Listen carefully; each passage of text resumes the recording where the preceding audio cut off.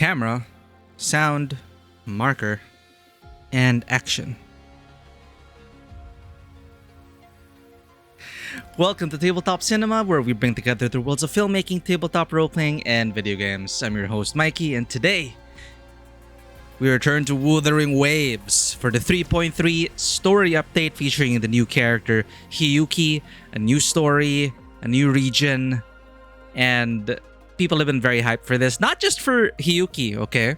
But we also just got a trailer confirming and finally validating all those rumors out there. Well, it is already confirmed there's going to be a... They dropped the trailer for the Cyberpunk Edge Runners collab.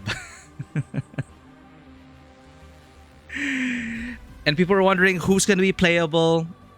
Is it just going to be a bunch of liveries? They said that they bring in the characters, and I have faith in Kuro because I hear the Devil May Cry collab with PGR was fire, but I got to personally play the Punishing Grey Raven, Kuro's previous game. Their collaboration with Nier Automata was just top tier. It is the units A2, the collab units A2, 2B, 9S. They were so fun to play. They were my favorite team to play for my entire stay in that game. I primarily play that game because of the Nier Automata collab, and it was so good. And now I hear the Devil May Cry collab was also treated with much respect. You could tell that Kuro is also a fan of Devil May Cry. The characters were really fun to play as. So now we have Edge Runners. I've never seen the trailer myself.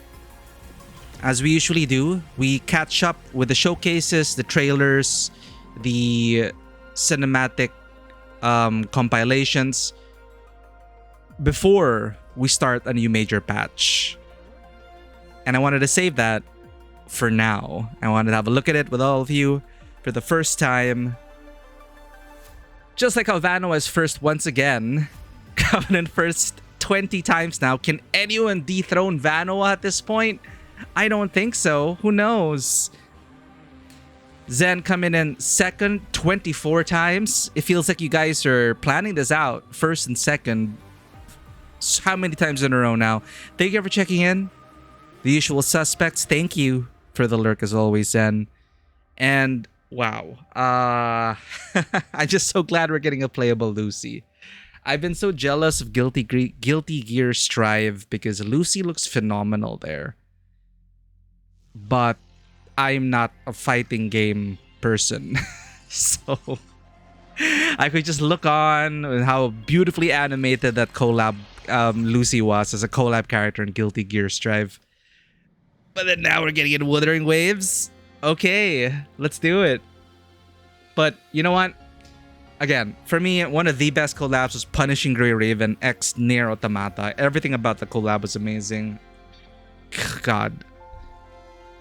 The characters were more fun to play than my entire roster in that game. So I have high hopes for this collab. Hiyuki, the actual new character, original character in Wuthering Waves that just came out, she was leaked initially and people were going crazy over her. People were like saving their ass trites for her. I'm not convinced yet. So this is what we do. We play the story first. Does the character, do we fall for the character? Do we pull for the character? Who knows? I hear the Resonator Showcase I hear amazing things about the Resonator Showcase for Hiyuki. People are saying it's like work of art. It is unironically like absolute cinema. It is peak and all those kind of modern day internet slang that we get when people really love a video. But again, I'm trying to temper my expectations. I've not seen these showcases. I've not seen these trailers. We're gonna look at it ourselves. Who knows if the trailer is as good as they say? Will it successfully make us pull for Hiyuki before we even begin her story? So we'll see. Hello to you, Ray. How you doing? Beautiful art, by the way. Very beautiful art. I'm pretty sure we have so many talented people in chat and in the community, and I'm very happy about that. I love seeing your talents flourish.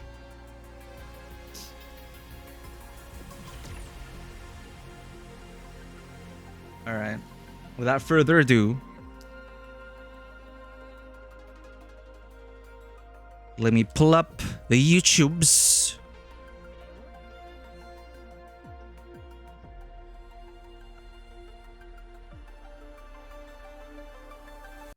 Right. So there's a lot of videos that got released since we last played. We finished Segrika's story. I believe that is the last patch. We watched these, the Midnight Segrika. Oh, welcome Xbox players. Wuthering Waves Xbox announcement trailer. It wasn't available on Xbox? What? Well, now Xbox players will get to enjoy Wuthering Waves after they get past 1.0. Wuthering Waves story cinematics. What in the... You know, for people who haven't even played Wuthering Waves, they've heard of the Camellia mascot, the infamously famous, famously infamous Camellia mascot. What the hell is this? Let's start our stream with this, whatever this is.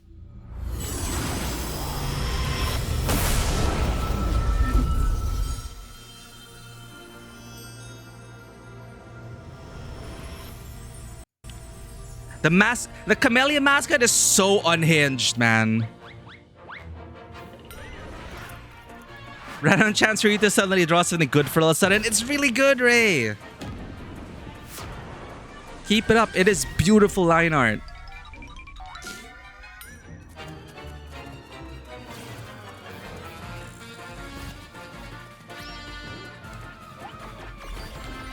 Oh wait, you did reply. Oh, I just saw your message now. Yeah, that's my first thought when I saw your line art. I'm saying, this looks like a manga character. This looks like a manga character. That's like when I saw. I was like, does Reiku draw manga? Dude, no joke. Can I like commission you to create Miku manga? Not Hatsuda Miku. Okay, not Hatsuda Miku. Dude, what the hell is that? Camellia. Look at this. Look at this. Yeah, the Camellia mascot is a menace. Wuthering Waves Camellia mascot. Just googling it, you'll already see like Jesus Christ. Let's see what's up there. I think this is. Yeah, I think this is one of the most popular reshared photos of her. How to talk to short people. She should all be riding on one of those trolleys. What do you call it? For like transport. There, here, this one. It's like, what the fudge is this? I think this is the last one I saw of Camellia.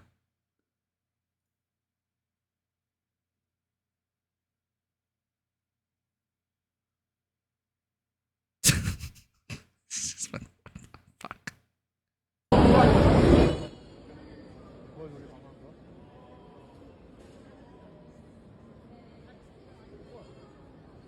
It's just what is why. But for context, these are both Camellia. This is Camellia when she overclocks, right? Like when she overclocks, her hair turns red, or it's another Camellia in another universe. But anyway, they're helping each other out. Just like what? Just show this to people. No context. Don't say it's Wuthering Waves. Don't say anything. Just share it.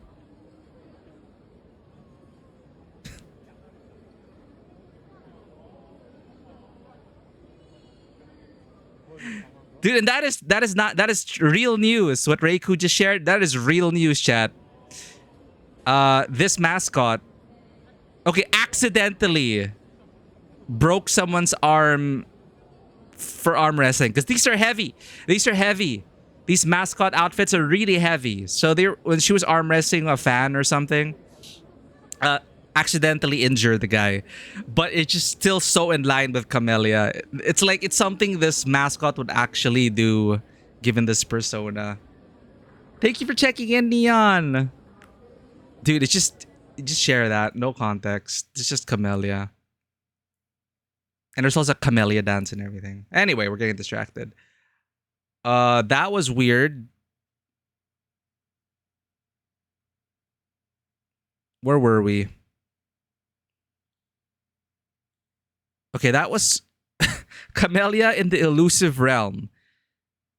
Let's get a recap of the Sigrika story. I love Sigrika. All right, I love Sigrika. She's a little cinnamon roll, just a bundle of sunshine. It's one of those things where people would say it smells like sunshine, but Filipinos would not say that because that means something else in our language. But I guess people in the West would say she smells like sunshine. It's that kind of feeling.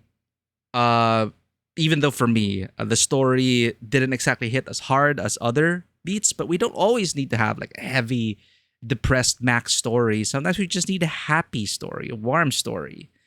A story that makes you go, youth, and how you long for these wholesome school days. But unfortunately, her banner was very bad timing. But I did get lucky. We did get a Sigrika early. I did a few pulls. We got Sigrika in her weapon. It was fun. Oh, Heliodic 6 successor. Surely you've heard this story before. Long ago, the children. Oh yeah, I remember this. This was a fun one. An interesting game. See, it's like a fairy tale, a pop-up fairy tale book. Turning the forest into a maze of riddles. Heliodic 6 successor. Each room leads to the next. Find the first, and you'll know where to find the next. In the end, one girl made it through the forest. The applause washed over her. It's like, can the Grand Architect try something else? How many backstory museums does he have to create in an attempt to bring out deep-seated trauma? Now, the weird thing about the whole Fraxidus thing, again, they all have their different angles, but based on the Grand Architect's words, it's like we're all on the same side. We're all trying to make you better people. So they're basically trying to draw out people's trauma and play upon the trauma, because then the human spirit can persevere and shine through. So what's so frustrating about the Fraxidus, or at least the Grand Architect, is that, countless backstory museums, I guess he and Cristoforo probably work in tandem, but it's the same old story where they try to prey upon your weaknesses and your trauma and your insecurities. It's like, how many times are we going to do this? But at the end of it all, of course, our characters persevere and they become stronger by the end. And then I cannot just get that image of the Grand Architect and Cristoforo out of my mind, where they're just nodding and saying, all according to plan. It's like, see, they're stronger now because we put them through, we made them relive their trauma and they come out stronger. See, we're doing a good thing. But I don't know. It's getting kind of old. Though, again, individually, I love Sigrika. I wish we get to interact with the characters more often. I think the event that they just had, which let us spend downtime with different characters and non-banner characters, I think they need to implement that like every patch. Keep us like interacting with the cast and the older characters, please. It's such a good time. I mentioned, right, like the last patch was fun because, it's like, youth and everything. So Sigrika also shared the spotlight with other characters, which is fine. The supporting cast and everyone, we got to interact with them, and it's a good time. It is a good time at school. Yeah, exactly. The Grand Architect and Cristoforo are like rubbing their hands and they're like, character development. What backstory museum should we create this time? Jesus. Every single time. So you kept drawing those runes again and again. pushing yourself to always be the best. But deep down, you knew better than anyone. I know you could do it, Segue. Their expectations were like gold. I don't dare be the one to drop them. So in a twisted way, we could go like, thank you, Grand Architect, for helping Sigrika overcome her weaknesses and insecurities. Oh, what the hell?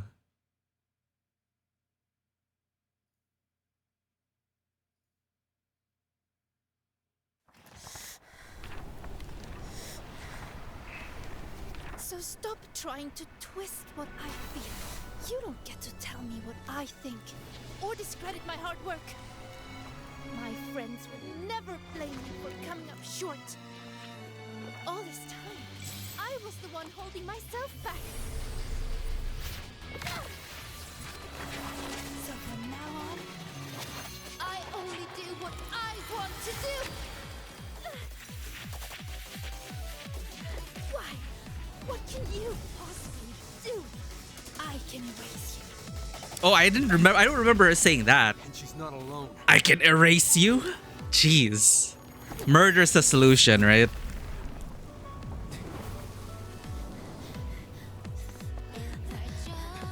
I totally forgot we beat up the Nexus, or the Vortex of the Dark Place. I thought it was a loose end, but this reminds me that we did beat up the Vortex. We're gonna be seeing her this patch. People are going crazy for Hiyuki and Denya. I'm not convinced yet.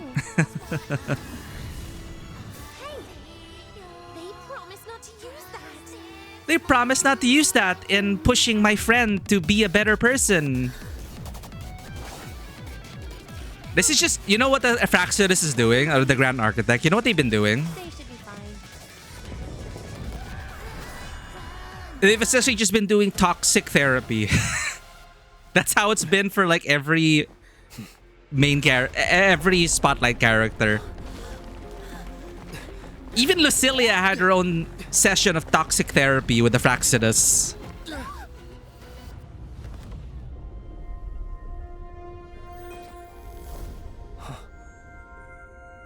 Oh, right. Our daughter's fire mixtape.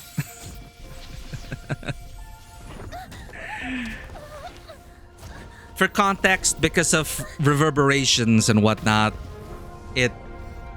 because it's so positive and full of good vibes, it stabilizes the space in the dark space, and it leads to cheesy moments like this.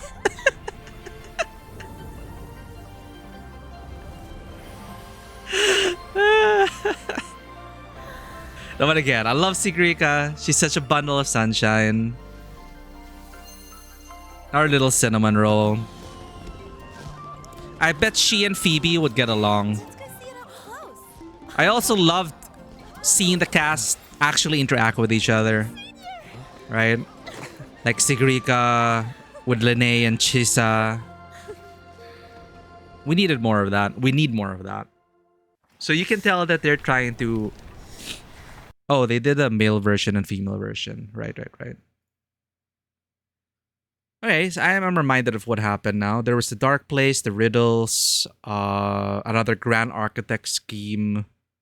I get confused if it's a Grand Architect or Cristoforo or both of them. Cristoforo plants archetypical characters to manipulate the narrative for his benefit. Grand Architect wears multiple masks, pretends to be other people, but not like an original creation. The Grand Architect seems to use existing faces or late faces of dead people, or then takes the place of your like best friend or whatever. So again, similarly, Cristoforo puts in like the hero, the spy, the key characters that you wouldn't really notice, but are actually in power. I don't know, man. Maybe it's a team effort. It has been a while. End of the day, it's Fraxidus backstory museum therapy. That's what I'm gonna call it. Unexpected BTS leak. Oh, the cubes. Oh, there's so much controversy over this. The second anniversary. Now? What is it, a rush order? Wait, we're live now? Hello, everyone. Welcome to the Pioneer Association special broadcast. Today, we're bringing you an exclusive behind-the-scenes look at Derby Championship. That's my cubie. The Cube contenders can't wait for the competition to begin. It's basically a horse racing thing, but with... Oh, Some kind of secret training? what are they playing? Here come our first-time Cube contenders. They all looking Wow, she has a camera. Look, the cubes are kind of cute. I would get merch of them if I could. I can imagine them being very squishy. Phoebe makes the perfect cube for sure. But I was supporting Phoebe last time because obviously Phoebe Chupi. But now I'm supporting like the Cardathea cube. Now this was a pretty fun event. The pinball one. Definitely better than the last anniversary's event. For me. Last anniversary's event was basically you just fought with the cubes. The cubes were essentially glorified echoes. And he just went through a gauntlet of battles. So it wasn't anything inspiring. And in between, you would have the cubes interacting with each other. But the thing is, these weren't actually the characters. They were just simulated cubes. So all these character interactions we were getting, like crossovers between, like moments you'd love, like moments you'd want to happen. For example, like the Huang Long cast interacting with the Renacita cast, but it is all just like simulated cubes. So it's, it's not really them, but it just reminded me at least like, oh, this could have been them interacting, but it's not real. And the gameplay wasn't that, for me, it was just combat. So the fact that they created a little mini game for this was fun. I really enjoyed this. I really enjoyed it wasn't too long. The other one was also too long. This one was just a pinball game. It's a pinball game. And there were like only 15 levels. It wasn't that difficult to complete. It is just right, I feel. But I think more people were complaining about like, oh, it's not the rewards aren't generous, blah, blah, blah, the event, blah, blah, blah, blah, blah. Basically, Global was really complaining a lot about this anniversary. But honestly, it's like, I still love the game. 3.3 official trailer, reverbs from the end of galaxies. Should we watch this? I feel like I'm gonna get why do I feel like they're just gonna spoil everything in this trailer?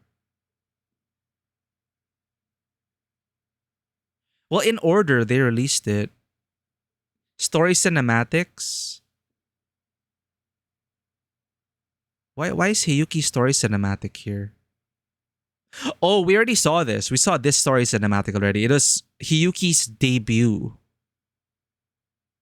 Okay, brace for showdown. Story cinematics.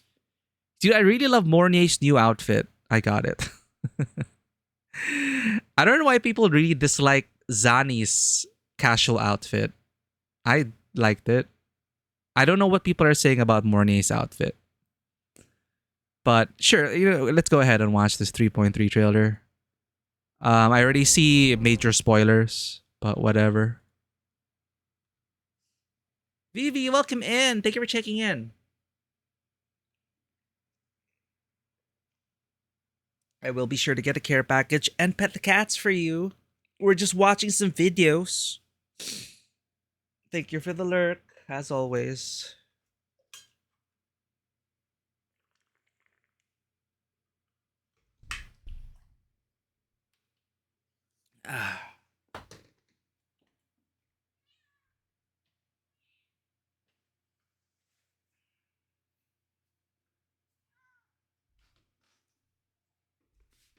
Passion's sleeping, so we get Maya. Oh, my Passion's awake.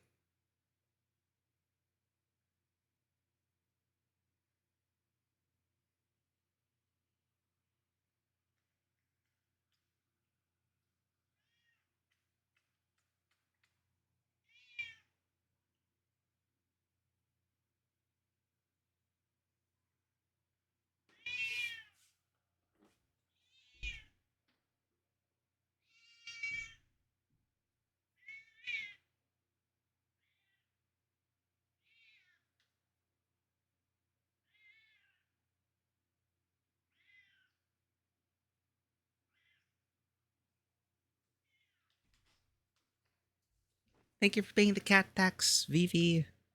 Hope you're doing okay. All right. Okay, that's new. Dude, they're leaning in so hard on their... I think you could cut... Kuro feels like they really are a bunch of filmmakers at this point.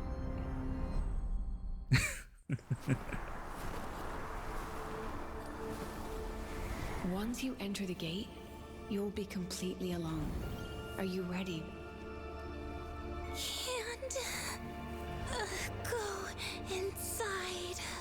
Yeah?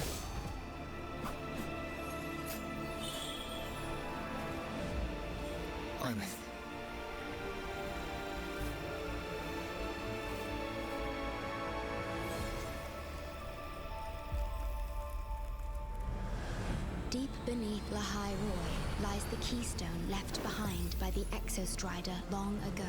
Both the Strider vein and the keystone are located in the Sol vein heartwood at its center. Void matter reactivity is spiking. If Fernodian Aleph 1 breaks the seal, all of Solaris will be at risk. Not just Lahai Roy. Oh, base development?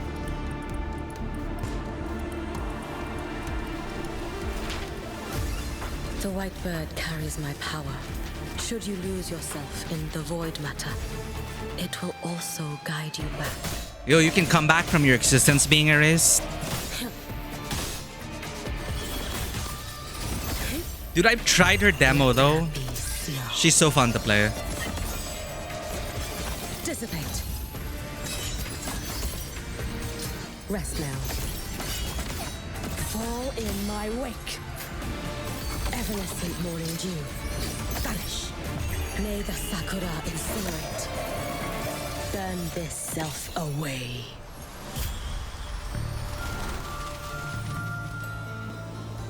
Burn with Frostburn, I guess. A volunteer from the audience. I don't know about Dania, man. Especially with the Cyberpunk collab coming up. Please don't. Pity me. Devour. Piece by piece. She's got a dark side version. Ashes to ashes.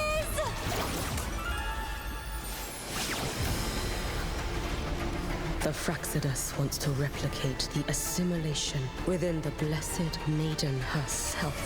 Exostrider. Blessed Maiden Mansion? Rise and fall. Destination void. I'll bring you back humanity's hope. Break the seal, and you will pass through the rift to reach the void matter depths beyond it. Over here, Aleph One. Right now, you're dealing with me. I feel like there was like major spoilers, but also not. I guess there's a lot of trailers. They essentially do show you spoilers, but you don't understand the context. But you can make a guess. I feel like Danny is gonna be hit again with bad timing. Animation power creep is so real that I was surprised. I pulled for the weapon. I got the weapon. And there was a pull animation for the weapon. I don't remember if there ever was a pull animation for weapons. But now there are. The interface also got an upgrade this patch. It looks nice. Well, it looks fancier. Like the UI overhaul. Or, well, graphic overhaul. Ooh, look at that. Dimmer plains. The ebb and flow of the flower fields. Once again, Kuro doing pretty good with the environments.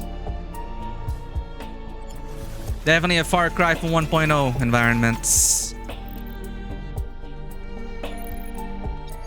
New stat sticks.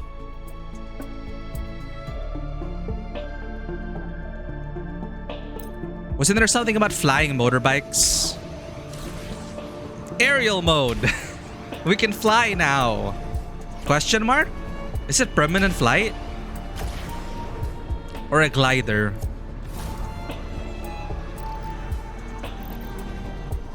Oh, what? Alright, you go first person. Dude, if we go to space, imagine a Wuwa Star Citizen.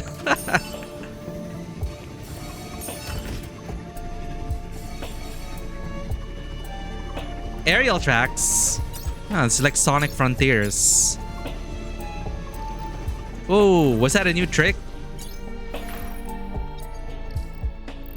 Into the land, new permanent event. We need to finish the story or we're gonna be time gated. We're gonna miss out on all the rewards. We have to hurry, chat. Oh, that's a cool livery.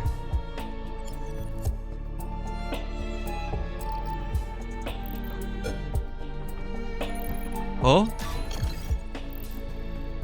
Oh, do you play as... Oh, you play as Rover and you avoid Tetris blocks?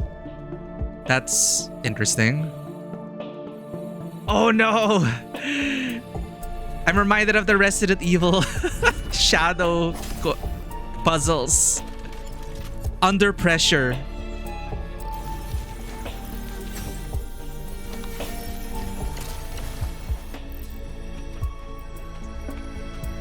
I forgot this game had puzzles.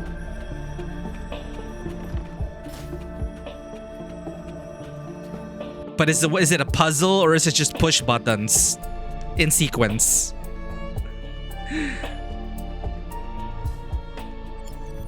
You Phantom Echo.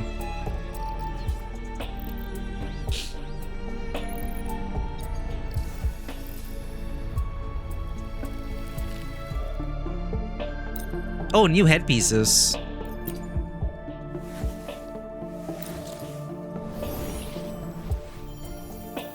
I kind of enjoy the star bouncing. The pinball one. Anniversary sigil. Oh, well, I don't know. I'm on Southeast Asia and my server hasn't... I don't know if my server will make it. Until now, not all the rewards have been unlocked. I don't know if that's a global thing or if it's really locked to like my region.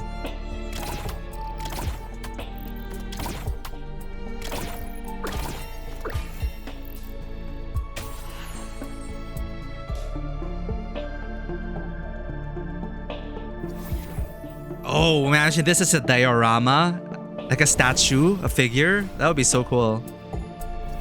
The horse racing game.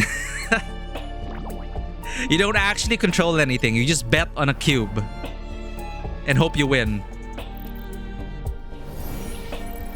Still waiting for this second half. I lost my 50-50 for Hiyuki, which is a bummer. I lost it to Encore.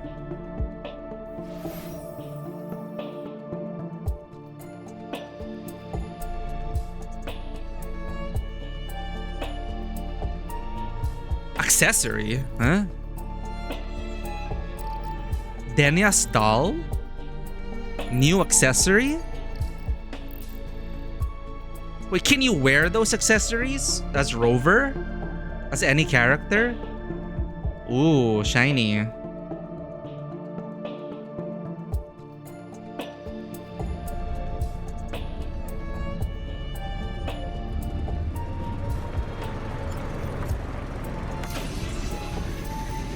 I wonder if he'll be able to bring that bike outside of La Hyrule. It's so cute. Namepon and Chisa.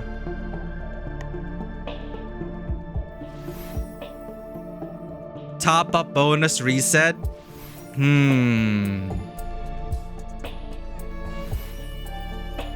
Oh shit, it's 12 minutes. I didn't realize. Well, I honestly don't really know what's going on. I just press in the red notifications, but I don't actually know what. Oh, this isn't coming. This isn't out yet. Chromatic Fantasy.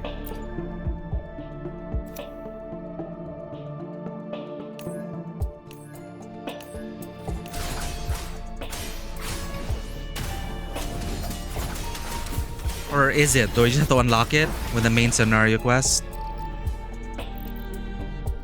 Oh, there's the title.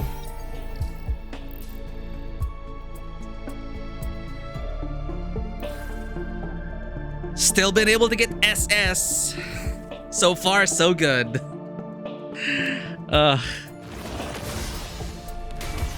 Endgame modes retesting your rotation. Right, we also had other collabs. Did you know we have a Resident Evil collab? But this is an Angry Birds collab. This one. I actually like this art of Leon and Ada. Look at that. But we actually have a Resident Evil collab in Wuwa. But it's just a livery. This is what I was worried about. Like, I wasn't really paying attention to the Cyberpunk collabs, but when the rumor started, I thought, oh, it's just gonna be like a sticker.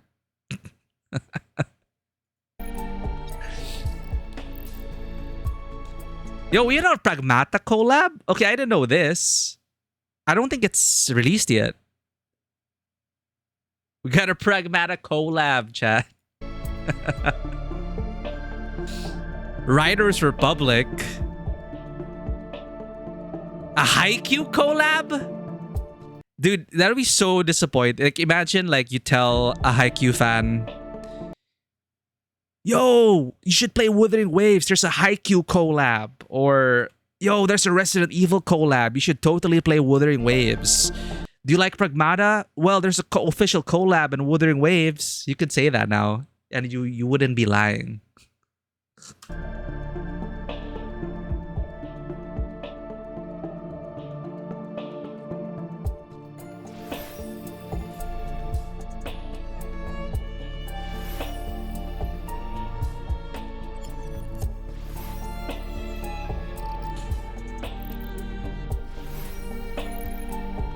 Rover looks so cool. Both rovers. Refined handling of bounce jump.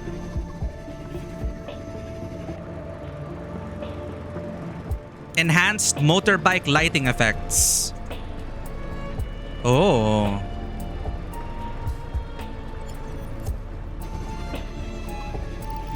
Refined cinematic mode.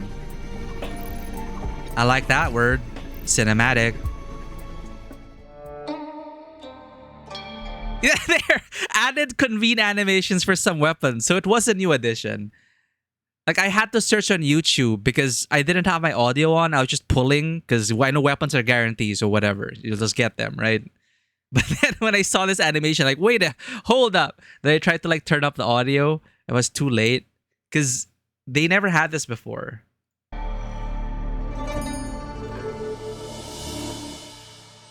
I mean, it's simple, it's short, but it's cute. But now we have weapon convene animations.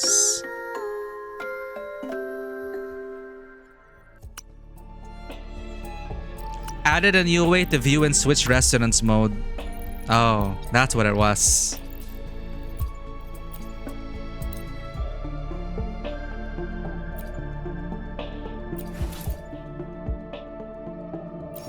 Refined visuals on some pages. Are they talking about the new I like the new touches. Like subtle changes to the UI design. It still operates the same way, but visually, I do like it. It feels very fresh and updated. Anisotropic filtering? Did I enable that? Wait, DLAA? Oh, nice. Oh, you can cut grass. You can touch grass and cut grass. Hell yeah. I'm sure a lot of people would be happy about this. Optimize resource download options and resource cleanup. Okay, cool. Happy 2nd anniversary to all the rovers out there. Okay. 3.3 geographic preview. So region preview.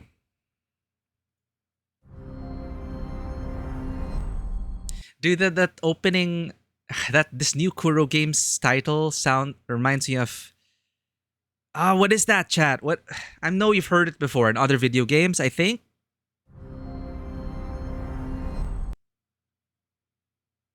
Right? Right? Come on, like, what is it? What is it?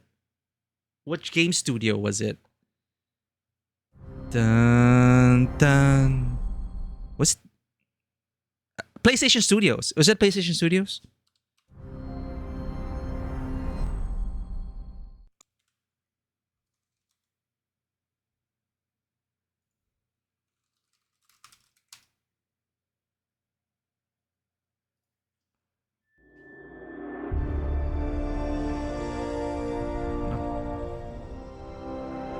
There. That one. That bit. That bit.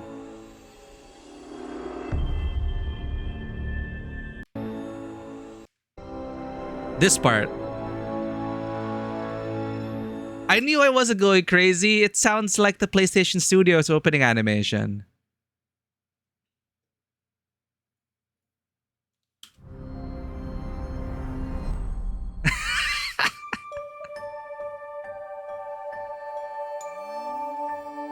Ooh.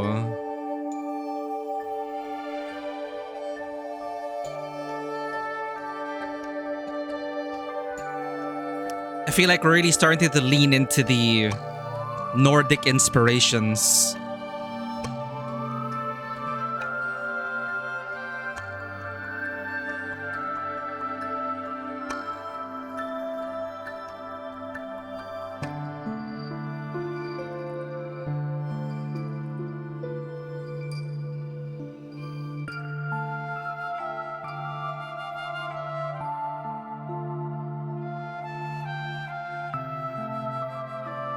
Gosh, you know what? It's not just beautiful. It's also...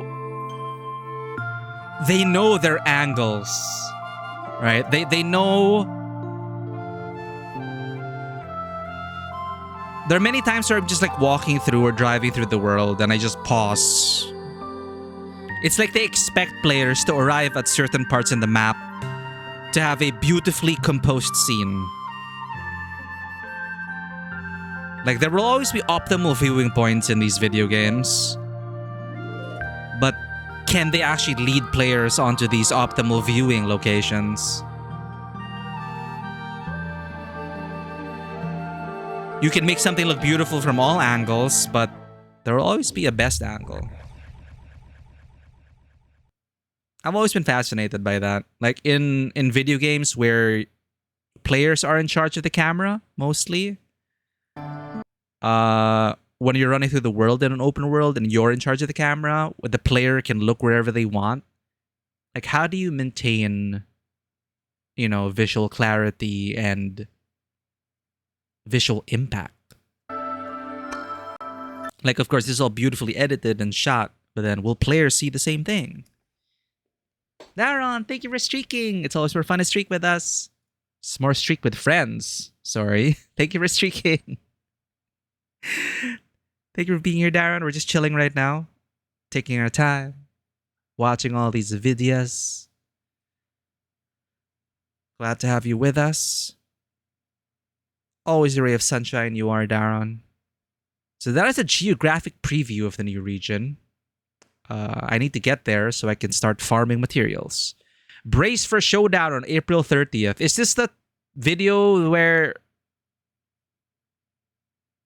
Oh, I'm pretty sure all the comments are going to be like throwing hands with Aleph 1, saving our daughter, etc., etc., etc. Happy Mother's Day to rovers out there. I'm about to ask a man to sign off on a crazy plan. And I can't even promise him it'll work. So tell me, why do you want to pilot the Exostrider? We need, you know, there needs to be mecha combat. Okay, there needs to be some awesome mecha combat. I don't want to read the comments. Actually, there might be spoilers. That's what we have to brace ourselves for on April 30th. We're late to the party, chat. So this is the debut of Hiyuki. We already saw this in the Lucilia Segue.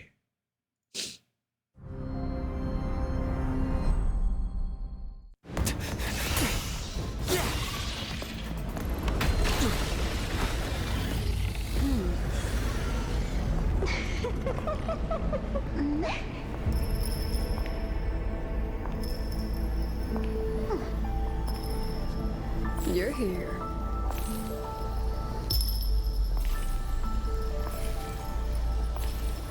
Go after it. I'll handle the rest. Come on, we've still got work to do.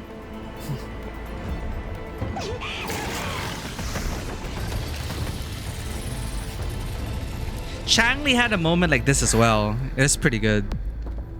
So we have now ice and Changli was like fire, now that I remember it.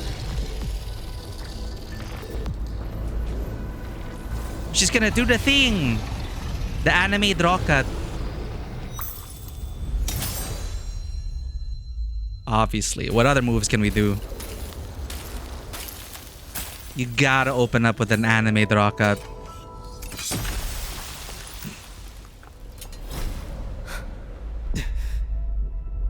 I forgot about that bunny. It was so well rendered. So fluffy. Oh, that was our rover. Next one is Limbus gonna be Capstone ID. Oh, okay. So I should pull for that. Uh-oh.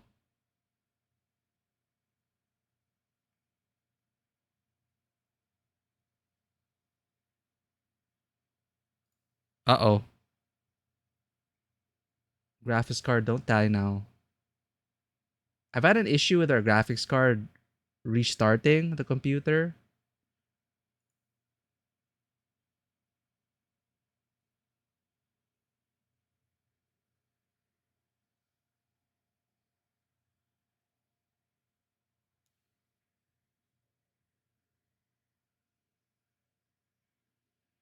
I don't think we're alive anymore. I don't think... Ah!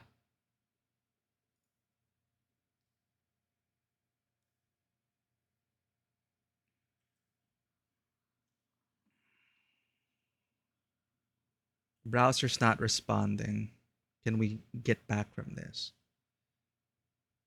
Can we...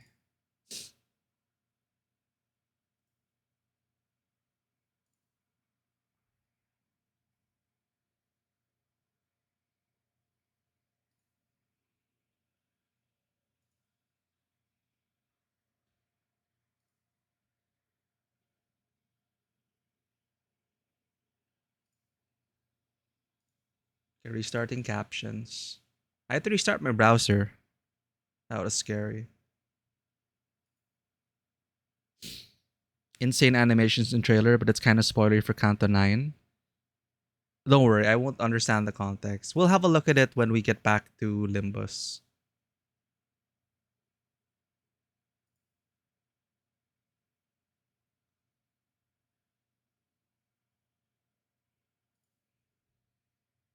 Hold up, just reopening the windows.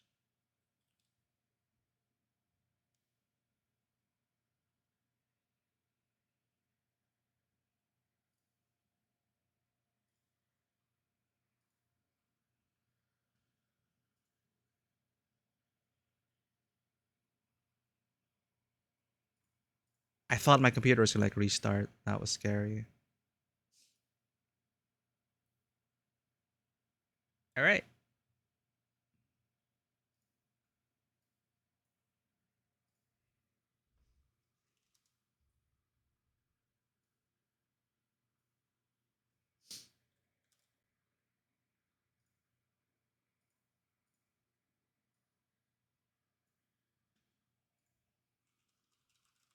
Nope, I don't want to look at the recommended videos. The more we see Wuthering Waves videos, the more the spoilers are going to catch up with us. Let's stay here. So that was Hiyuki's debut. That was awesome. Outfit showcase.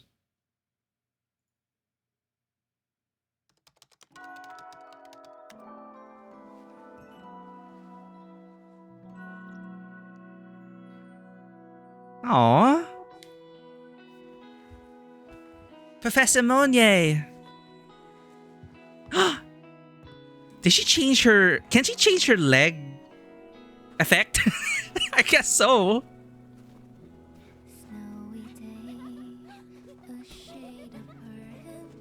Wait a minute. It's a whole ass music video for a costume. That snow looks so real. Holy shit.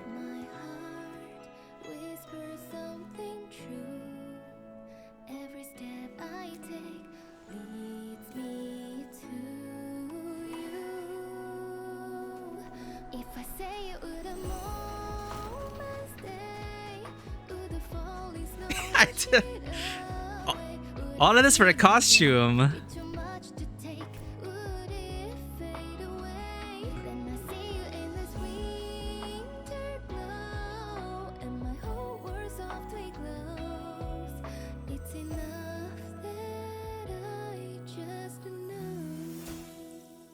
Cute. I did get the outfit. I liked Mornay's outfit.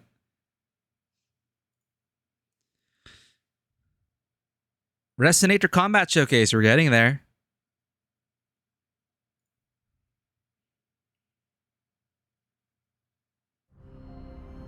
Again, it sounds like Sony.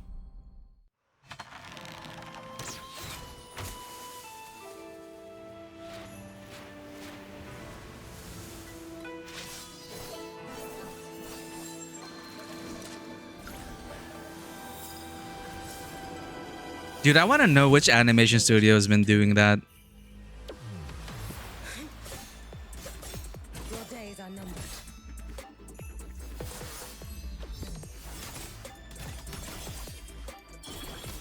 It's like a dance. Let there be snow. Dissipate. Rest now. I wonder if she's related to Chisa.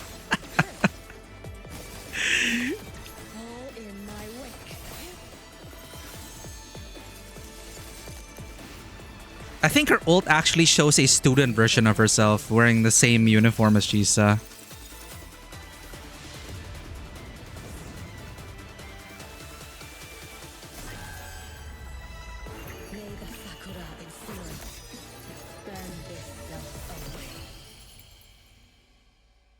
Ooh. Then it leads into the Resonator Showcase. The heavens bless. Before them now, I offer this dance. Does dancing with the branch, is that to like purify and turn away evil spirits? Is that what a Miko does? Dances with a cherry blossom branch? It's weird that they put the Resonator Showcase a couple of days after, and they showed this first. Void Matter Crisis, Crisis 1, and Crisis 2. I think they're trying to build up to the story. Message on Void Matter Crisis, Part 1. Are we going to get lore here? Attention students. This is a rebroadcast of the High-Roy Safety Protocol in case of void matter catastrophe. As you know, the Space Trek Collective was founded under the scourge of void matter. All students must I love how prepare for retro any this emergency looks. at all times. Please ensure your FCR is operational. And your Rebel cassette is set to read write with its void matter alert. It's a retro futuristic. I love it. Upon notice of evacuation, proceed to the Research Institute shelter via the safe route specified in Lahai Roy's safety protocol and your student handbook. The Roya are aware of all safe routes, including the one designated for evacuating Byarda Wood. The Roya know all this. Please stay calm during evacuation. The Space Trek Collective's contingency plan continues your timely protection behind the void matter barriers of the Research Institute. Finally, remember, we walk, as always, on the path to a bright future in Solaris. The music makes it sound like a Wayland Yutani dystopian corpo broadcast. Humanity's will shall endure. We salute you. We salute humanity. For the glory of mankind.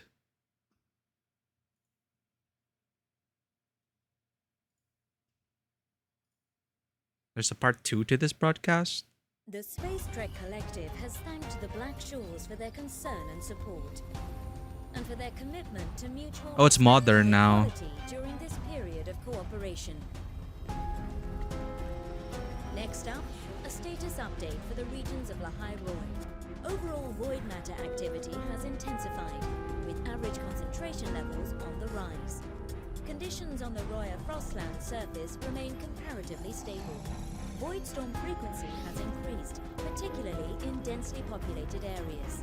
Void matter spikes have been detected under the dimmer planes. The Space Trek Collective's latest research suggests these activities are due to outside influence on the Threnodian Aleph-1. I like these briefing screens, actually. I really like these briefing screens in Enfield's story. I hope we get more of this in our Wuwa sci-fi story. We have initiated the pre-launch phase of the Duskvale plan. All safe route checks are scheduled for completion in 3 days. A formal request for assistance. It always sounds like a Call of Duty Modern Warfare mission. Duskvale is expected to temporarily restrain or Armored Core. If necessary, the Black Shores may be asked to handle post-Duskvale work. Again, we thank the Black Shores for their understanding and support. Alright, so now the Black Shores is helping out.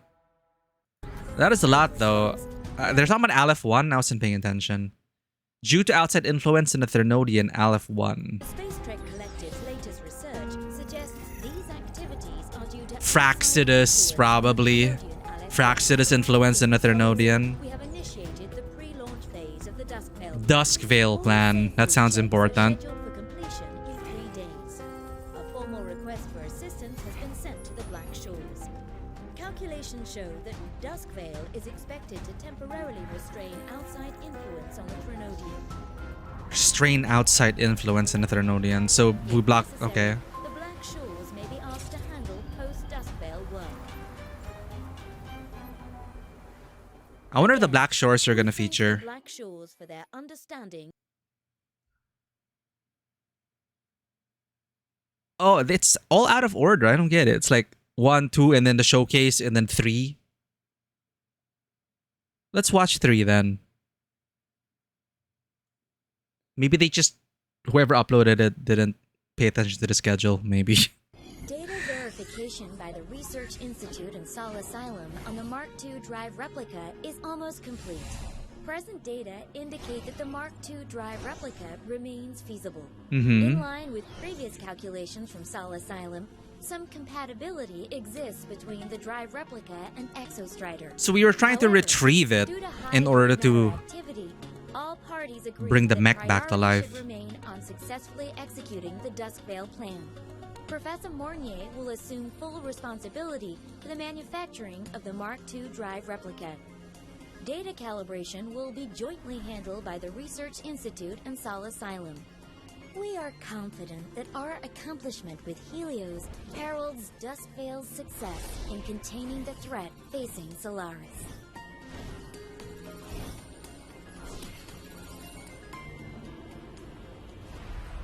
Damn. Sounds like something exciting is gonna happen.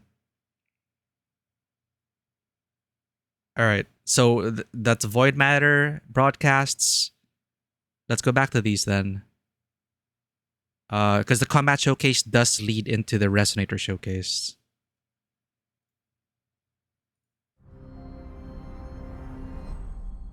I kind of like this new. I kind of like the new Kuro, even if it sounds like the Sony Studios. Even though it sounds like the Sony Studios thing, it feels like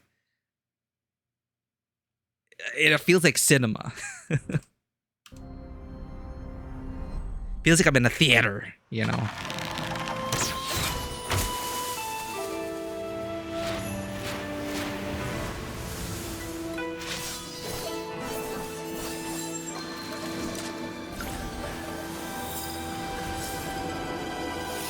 Entrust your wishes to me. Your days are numbered.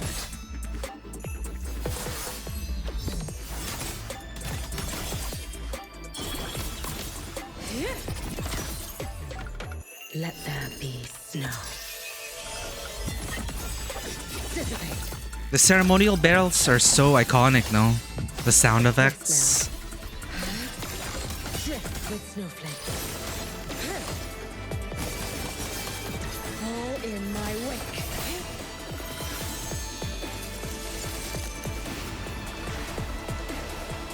You prepared for this, have you not?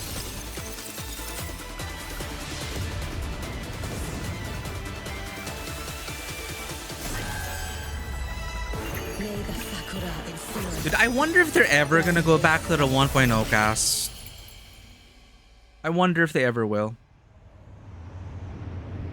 The seasons turn. The heavens bless. Nice match cut there. Before them now, I offer this dance.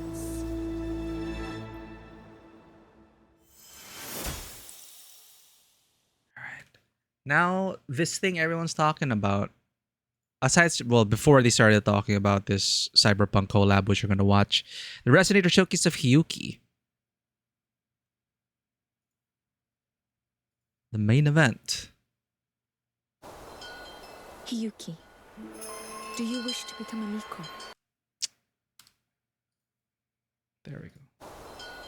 Hiyuki, do you wish to become a Miko? Flowers wither, flowers bloom. Thus I rise. Speak your wish. I was told life is like the seasons, an infinite cycle. Yet somewhere along the way, my world was reduced to fields of frozen white.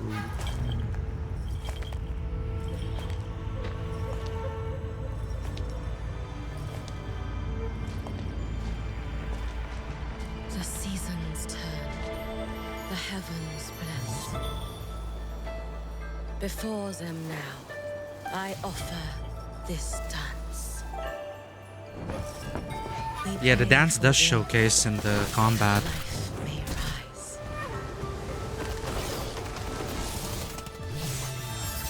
We pray for rain to cleanse the long night. Oh. We pray for moonlight to guard the harvest.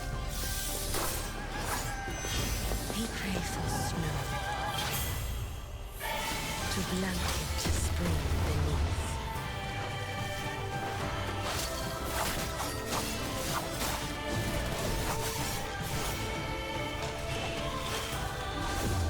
Wow. Yet, 1,000 prayers and wishes. For what? My life traded for a song of peace. Still the dark ones never stay slain. 1,000 futures I have spent demanding this body. 1,000 futures. Demanding this life. Oh! Oh no! Maiden of Blackwater! Ah! Miko, I seek your blessing. A year free from misfortune. Lady Miko, I seek your blessing. Peace and prosperity for our children. Lady Miko, I seek your blessing. An end to strife and misery. Lady Miko, Lady Miko. are you truly willing to grant my wish? Even if it drains your years. Even if it ruins your future. Ooh. Yours was one of infinite potentials. Yet all those futures fed the greediest illusions, the vainest dreams.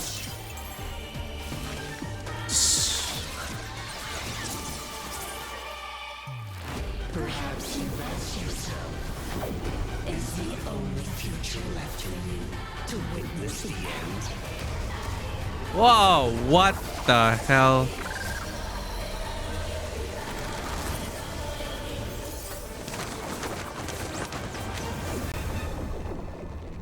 Miko, what is it that you wish for?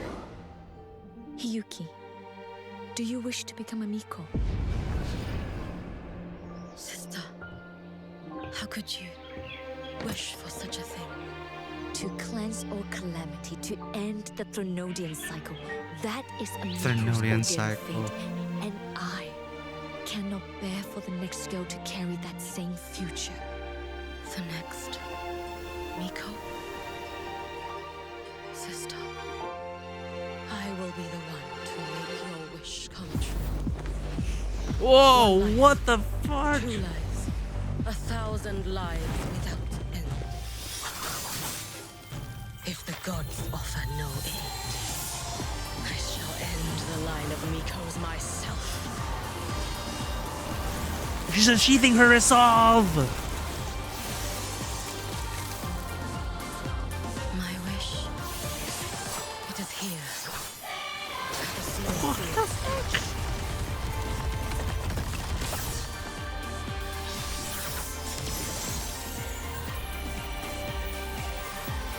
Amidst endless white, a flaming red kindles new life. When those wishes find their dawn, it shall be the spring that waited beneath snow. You even get an epilogue. Your wish, I accept it.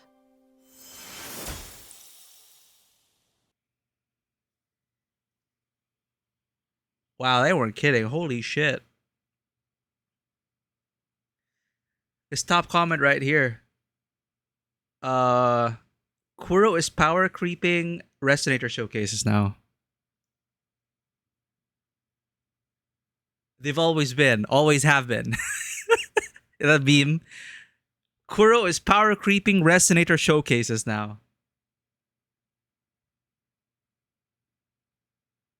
No, that was great. Wow, that was great. I need to watch that again and again. That was great. Shit, I need to lock in again, chat. That was 5 minutes of awesomeness. It reminds you of To Be Hero X. It had a story about the luck granting girl. Never heard of To Be Hero X.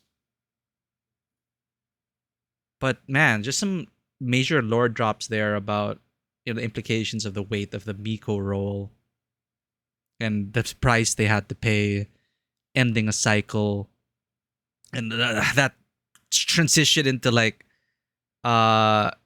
horror and then mixed media and then like what the hell. There were so many shades and layers to this. It's so beautiful. And again, Kuro does just, they love their match cuts. They love their intercuts. And they've been putting it to good use. And again, whatever engine they're using, whatever whatever their editors are doing, their animators, everything On all levels. I don't know what is up with Kuro. They like this whole thing. This just really announces that the Kuro games. Oh, it doesn't show here, but the Kuro games, like produced by, created by Kuro Games Cinema. Turn down the lights, put on your sound system, sit down. You know you're in good cinematic time. Let's watch that again. Hiyuki, do you wish to become a Miko? Flowers wither. Flowers I need to turn off the bloom. lights. Thus I rise. You know what, chat? I think this deserves just make me disappear. Let's watch it again. Hiyuki, do you wish to become a Miko? Flowers wither. Flowers bloom. Thus I rise. Speak your wish. I was told life is like the seasons, an infinite cycle. Yet somewhere along the way, my world was reduced to fields of frozen white.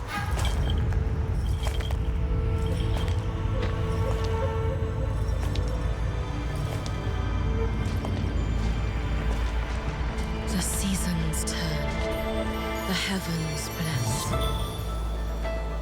Before them now, I offer this dance. We play for warmth, that life may rise.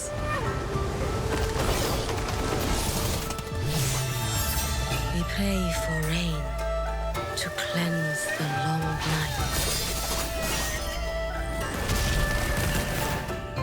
We pray for moonlight to guard the harvest. We pray for snow to blanket spring beneath.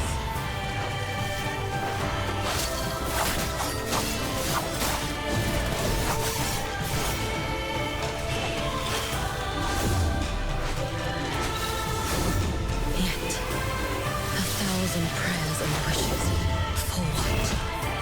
My life traded for a song of peace. Still the dark ones never stay slain.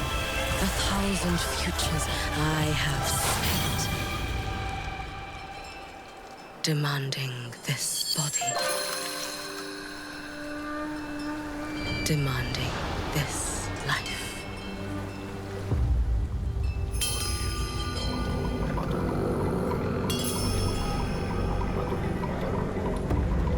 Lady Miko, I seek your blessing.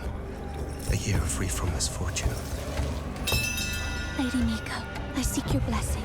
Peace and prosperity for our children. Lady Miko, I seek your blessing. An end to strife and misery. Lady Miko, Lady Miko. are you truly willing to grant my wish? Even if it drains your years, even if it ruins your future. Yours was one of infinite potentials. Yet all those futures fed the greediest illusions, the vainest dreams.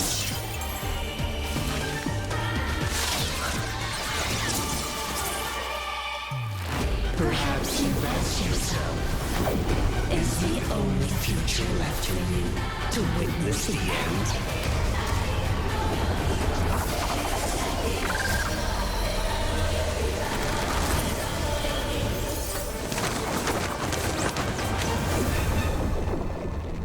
Miko, what is it that you wish for? Hiyuki, do you wish to become a Miko? Sister, how could you wish for such a thing? To cleanse all calamity, to end the Thronodian cycle. That is a Miko's ordained fate, and I cannot bear for the next girl to carry that same future. The next Miko? Sister, I will be the one to make your wish come true. One life, 2 lives, 1,000 lives without end. If the gods offer no aid, I shall end the line of Mikos myself.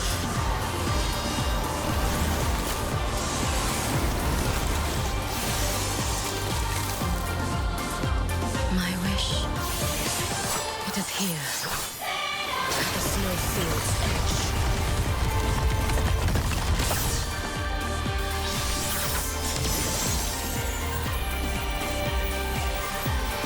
Amidst endless white, a flaming red kindles new life. When those wishes find their dawn, it shall be the spring that waited beneath snow.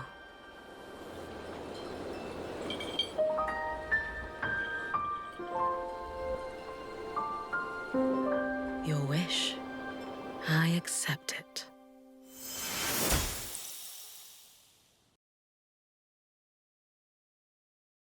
Dude.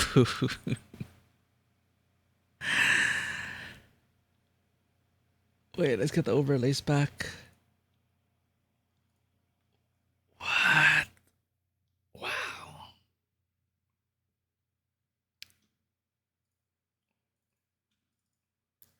Chat.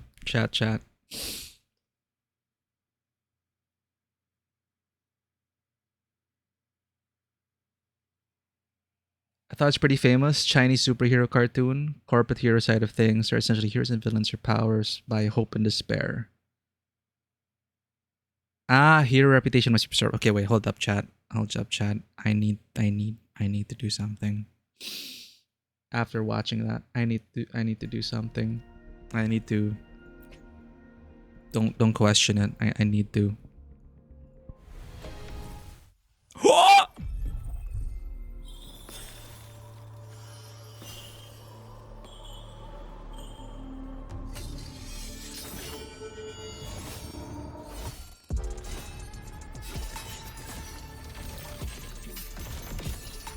Ephemeral are the blooms.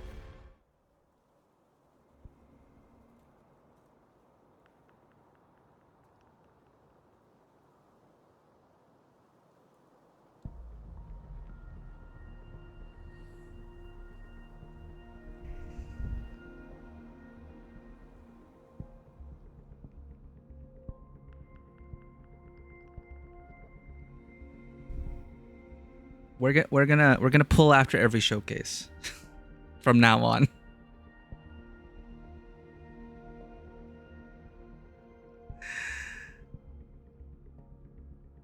Potato, welcome in. Okay, I lost my 50-50 to Encore. I was very bummed about it. But I got her weapon in 20 pulls or 30. And he just saw it. I just lost the 50-50. And I think this is like my second 10 pull. So it evens out. I pulled all the way to Pity, lost 50-50. And we just got her in the next 20 pulls. So like 30 to 50 pulls for weapon and one copy for Hiyuki. Let's go.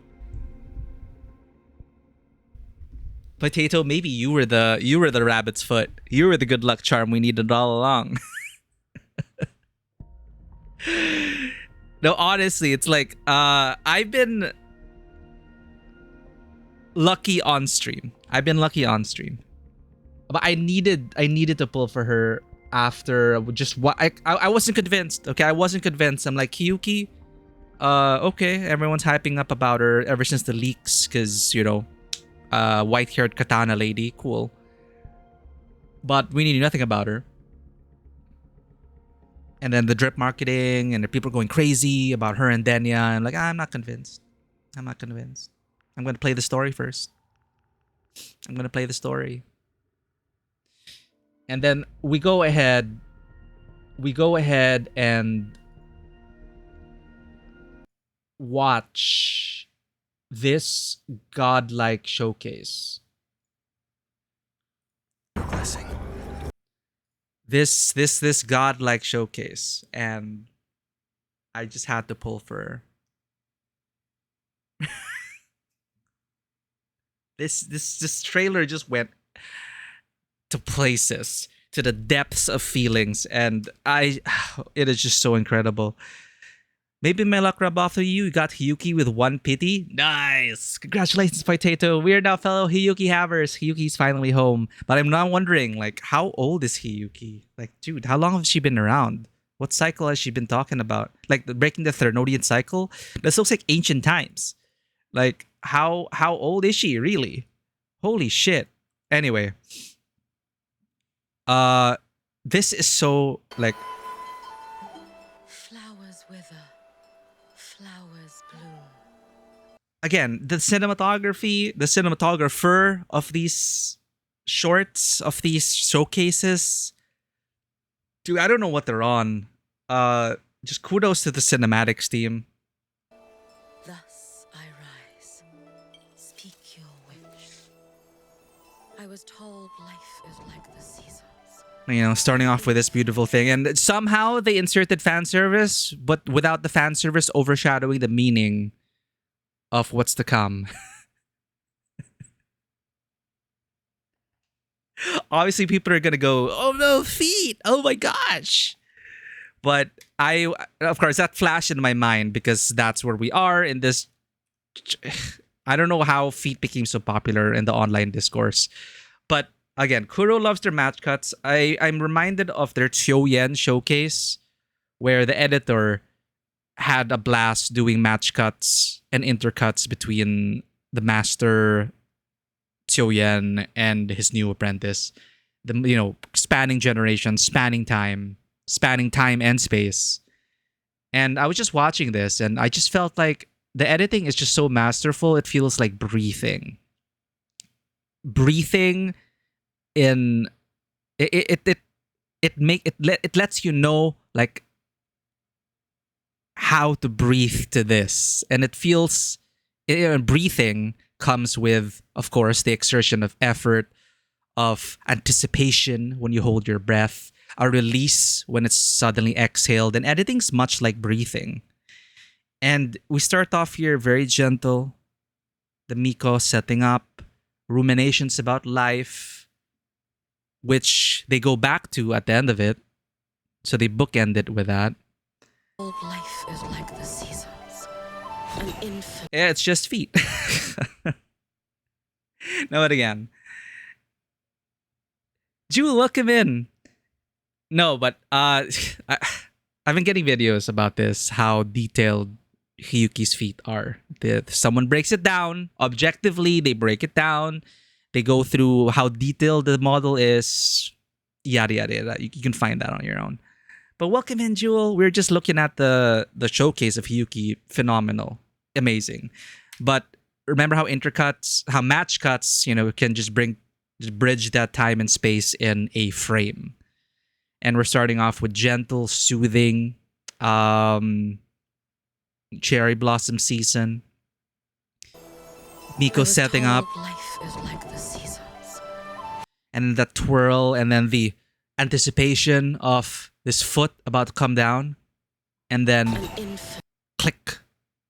And then now she's on top of a frozen lake in snow, and you're just hit by that blast of cold. It's such a great transition. Cycle. Yet someone. And then she's holding her sword here, so you're like, oh, what's going on? Where is she? To fields of and that beautiful line, like from color to that, she was just there. Now, whatever promises she made, whatever is going on, like we know nothing about her at this point. There's just this beautiful tragedy that they open with. How the world is just suddenly just reduced to fields of frozen white. It's such a beautiful combination of like everything, the cinematography, the editing, the writing, the direction.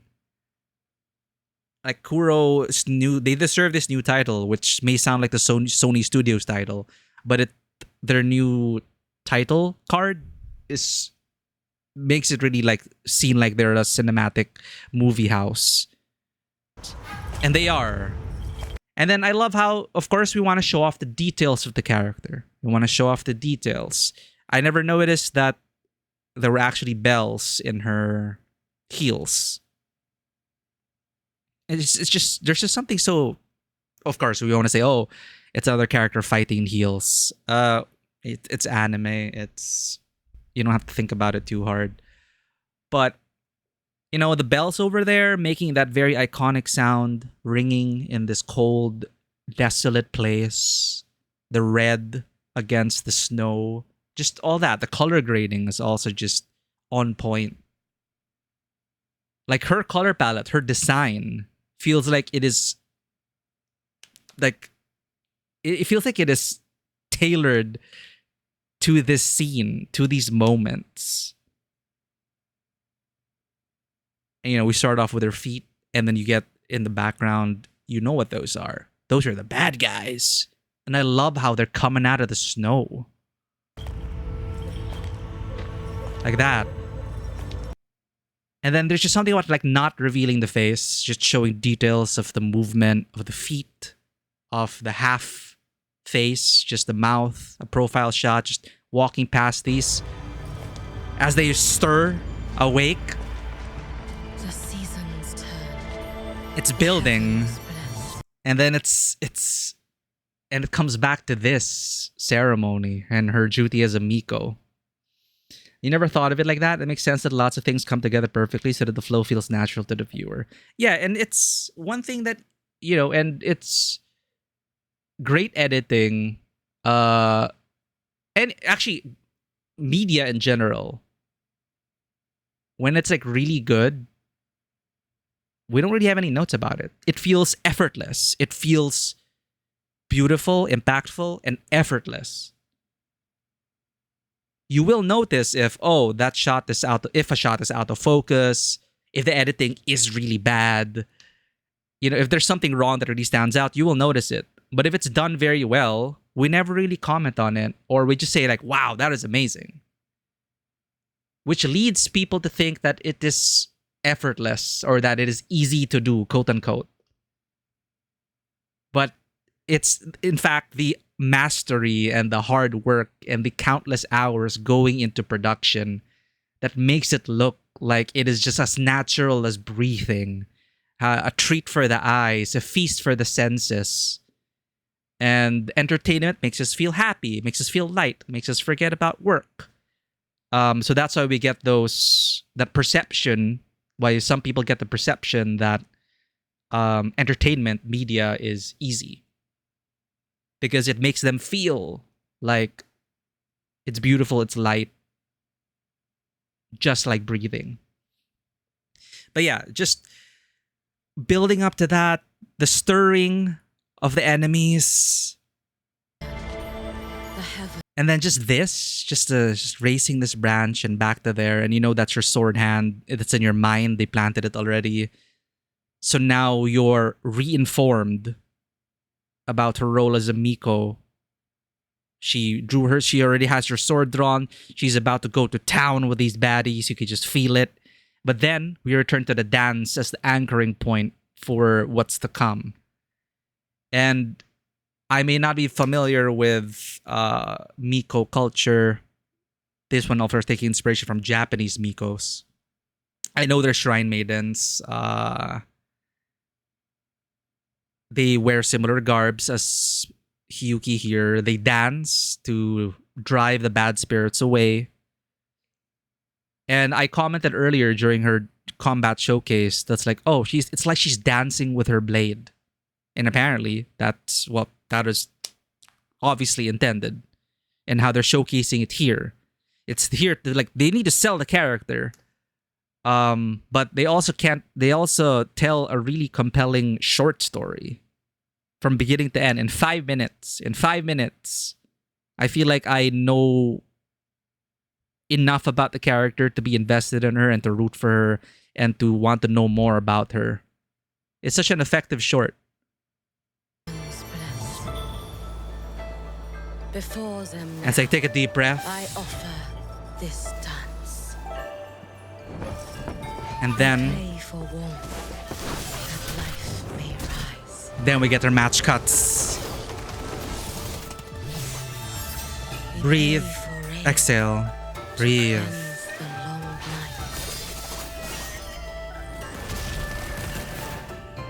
We pray for moonlight to guard the harvest. Such mesmerizing moves.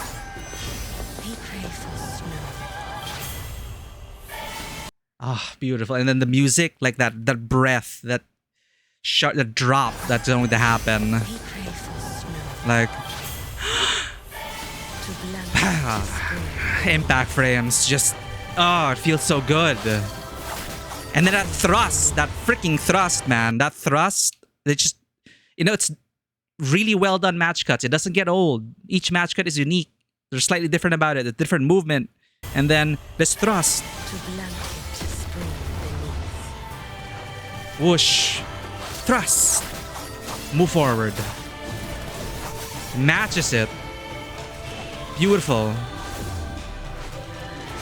Be gone. Be gone. 1,000 prayers and wishes. For what? My life traded for a song of peace. Still the dark ones never stay slain. 1,000 futures. And just that whirling red against the snow, it's just so beautiful. This body. And then we go into this. Then suddenly they shift gears. And then This life. Then we're like, oh, what?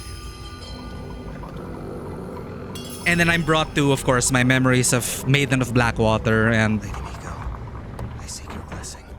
the spiritual psychological horror that is often attached to Lady Miko's. Peace and prosperity for our children. Lady Miko. We never see their faces. Lady Miko. Are you truly willing to grant my wish, even if it drains your years? All these faceless expectations. Oh, the music is so good.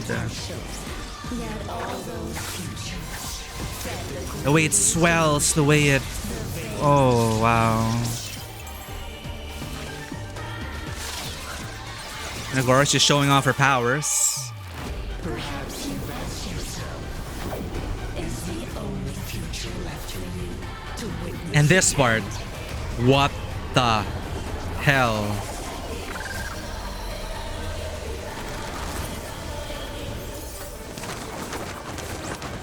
And you're just like left breathless, and then we pause and like, oh shit! And then it's like, what did I just go through? It's like just a breathless scene, just descending, spiraling out of control.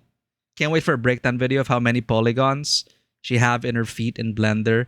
I saw a thumbnail of someone breaking down the 3D model and how detailed it is, and how detailed her feet are. If you want to look that up. But then I just love this shift. It's like there's so many... It's just so beautiful the way this whole short is put together. And then just here, like we don't really know what's written on these, but even though I'm not familiar with the specifics behind it, the imagery that they use here, how she's there, kneeling calmly in the water, the only lit subject, our eyes are drawn to her, but she is boxed off. She's boxed off. And then there's that chanting which kind of feels ominous. It gets under your skin. The sutras, the chant. How it's just like reverberating in your skull. And how she also maintains the same posture here. Again, it's just such great use of editing and match cuts that bring her across these different scenes in time and space, but being informed by what came just a moment before. And then now it's here. It's a slow build up. It's going to get faster and faster and faster and faster until we go out of control. A year free from misfortune. Lady Next. Miko, I seek your blessing. Peace Next. and prosperity for our children. Lady Miko. Again. I seek your blessing. An end to strife in this Again, how many lives? And the writings also informed this. Like, she's already talked about, life cycles, a future she's given up. You already kind of know enough of her to know that, okay, this is the role that comes with a lot of expectations, that there's a cost to it. And then now you mentioned like Junji Ito type shit. Now it's like we get into like Japanese horror. Like they fully lean into that. Are you truly willing to grant my wish? Even if it drains your years, even if it ruins your future. And she's still defiant, still willing to cut through that. She ain't no pushover.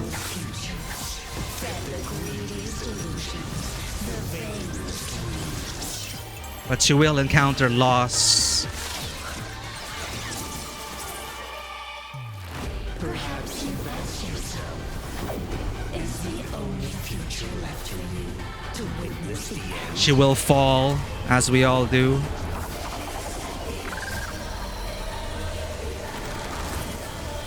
All the faceless ones wish, grant my wish, grant my wish, grant my wish. Miko, what is it that you wish for? And then that twist. As horrific as it all is, sometimes the scariest thing is getting to know ourselves. I heard that it's a thing with some Dark Souls titles, Elder Ring. Some characters' feet are way too detailed. Yeah, like Millennia. No secret there. And what is it that you wish for? And then now we're entering the next Hiyuki, act. Do you wish to become a Miko? And then the lion that opened this whole story. And you're wondering, who's this? And we get glimpses of her past. The loss, the death, the tragedy. And how iconic the robes are. For such a thing. To cleanse all calamity. And the wish, right? The core of this character's like motivation and what will fuel her resolve, as you will see later on.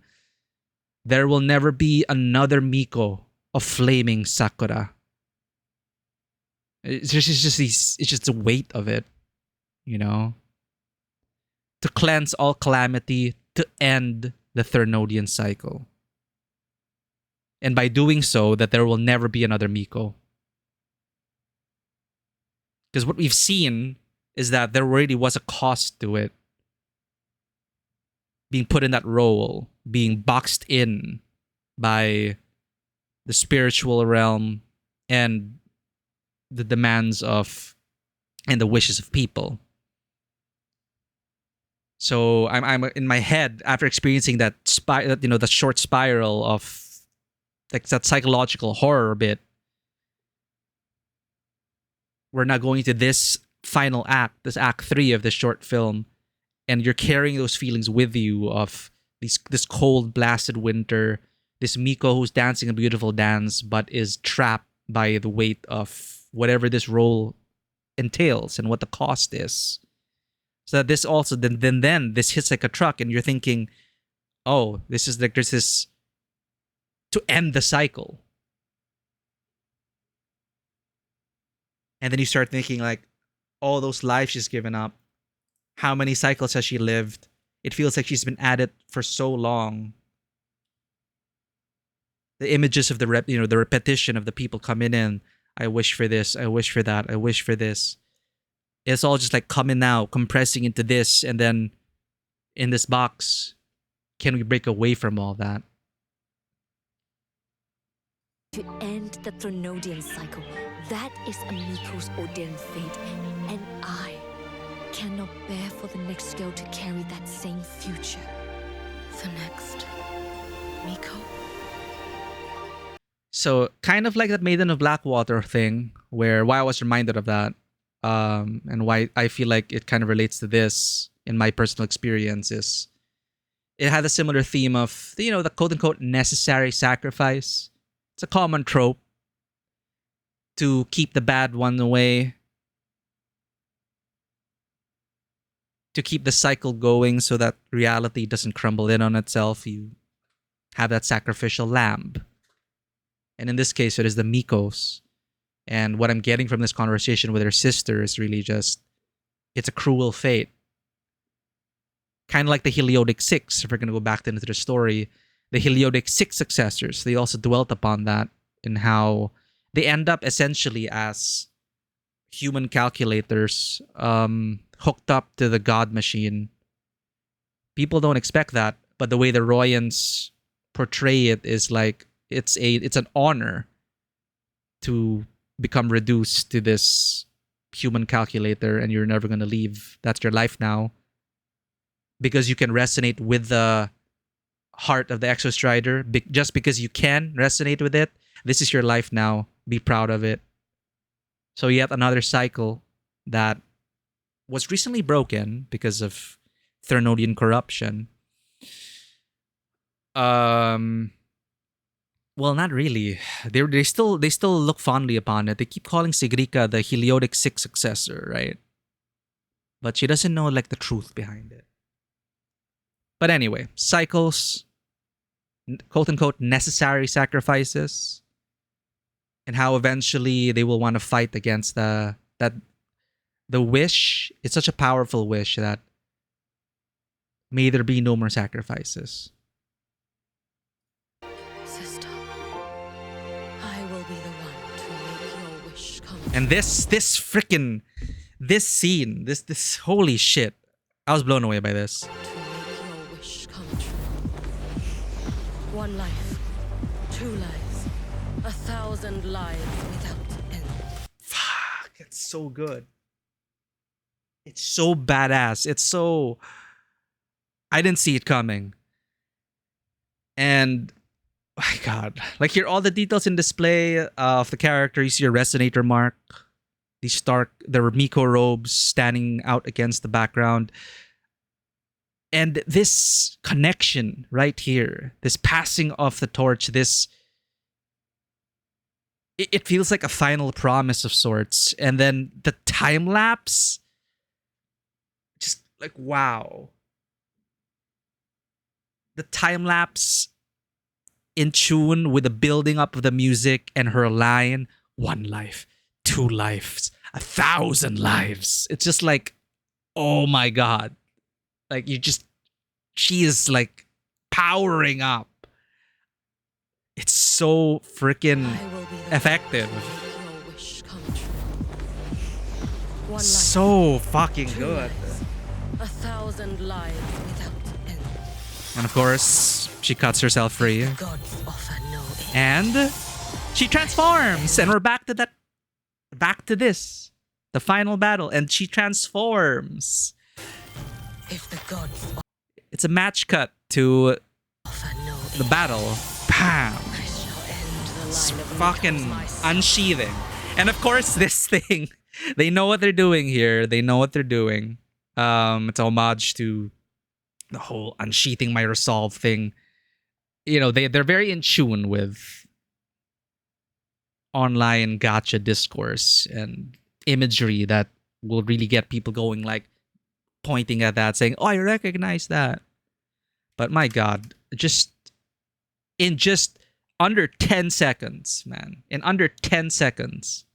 You know how difficult short films are to tell a full story in 5 minutes? To tell a good, satisfying story. Like, short films are tough. You can't just like get a film and cut it down into 5 minutes and call it a day.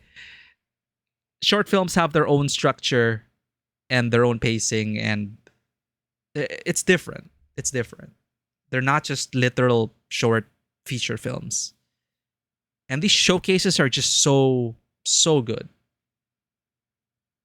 Every single showcase I've watched since Carlotta, they've just been knocking out of the park. I will be the one to make you. And the music. Build. Let's go. Everything. Then we just go all out. If the gods offer no aid, the music's back for the 3rd time. And then holy shit, she's freezing everything in place. She's the master of time. Her powers have leveled up. Everything's just frozen in this moment. It is here. At the snowfield's edge. Oh, so fucking... Oh. so good. Amidst endless white, a flaming red kindles new life. When those wishes find their dawn, it shall be the spring that waited beneath snow. Ah, so good.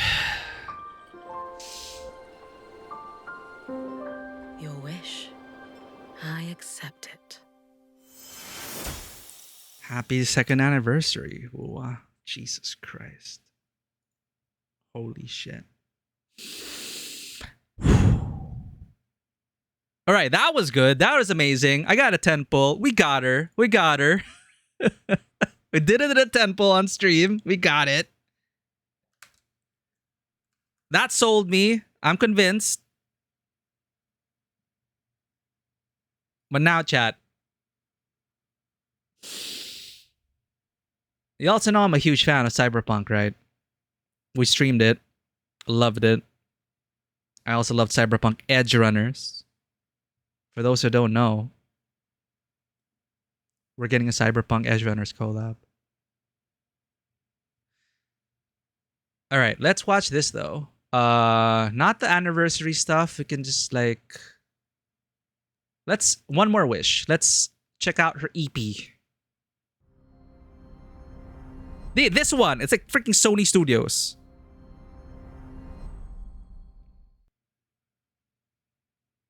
All right, this is.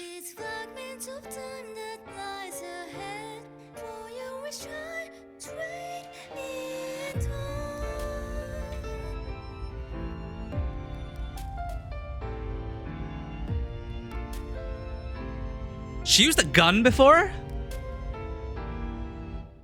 Just like winter leaves dying, it crumble, trying to find a little hope within struggle. In this cause I promise to you I will be the last. So wish to me in this cold is fear, even if the world was so meaning. Live my life in the light in your dreams, not keeping it to my soul decays. Put your trust in me to be your blade. Fortress protecting. New anime intro just dropped, chat.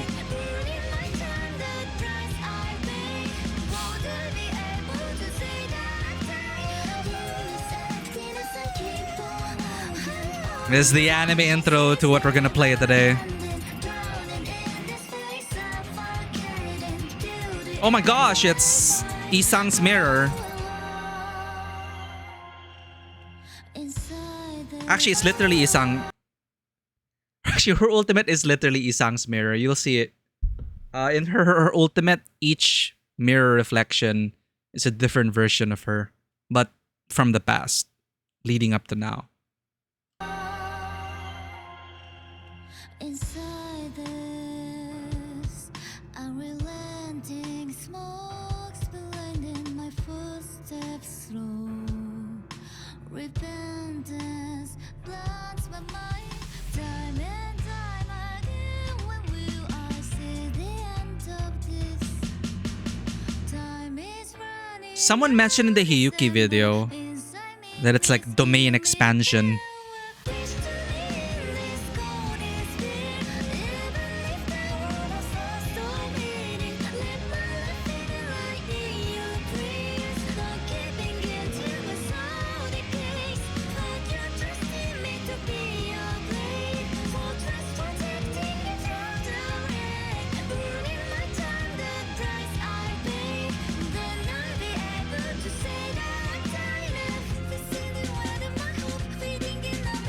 Ooh.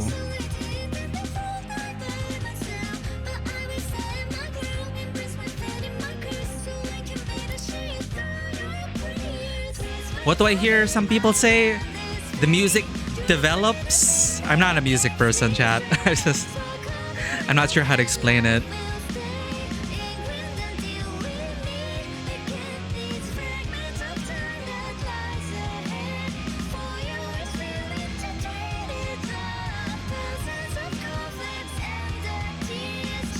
She has a gun, look. She had glasses and a gun.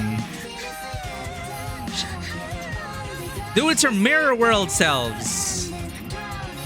Dude, she has a she has Shiza's uniform, but then she has like what a club. What do you call? It's a pop. It is a trope in the 80s. You know, those student gangsters.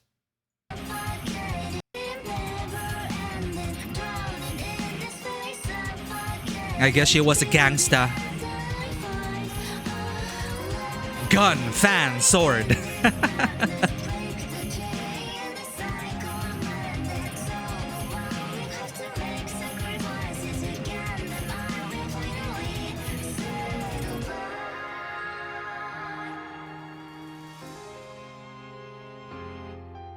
Anime promises are important.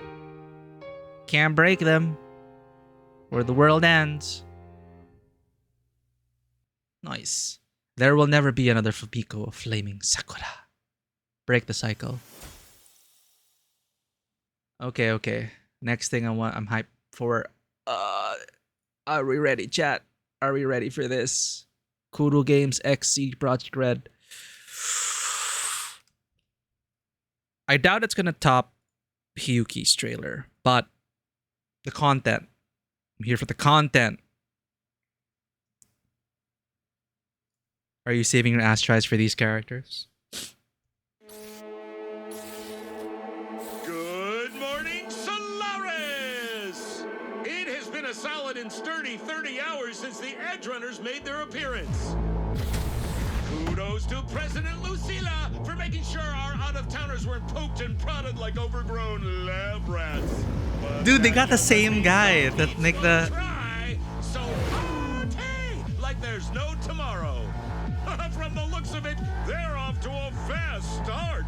Just as the Mecha Scouts at the training grounds. Talk about ruthless. Think they could teach us a thing or two?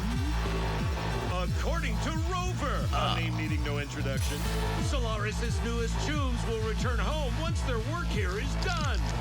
Meanwhile, the new Federation is literally Night City. Have been at it again, attacking students. Nasty is that, and my heart goes out. Word is the Netrunner has her sights set on the moon. Oh, a beautiful story with one DC problem. She'll have to pick one first. This has been your man, Stan. Join me for a dream that'll never end. It's actually happening. What the hell? Which moon? How many moons are there? Good morning, Solaris. Dude, they just used like the same guy, the same talk show host, and the same music and the same sound effects, and you're just like locked in. You're just, this is cyberpunk. This is happening. Oh wow! And Kuro's done really great collabs before, so we'll see. Good morning, Solaris. It has been a solid and sturdy 30 hours since the Edge Runners made their appearance. Kudos to President. Dude, I said it when Linnea's mercenary backstory came out.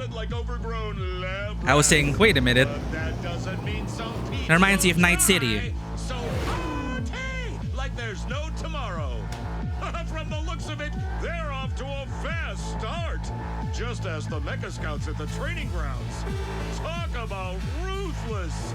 Think they could teach us a thing or two? Where are they gonna be from, though? A name needing no introduction. Solaris' newest tunes will return home. Return home? Where's their home? Meanwhile, those pesky nightmare TDs have been at it again, attacking students. Nasty is that, and my heart goes out.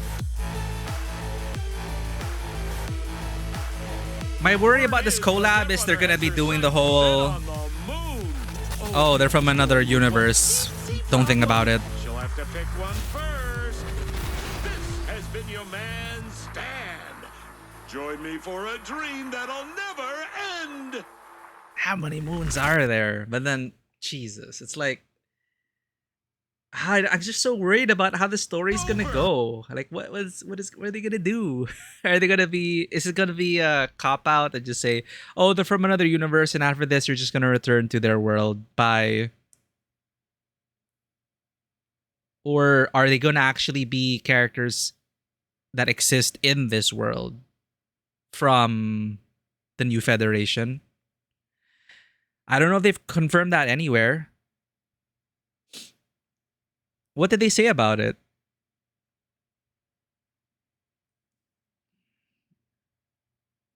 Oh yeah, they're gonna return home, but I don't know what home they're talking about. I don't know if they mean home as in another universe, or because they haven't opened up that well. They haven't there haven't been any like multiversal shenanigans that I can think of at this point. None yet. But once they do this, it'll open the floodgates for the whole, oh, there are multiple universes, whatever, and you can draw from whatever. But yeah, I'm wondering where home is.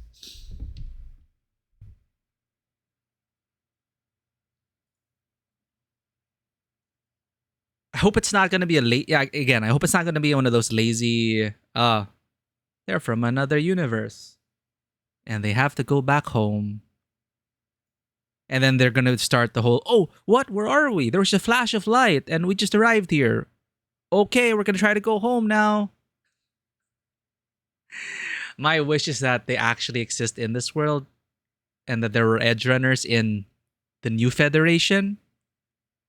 Because it fits. Then say they're like mercenaries everywhere in the New Federation. Many different merc outfits. So you would definitely have like edge runners over there. But we'll see. We'll see. One of my friends is worried that this can kind of break immersion. Yeah, that's the thing. It's that's why, I mean, I love Cyberpunk. I love that we're getting a playable Lucy and Rebecca. But I'm worried about the story. That said, though, playable Lucy. I'm gonna go all in on this. I hope she'll have a good stopping point because I can get like 2 dupes. I think I have enough resources for 2 duplicates by this point. Been saving up. I hope it's one of those things where you could just stop like after 2 duplicates. Because they're gonna make you want to spend for, but I don't have the funds to like max her out to like S6 or what is it in Wuthering Waves? Like Hiyuki, like I don't know if I want to get her to.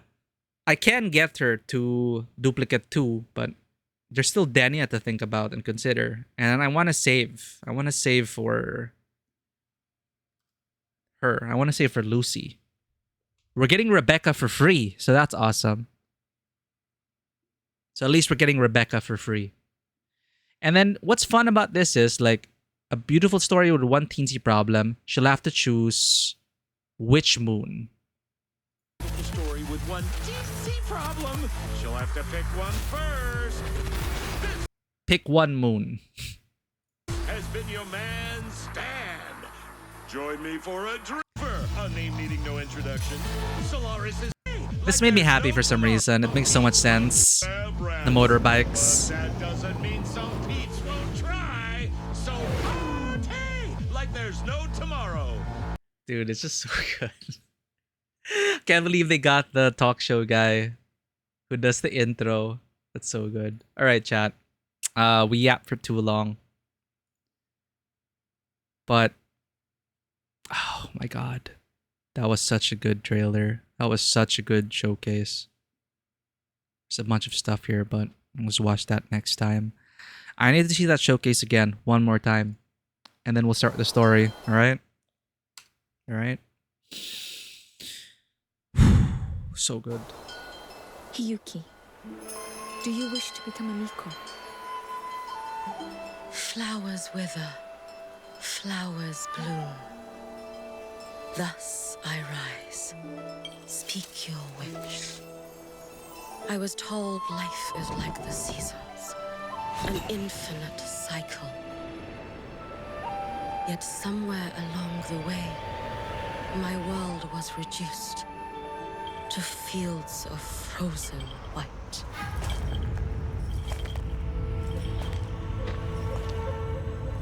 It's like the bells are slowly stirring the spirits awake. It's like, hey. The seasons turn, the heavens bless. Before them now, I offer this dance. We pray for warmth, that life may rise.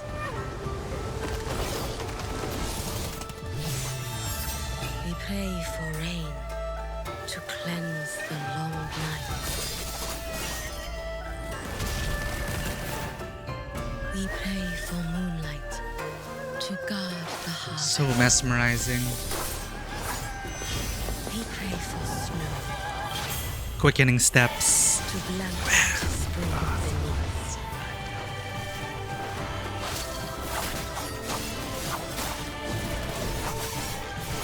Oh. Yet, 1,000 prayers and wishes. For what? My life traded for a song of peace. Still the dark ones never stay slain. 1,000 futures I have spent. Demanding this body. Demanding this life.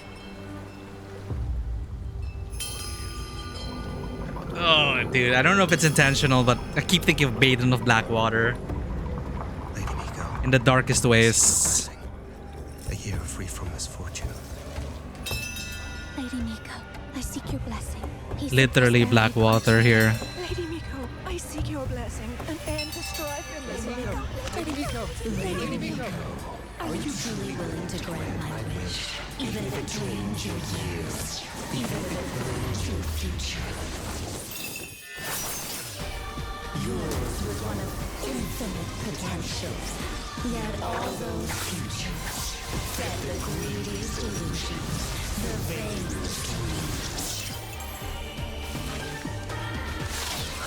Dude, this music really reminds me of the beginning of Ghost in the Shell.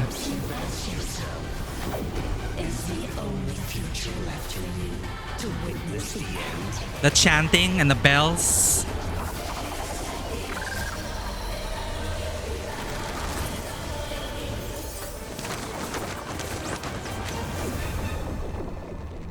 Miko, what is it that you wish for? Hiyuki, do you wish to become a Miko? Sister, how could you wish for such a thing? To cleanse all calamity, to end the Threnodian cycle. That is a Miko's ordained fate, and I cannot bear for the next girl to carry that same future. The next Miko? Sister, I will be the one to make your wish come true. So good. One life, 2 lives, 1,000 lives without end. If the gods offer no aid, I shall end the line of Mikos myself.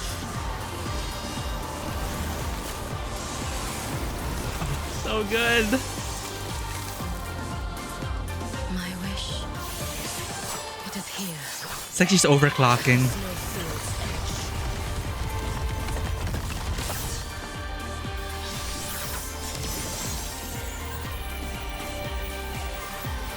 Amidst endless white, a flaming red kindles new life. When those wishes find their dawn, it shall be the spring that waited beneath snow.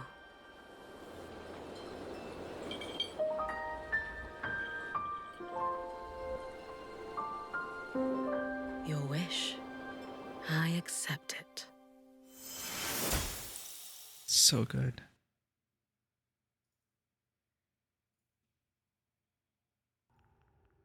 Yeah, how's the drawing going, Ray?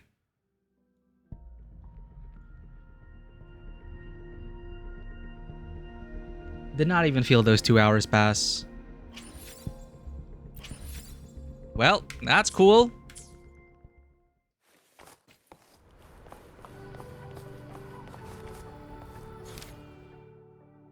To the stars yet to shine, Lahairoi, Chapter 3, Segue. So I hear there's like a Segue, main story, and then Segue. I don't know. Wishes in the bell. Hiyuki has been invited to the Frostlands. Void matter concentration in Lahairoi is intensifying. Before assigning Hiyuki her next mission, Lucilla hopes Hiyuki would take a trip back to Honami. But once there, Hiyuki met Chisa? Nami po?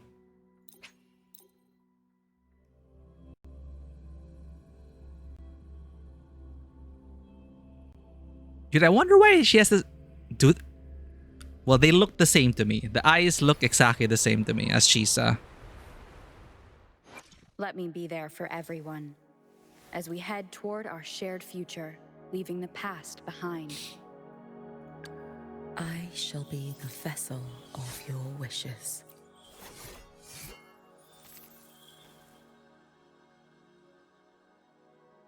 And then where's Chisa?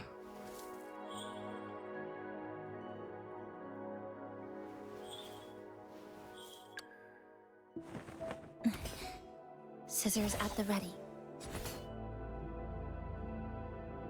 Okay, different pattern.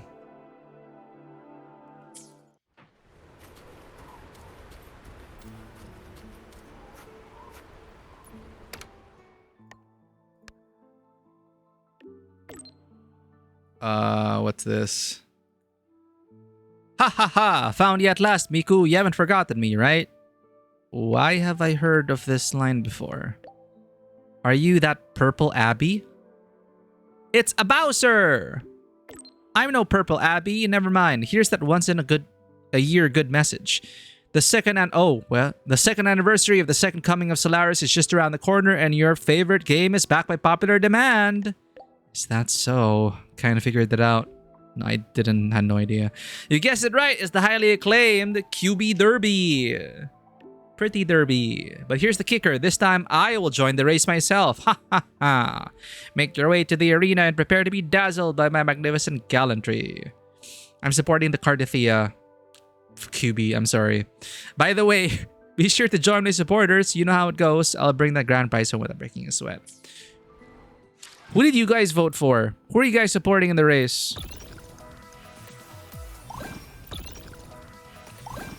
Did it start already?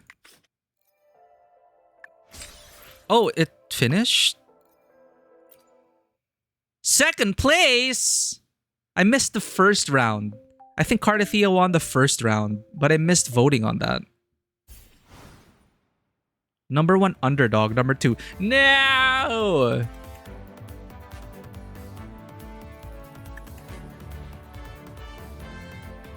No worry. Wait, can I vote for her already?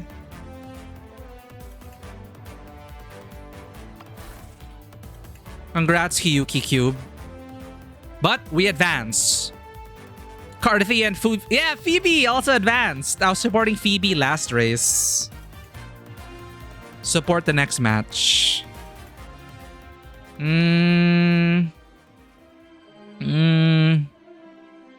do you mean I can't support Cardithea again? Carlotta wishes for a smooth commencement. Why can't I?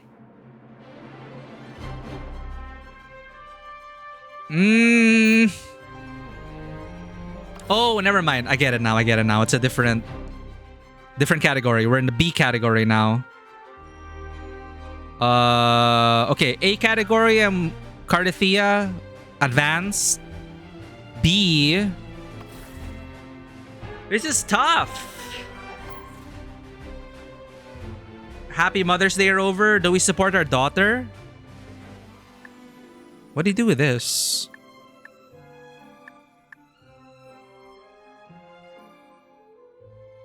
I don't get it, but I'm supporting our daughter.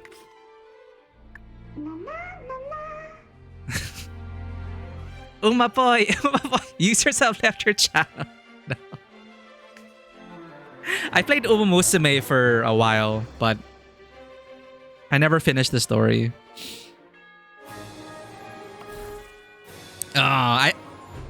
It is between Carlotta or AI Meth, but I mean, I love all of them. Chisa, Mornier, Linnae, Iameth, Shorekeeper, Carlotta. Carlotta or Iameth? I think I'm gonna go with Iameth. Let's go, Iameth! Is it done? Supported. Go. Support phase ends in 21 hours. Supported. Okay, we're good. We're good. We just have to wait now.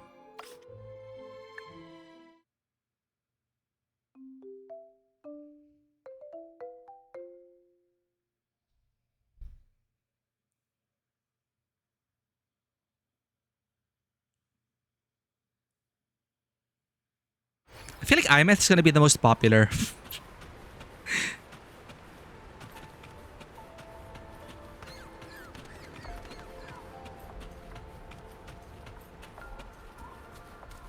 Look at that view. The Exostrider slumbering. Eh? Oh, story. Okay.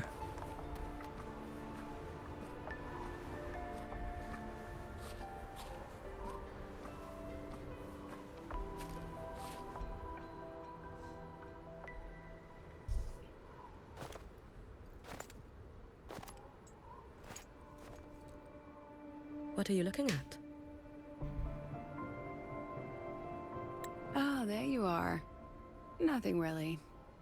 I've just been wondering if I wanted to land another astronomical investment to study all the exoswarm coming off this giant mech.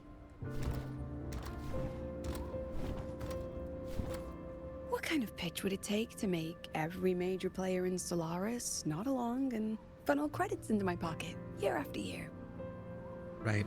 Realistic concerns. Have you figured it out? Not yet. My conscience won't let me think that far. Luckily, the man who can figure it out is back. The old man who promised me the blade. Hmm? The head of the Space Trek Collective. Oh. The very same. But don't let the quick agreement fool you. He's already thinking 10 steps ahead. If Ishino Hado wasn't in such dire straits, he wouldn't have agreed to forge that blade for you so easily. Or at the very least, he'd have made sure he got his pound of flesh in return. I couldn't find the child. Time and space in that dimension are too fractured. My familiar lost its way. Okay, they're not gonna make it that easy. Thank you. Then we need something that can hold out longer. A better way to search? Void matter reactivity has been high lately. A clear sign to follow would be best. That child is the Exostrider's resonator. There's no clearer sign than that. Looks like it's time the Exostrider was reactivated. When that happens, whether you're an annoying adult or the one meant to pilot it, I'm sure everyone will be on board, don't you think? Oh, what if we used footage of the Exostrider activating to pitch for funding? Oh, that will work. And the confidentiality agreements? Giant robot. No sympathy for my chronic funding anxiety?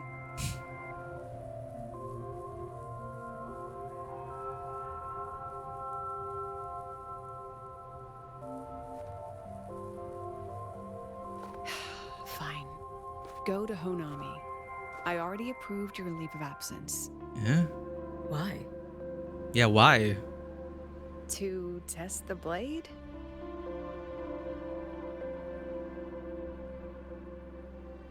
Even once the Exostrider awakens, there's still a chance it fails.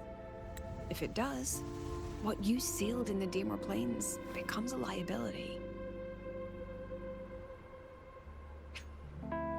Located deep beneath Lahai Roi, guarded by the Roya for generations, its unusually high void matter levels make it off-limits to most.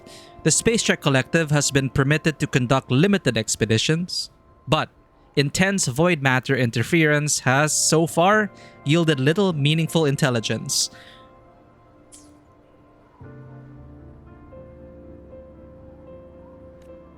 but it could also be our ace in the hole. So, before I give you the thankless task of guarding those planes, go deal with matters of the heart first. Understood. I will return in one day. One day? Give yourself a day to look around. Go on. A Black Shores member will meet you there. I still have all of Dr. Luke's mess to clean up. Dr. Luke's mess? What did we do? Understood. I am at your call should you require it. Is Hiyuki gonna meet that NPC from Black Shores or Chisa? Because she's technically Black Shores now. But there's also that Yes, I'm listening. that other NPC, I forget her name. She's been reoccurring as the Honami contact. So it's about Denia. I see. Let's discuss it in person. Dun dun dun.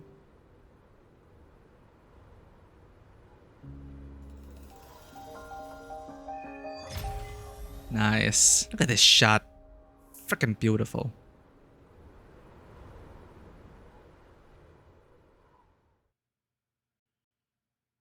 Alright, we're going back to Hanami. That's fun. Matters of the heart.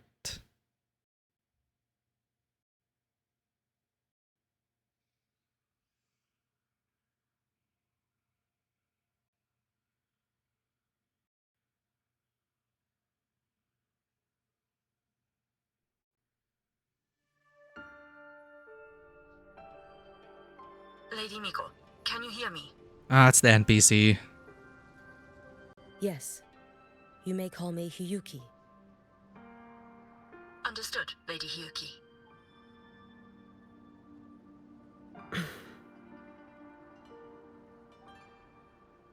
Most of the left behind in Honami City have been relocated, but a few, the ones whose regrets run deepest, still roam the danger zones.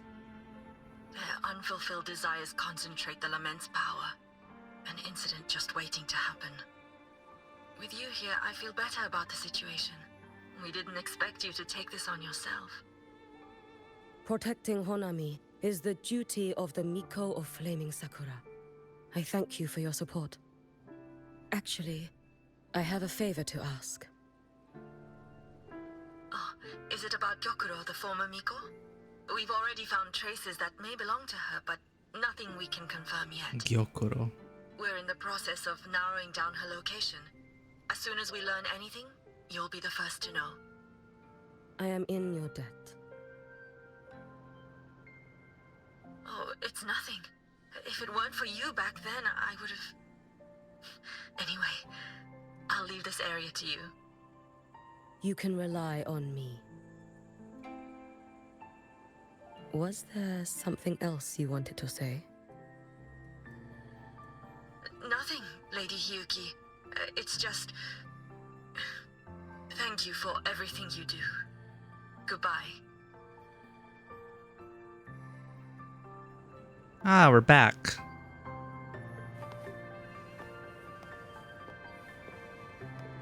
They also did really well with Honami. Not gonna lie. And because it is a smaller area, relatively, they could really like focus on the details.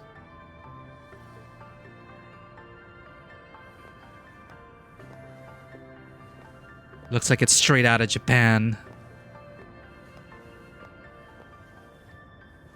Time to do some ghost busting.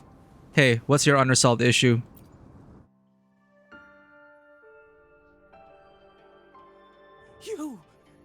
You are...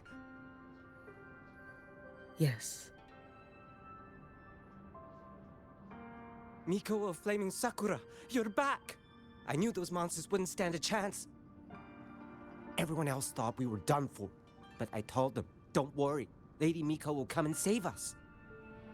I'm sorry. I was too late. It doesn't matter. You're here now, aren't you? Please, just say it. Say the Miko of Flaming Sakura has returned and that those monsters are finished. The Threnodian has retreated, but I couldn't save you. But you defeated it, again! And one day you'll drive it away from Ashinohara for good.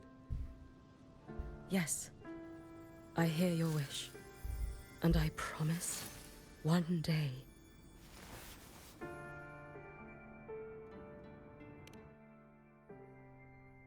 I failed their hopes. No matter how many times we drive it back, the Threnodian always returns. When will we be freed from this nightmare Ashinohara? How many times? How many generations? If the Threnodian and the Sentinel have all been here since civilization began, probably goes all the way back to ancient times. So it's like a line of unbroken Mikos.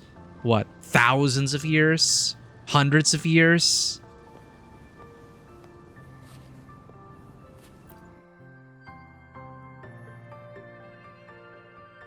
This is all your fault. Eternal Miko, huh? You're all useless. Every last one of you. Oh, right. She wasn't the only one. But she's the only survivor. How do you even dare show your face in Hunhami? They're dead! Everyone's dead! I knew it! I knew the Threnodian couldn't be defeated. I should have run away as far as I could. Oh, Lady Miko, please! Do something, anything!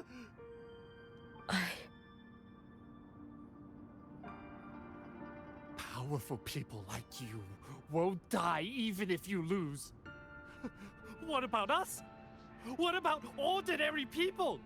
Just wait to be torn apart? I knew you couldn't hold the line. I knew it couldn't be killed, but how do we go on from here? Lady Miko, heroes, tell me, what should we do? If you need someone to hate, let it be me. It's all right. Place all your pain, all your resentment upon me. May your soul be granted a moment of peace.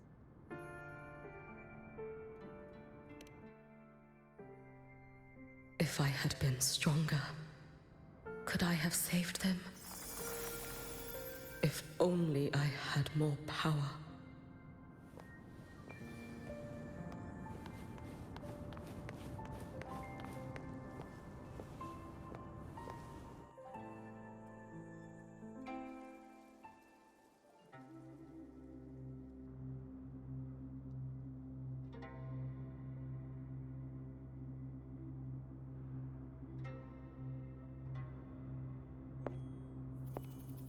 Oh, the anisotropic filtering. Doing the job. Lady Miko? Are you the Lady Miko?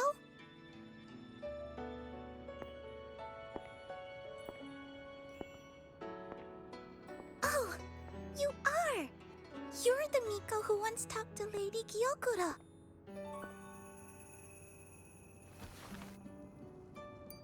She told me about you. She said you're her most treasured family, just like my big sister and I. Your name is...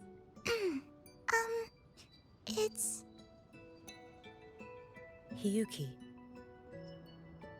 Yes! Hiyuki! That's it! Such a pretty name, just like Lady Gyokura's. My sister said if I hid here and prayed with all my heart, Lady Miko would come and save us. So, I've been waiting.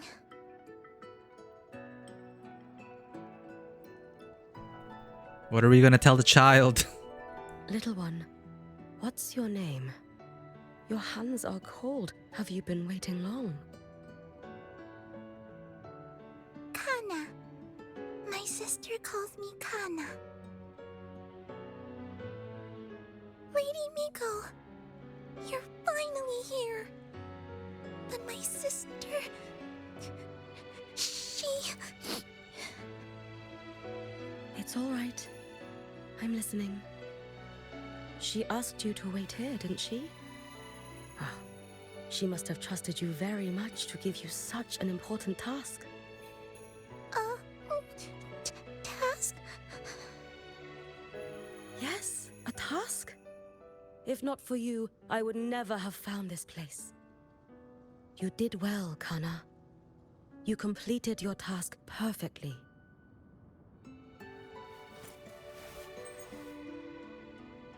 Oh. Oh, the candy.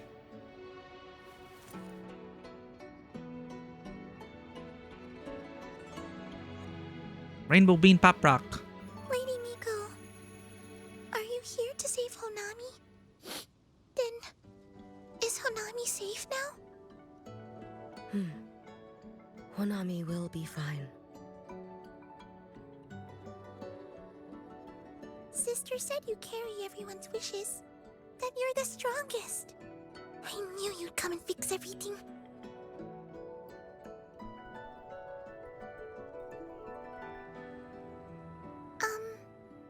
Lady Miko, can you help me find my sister? Of course. We'll both get to see our sisters again soon. Right, we lied to the child.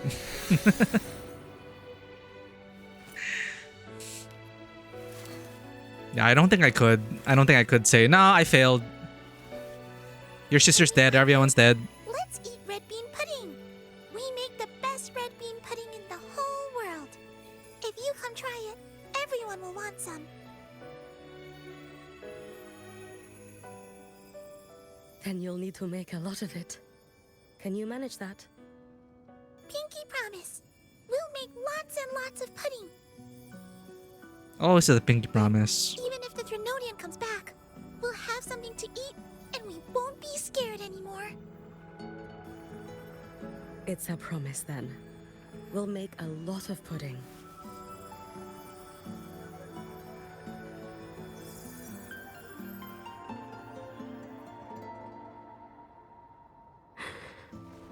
I mean, we should have expected this ghost busting to be emotionally taxing.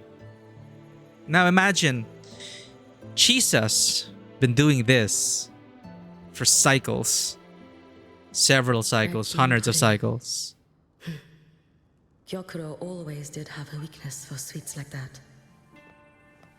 This time, will I find her traces and truly set her free?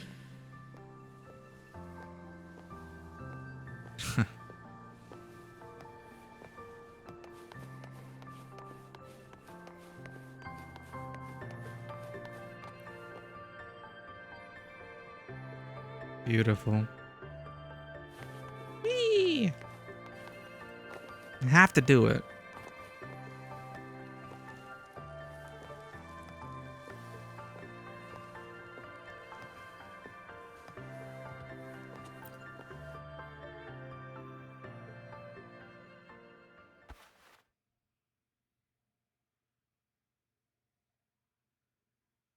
Hello, Lady Miko. I've been waiting for you a very long time. My final wish was simply to see you one last time. Pay me 30K. Your final wish? Yes, it's all right. I know I'm dead. I know I'm what they call a left behind now. Oh.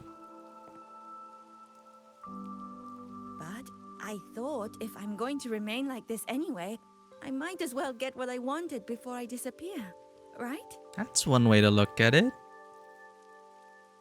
She seems suspicious, I've heard though. of cases where the left behind remain aware of their state, sustained by powerful desires, but for such a simple wish. Does she want revenge? You truly only wish to see me again. Want to stab you? Stab. I mean, you are a legend. You've been the Miko of Flaming Sakura since my Great grandfather's time. When I heard Honami was in danger and that the Miko of Flaming Sakura would meet the Great-grandmother's Vanguard, time. It's like 200 I years. rushed here just to see you. You shouldn't have taken such a risk. If you wished to see me, you could have gone to the Flaming Sakura. I know. Everyone says you can just write your wish on the plaque and Lady Miko will see it. But I worried. What if it never reached you?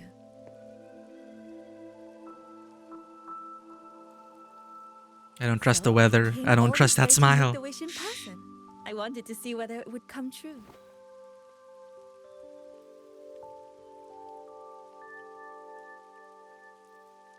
Very well.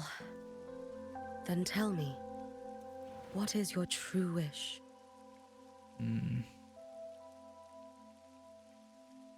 I wish for world peace. For people to stop living in fear of the lament. I want everyone to survive it. I mean, that's a nice wish. Lady Miko, my wish is that there will never be another Miko of Flaming Sakura.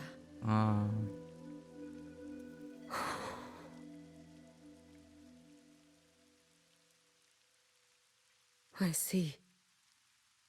Then I promise you, this wish will be fulfilled.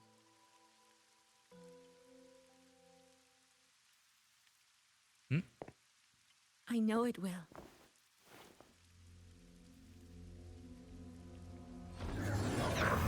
After all, you are the eternal Miko.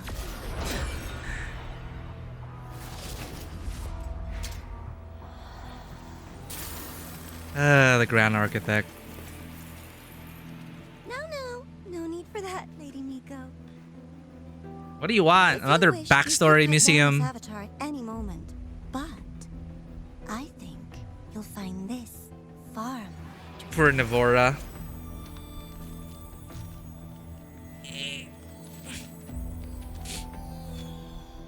Oh. Yakuro's Shiratori. I know the Fraxidus has cost Ashinohara its fair share of grief, but personally, I hold no ill will toward you. I had dealings with the previous Miko. It wasn't exactly a pleasant chat, but I promise you her death was not by my hand. Just as you once witnessed, she met the fate all Mikos of Flaming Sakura share. She died, burning her future to ash to pay for the present. Aren't you even a little curious about what I showed her? If this makes you uncomfortable, feel free to cut through space and leave. This face of mine, of course, is entirely at your mercy.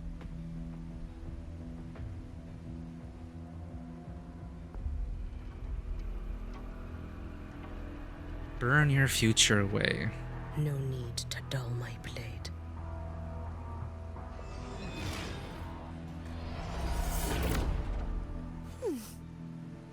She wears the exact same expression as the previous Miko.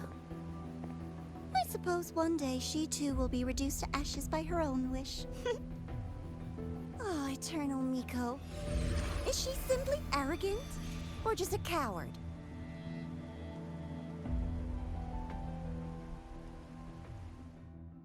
She's lived for hundreds of years, though. When would they burn away? When do they claim that? When is the price claimed? In a way, the Grand Architect is sending us on another backstory museum. How many backstory museums has the Grand Architect showed us now? A peaceful Honami. Why bother with such an illusion? This is the Grand Architect's way of doing things.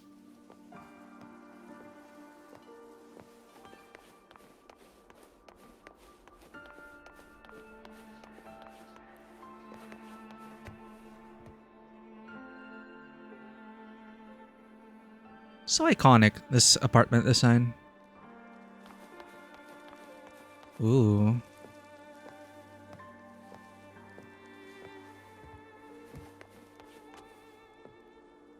Ah, youth. Hey, think I can take tomorrow off. If work is the root of all your problems, why work in the first place? Come on. If work is your biggest problem, then you're probably already living a pretty good life. Sounds like Thancred again. But trying to sound Japanese. So how's that new manga? I'm kind of burnt out on all the fighting Thermodian stuff. I still like it. I mean, it's not like the Thermodians have solved problem in real life. I know, we get it to take it easy because the Mikos are the ones carrying the weight for us. Maybe there shouldn't be too many stories like that. People might start thinking it's easy.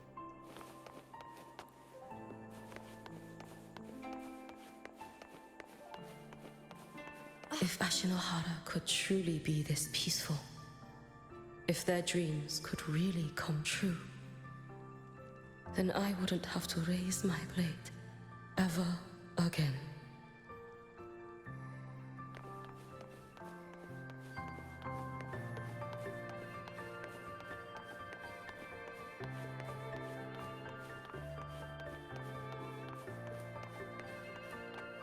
I saw the Lady Miko with my own eyes.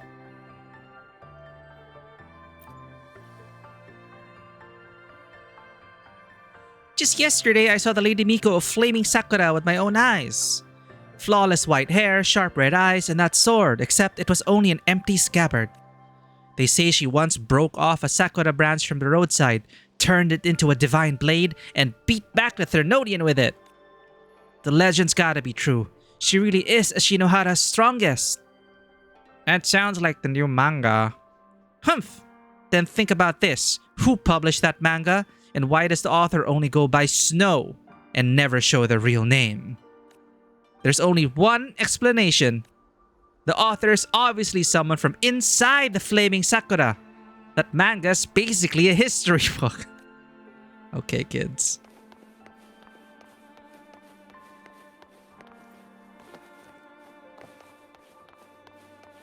Today's the anniversary of the Thermodian's defeat, so we're getting off early. Dinner? I need to pick up some Miko Flame Sakura merch. Commemorate the booklet. Oh, please, we both know it's for yourself. Well, of course there's Flaming Sakura merch. Dude, this is all this dialogue optional? Because the quest is ahead of all this.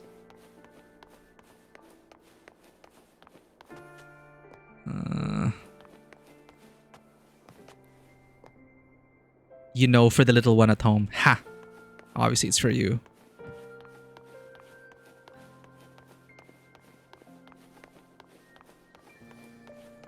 Oh, that's so bitter. How do you even drink this?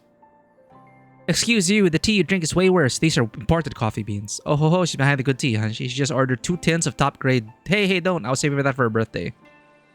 Top tier what? Leaves?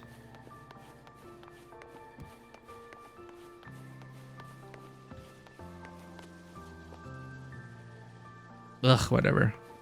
Oh, okay. They restarted.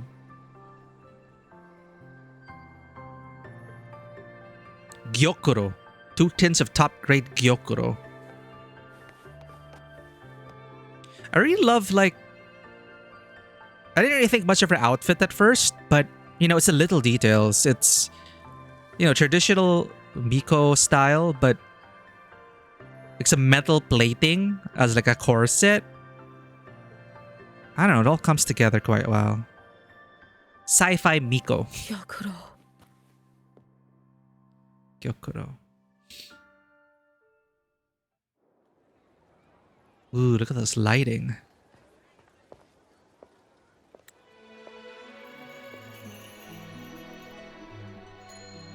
Is this in-game graphics? Guess what? No math homework today. Like, do these scenes take into account your color filter? Because we're on the dystopian color filter. But I don't know, I'm just loving the style of it. My parents and my big sister finally taught me how to make red bean pudding. Want to try mine? I'd love to. You know I can't resist red bean pudding. Wouldn't miss your special batch for the world, Kana-chan. Oh, she says Kana-chan. Yay! I'll go make it right now.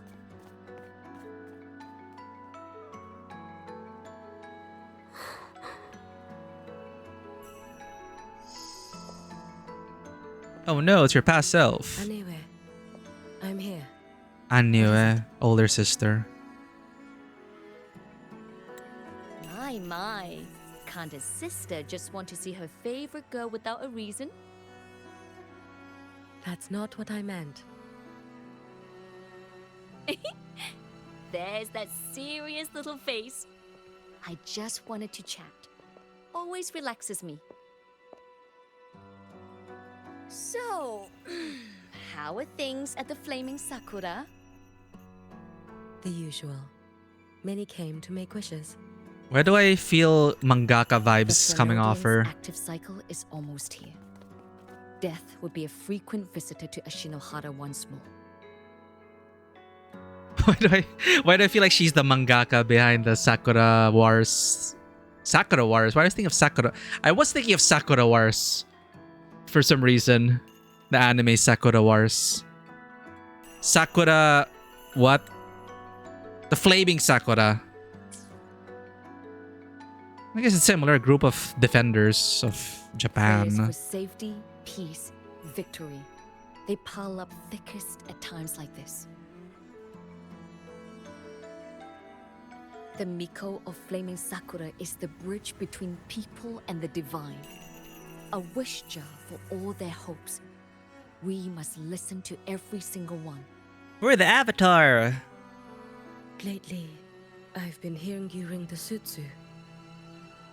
To grant those wishes, Ritual bell, you burn Sutsu. your future using the sutsu's power. Continue, and one day there'll be nothing left to burn. Wait, to grant those wishes? Actually grant them? You should have stepped down already, Aniewe. Let me become the Miko of Flaming Sakura. Let me inherit the sutsu. Oh, I'm perfectly fine. I've got futures to spare, you know. Oh. You tell me, little Hiyuki. What's got you so fixated on this? Don't tell me you're secretly in awe watching my heroics on the battlefield and... Yes. I want to be just like you. You wish? You're 100 years too early for that, you little blockhead. Enough about the Suzu. Stay and have some pudding with me instead. I know a wonderful little shop. Always practicing archery under that sakura tree. What a bore! A girl your age should be out living a little. Here we go again. Just like Japanese Lene. You know I don't care about any of that. I'm going back. Aw. You sure? Come on! Consider granting your big sister's wish. I only came because you called. I put my work on hold. I can't stay too long. I bet you regret it now. Besides, I don't like red bean pudding. No. Huh? We lied to the child. Keep forgetting you have the world's most boring palate. What a shame. Makes it more important than Just have to enjoy that lie to the all child. by my lonesome then. She wishes she had that red bean pudding. She wishes she went with her sister.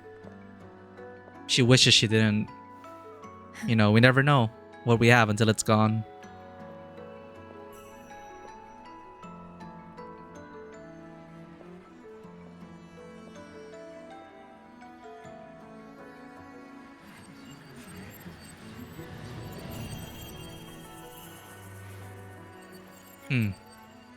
Oh, they're trying to experiment with camera effects in game. Spoke of her own wishes.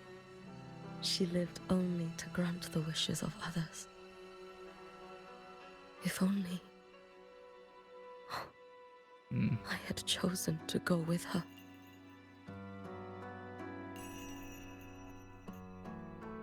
I should go there. One more look will be enough. Oh, Namipon.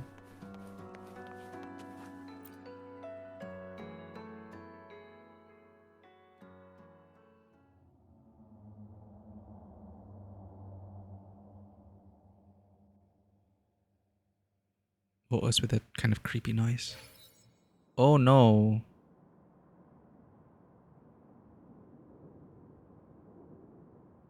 Dude, the Grand Architect's backstory museums are getting more intricate.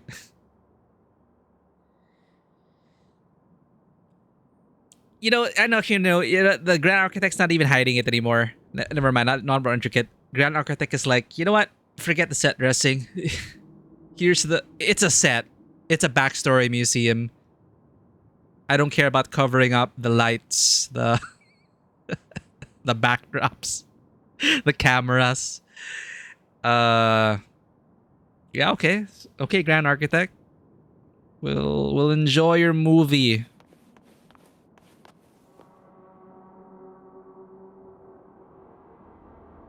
Actually, this I can't pause. I was wondering if the dystopian filter is in effect. I think it is. I think it really suits the game. Still regretting that you didn't step God into damn that it, Grand shop Architect. and try that red bean pudding with the former Miko, aren't you? How many times do we have to do this, old man? Yeah, what's your point? Get good, get stronger. Streets of Honami, the sweetness of red bean pudding. You know none of it is real. The illusion didn't deceive you, Miko of Flaming Sakura. You were the one who deceived yourself. Huh? Desperate to play pretend?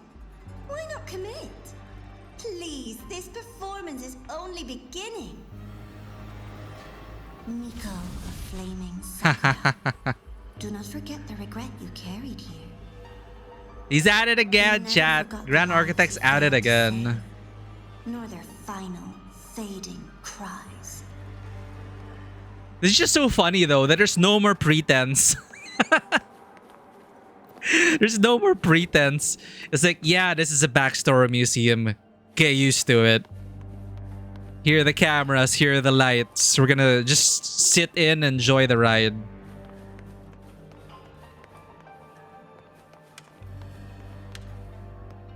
But I guess it's also representative of like Hiyuki just sees through the illusion.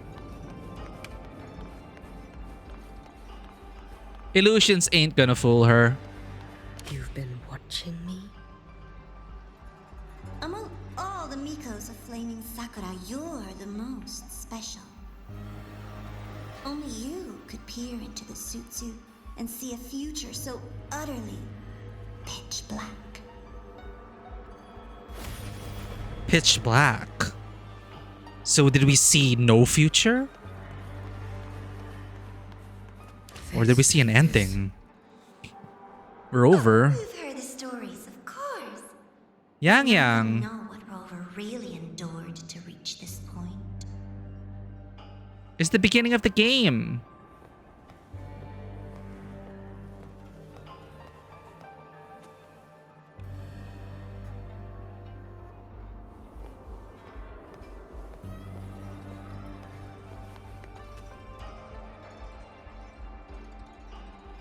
Oh god.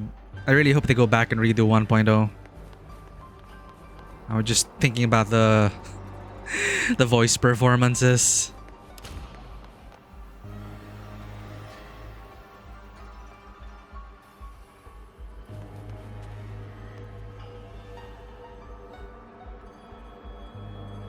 Scar.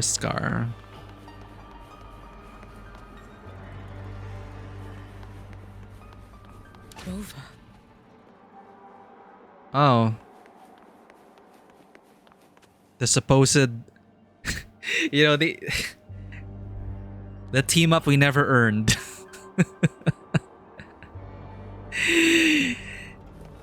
It's like, who are those guys? Who are those two? Who's she?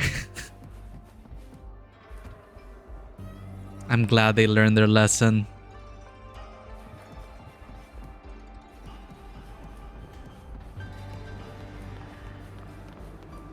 At least Ling Yang got a companion quest. And Verena showed up as well. Did Verena not have a companion quest? I think she did.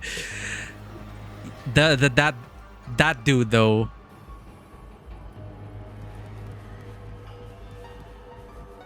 Just appeared out of nowhere.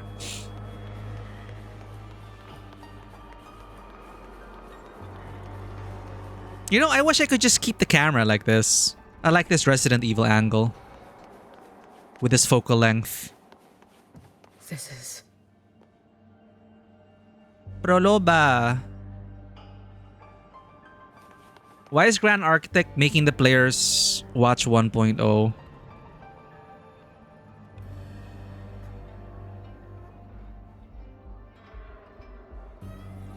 I forgot she did that. Pretty cool imagery too.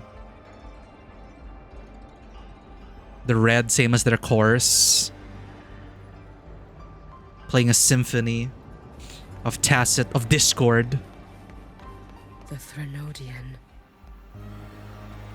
Ovathrax.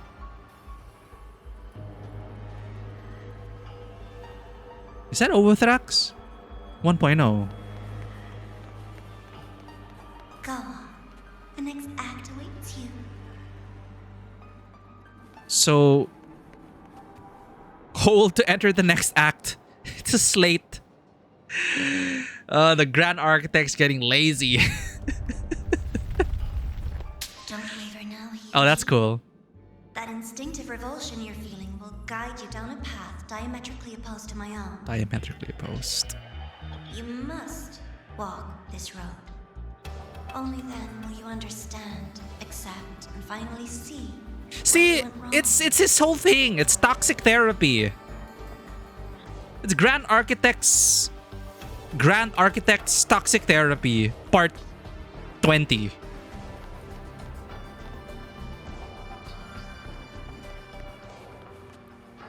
But it seems it's very self-aware. It's like, we're aware this is all just an illusion. It's all just, you know, backstory museum. But trust us, that instinctive revulsion you're feeling, you have to walk through this. It's important to the plot. The Dreamless. That was a fun fight with Chien. That was a fun boss fight. I liked it. And Kuro just got better from there. Suspected. Both Jinjo and Honami once lay beneath the Threnodian's shadow. But only in Jinjo did the night give way to dawn. The Threnodian. You.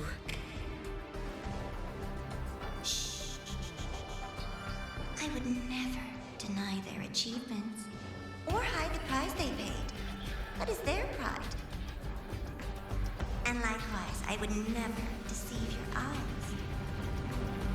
Rova. Did she truly consume a Threnodian's power? Well, Abby did. Huh?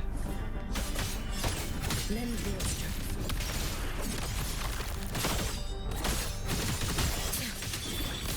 She's so cool. Ow. Take your final dive into Naraka.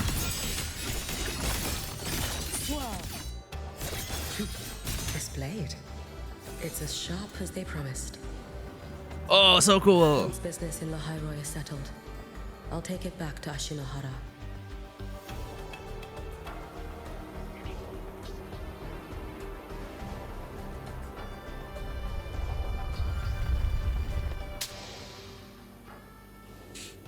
I wonder which Threnodian destroyed Ashinohara.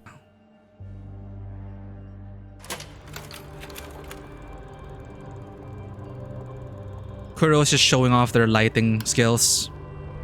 As always. Yo, that was like straight from Alan Wake. This is, in fact, my ploy for you. What else would you call laying the very path you've dreaded most bare before your feet? Keep walking. The way forward is the only way left. That is a fun transition. I think that is also an Alan Wake 2. Peering through. And then tack. Transitions to another version of Alan Wake. Was watching himself.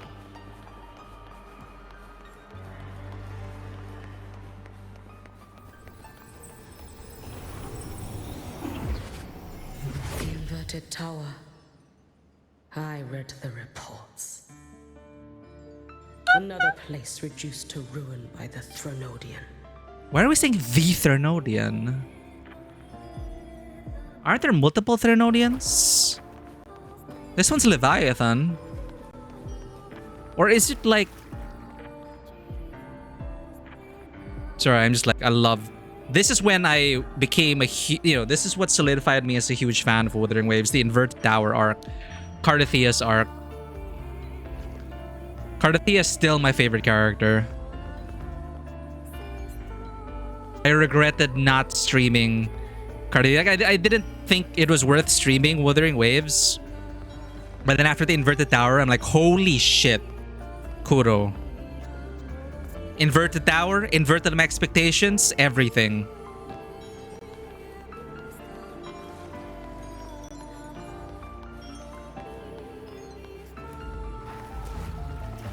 A nation that placed its faith in the Sentinel, yet its blessed maiden was spawned by the Threnodian Leviathan.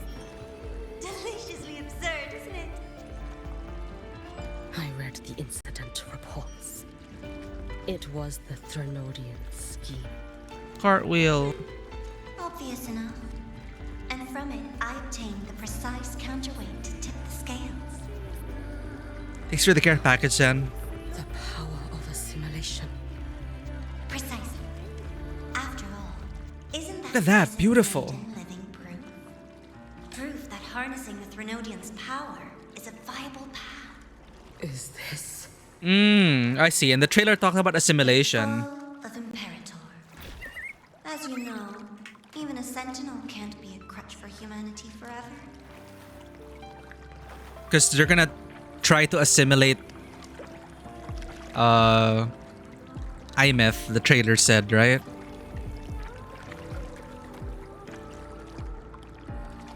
Beautiful. My computer's suffering, but it's beautiful.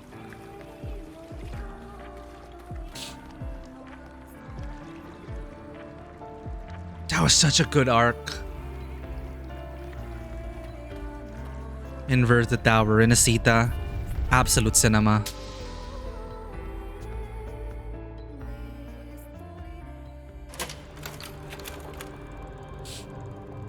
Oh, they're using it.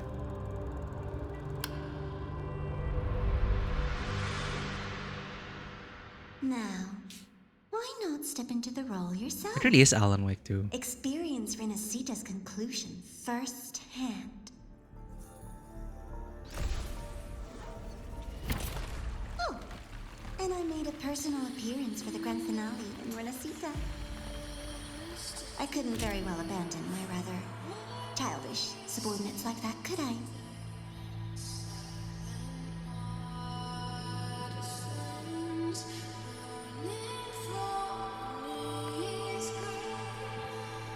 This Nivora the Grand Architect's Nivora avatar is getting so much screen time. What is it, every patch now?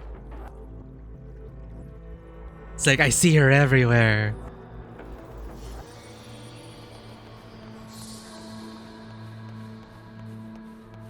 Oh, what's the call sheet? Oh, we can actually look at it. The world where every prayer is answered. Just like a dream, wouldn't you say? Ah, if only Ashinohara could have... You had so many companions fighting at your side. And yet, the reign over Honami simply would not cease. That's enough. I mean, you walked into this. Wait, so there were interactables this whole time? But you wouldn't be able to see it if you're just walking past it. Hello?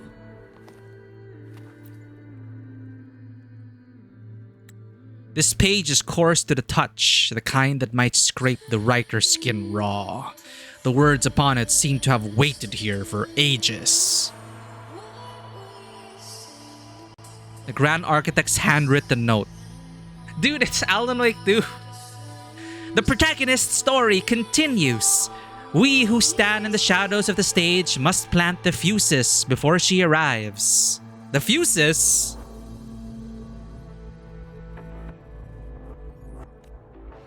This withered body of mine is awkward to move. Though I suppose that gives me the proper otherness a villain requires. Oh, awareness of that.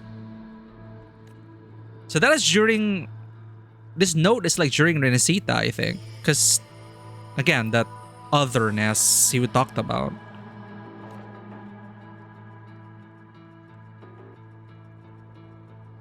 Fuses before she arrives. So the withered body of mine is awkward to move.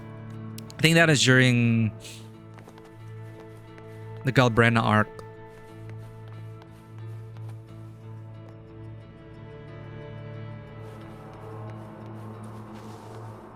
Can we interact with other stuffs?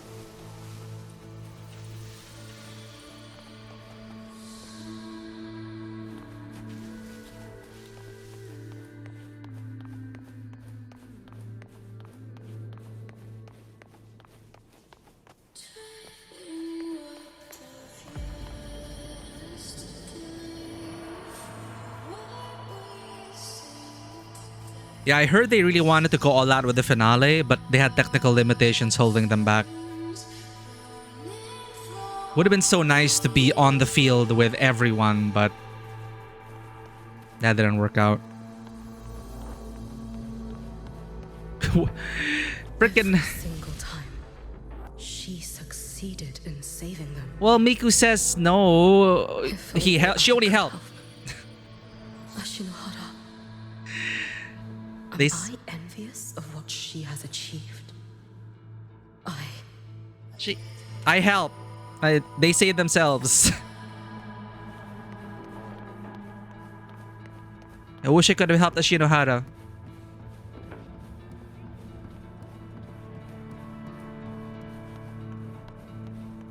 Next scene. A little sideshow before the end. You don't mind, do you? No, not at all. You're doing okay with this backstory museum. It's reminding me of Alan Wake 2 in a good way.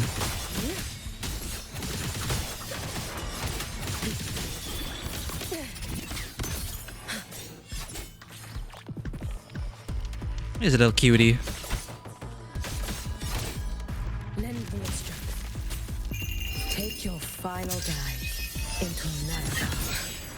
So persistent.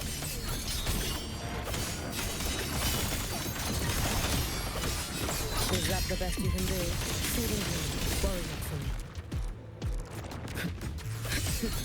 So she has a charge up? Be cautious. Stand back. Like an advanced dodge? Be gone. And you can, I guess when you fill up. Oh, that's cool. If my blade had been keener, could I have... Is my focus slipping? Why is this even surfacing now? It's toxic therapy. Don't fall for it. Freaking Grand Architect. Can't believe the Grand Architect is cute. Take your time. We're almost at the finale. It's the upgrade from his previous form. Oh.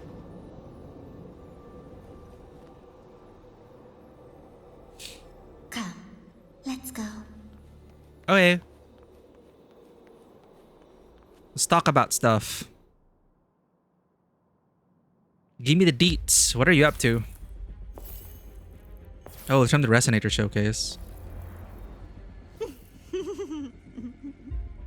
Thoughts on the show? I don't know, Grand Architect. I think you could have spent a bit more on set design.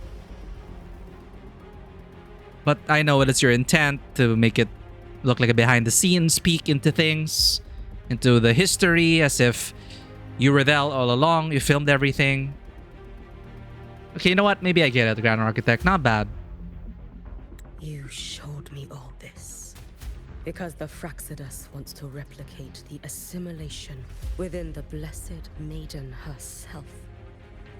You want me for the possibility that I could become the Threnodian's resonator in the future. Oh, okay. I won't deny it. After all, among all the Mikos of Flaming Sakura, Only you can see through that Sutsu and see a future so clearly entwined with the Threnodians. That is your gift, your talent. It is a dangerous curse. From Ashinohara's legends and the Space Trek Collective's investigative reports, you know who Rover is by now. As a savior yourself, what do you think of her? Ashinohara's legends. Past Rover. She's strong. You can afford to be more effusive.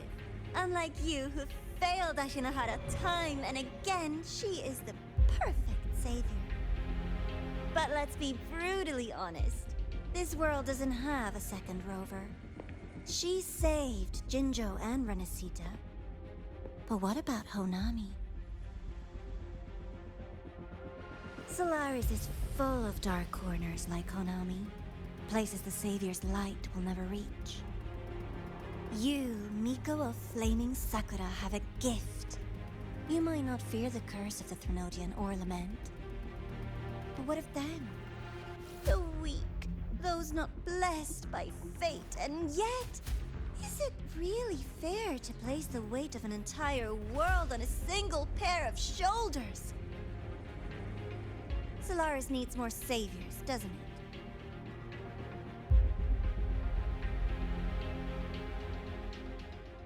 I'm just using the Threnodian to bring more of them into this world. which makes this whole toxic therapy Fractious angle of the Grand Architect so morbidly productive, I guess. It's like, let's bring out the best of humanity by subjecting them to trauma and death and war. You mean you want to use its power the way Rover once did? Want to use power the way Rover once but a did. miracle like Fleur-de-Lis requires a billion coincidences. And Mia? Nothing but the delusional ravings of Leviathan. Rip Mia. Became a plaything of Cristoforo and this dude. A miracle like Fleur-de-Lis requires a billion coincidences. You want to use its power the way Miku once did. I'm just using the Threnodian to bring more of them into this world.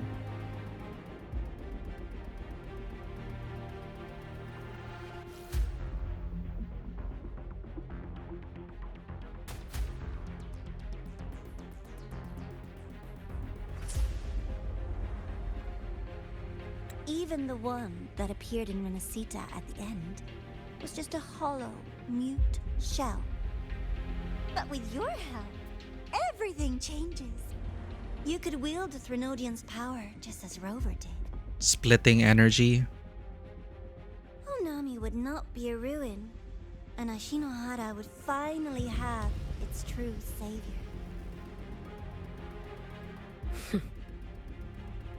I have to admit, your proposition is tempting.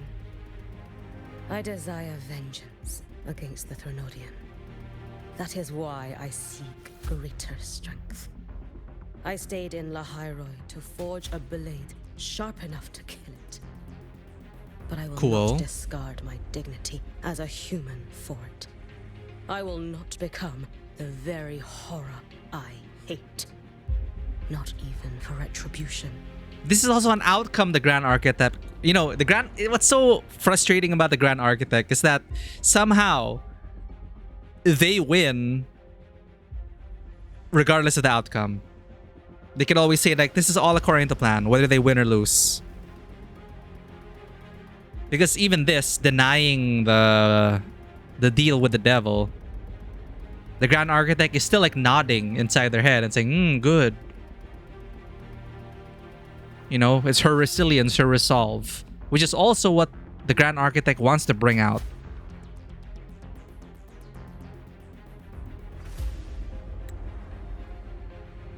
You stand on Honami's soil. You stand on a graveyard of millions. But of course, it'd be great if she turns to the dark side. That would be better, but still, in a way, the Grand Architect gets what they want. Go on. Ask them if your dignity as a human matters. I think they tell you that simply staying alive is what matters. Eternal Miko, you know your limits. You've crawled through countless defeats, barely protecting Ashinohara from the Threnodians' assault. But what of the future? You are no savior like her. When you fall, who will take up the Sutsu? Who will walk this lonely, futile hello? path next? Why do you have Frolova's baton?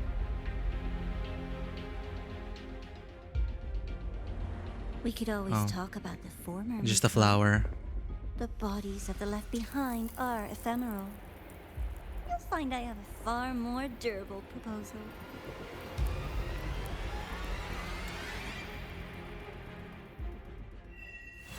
Hehehe. That was just a Segue. Let's do a bit of the main story. IRL people who unironically push this kind of philosophy, not personally via their works, but yeah, philosophy.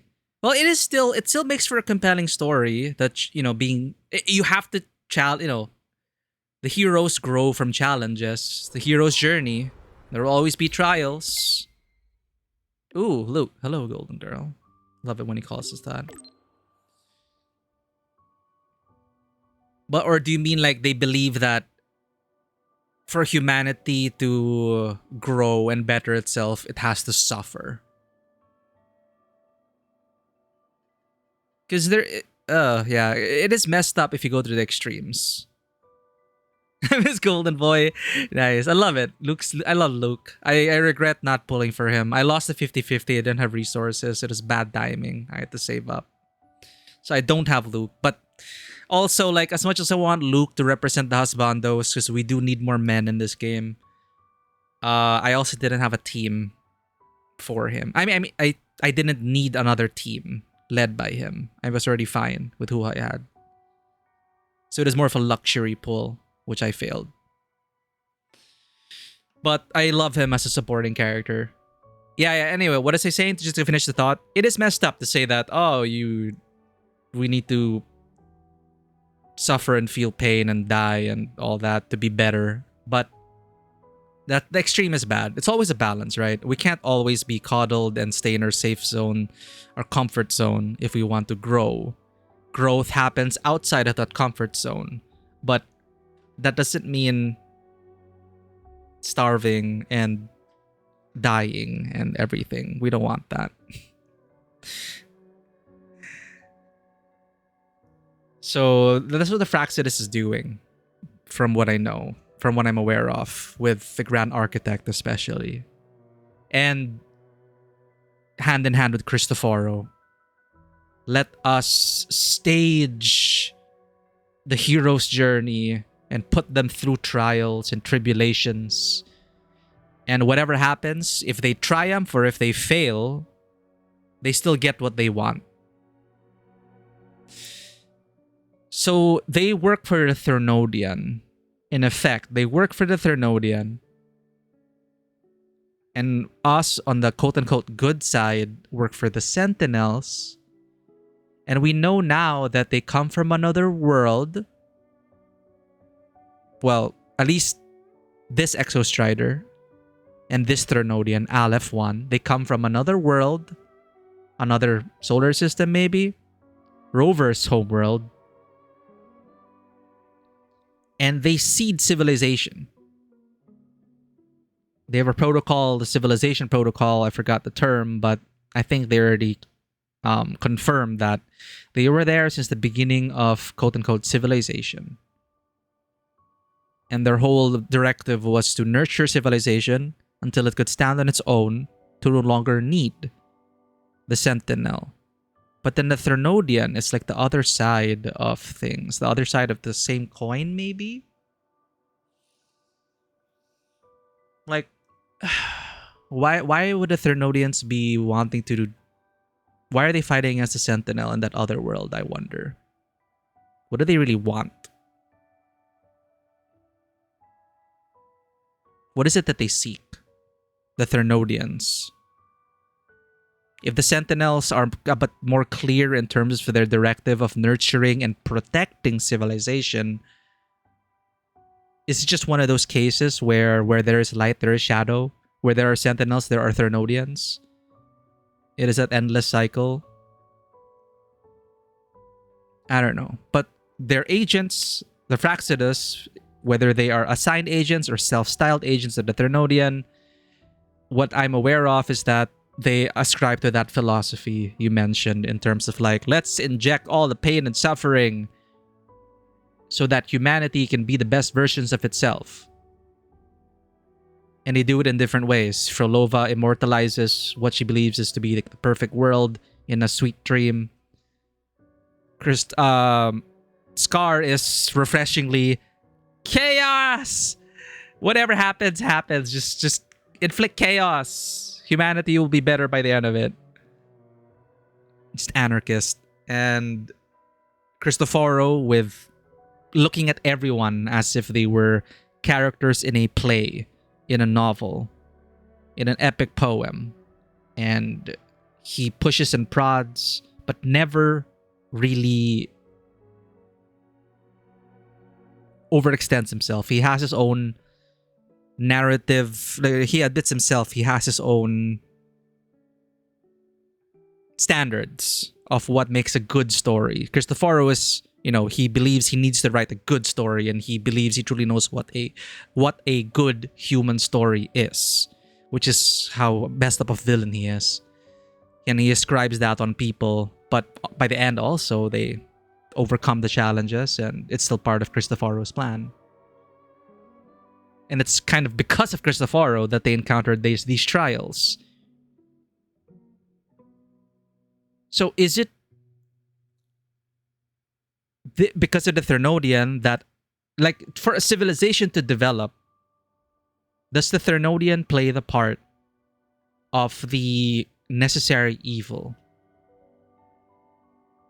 Because there is good in the world, but there is also bad in the world, and you cannot box either of them. If there's too much light, if there's too much dark, then there is no life, really. Like, what kind of life is that?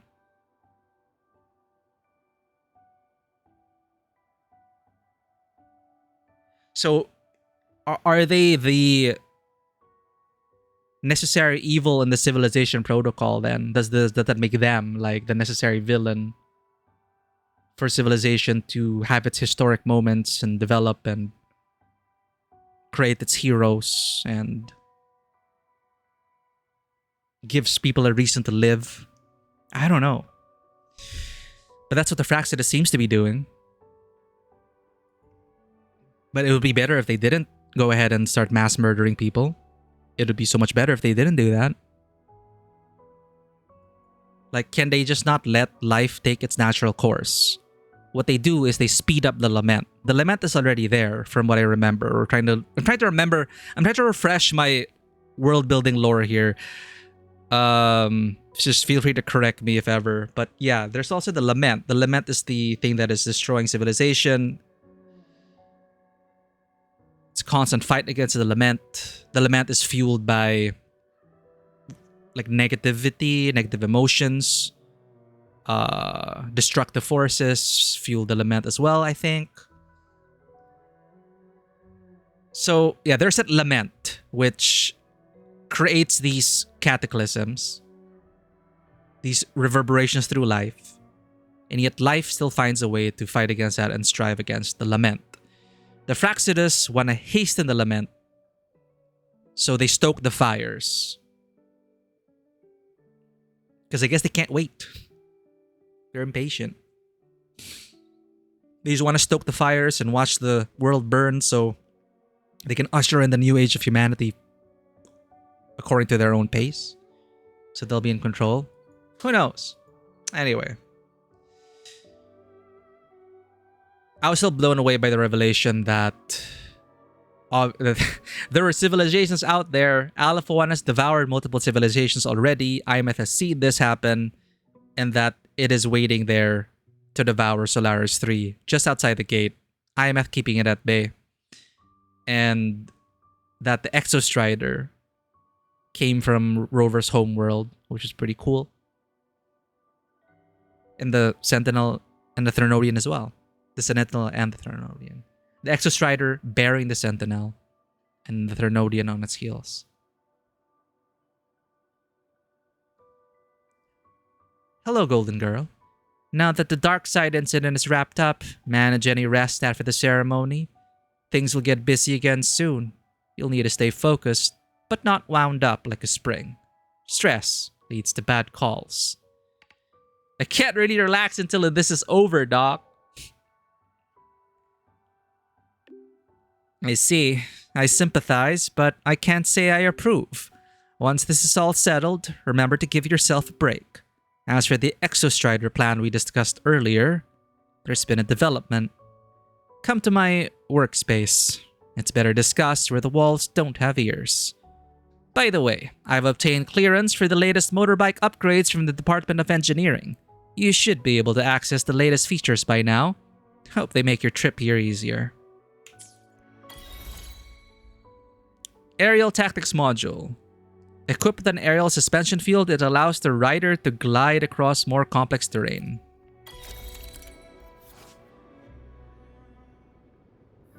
Hold glide. Oh, so it's gliding. Okay.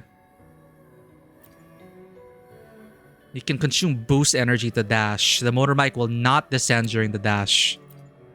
So it's basically like regular flight. Charged leap. Hold bounce jump to use the motorbike's charge leap to gain height. Ah, okay.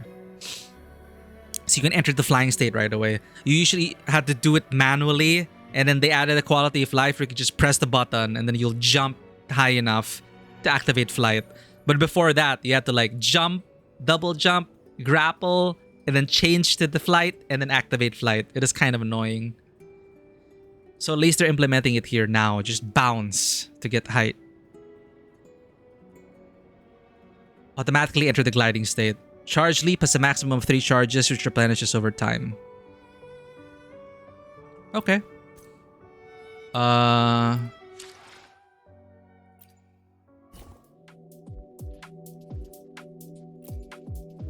Get that garage music.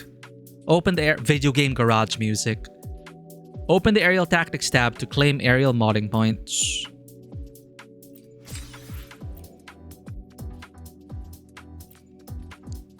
Aerial tactics. Upgrade charge leaped.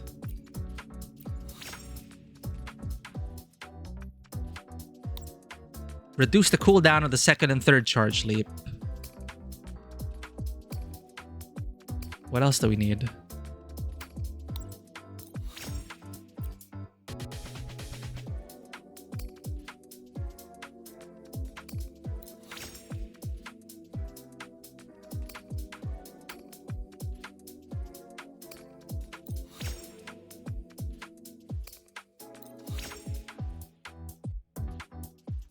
Install. Can we install this? There we go.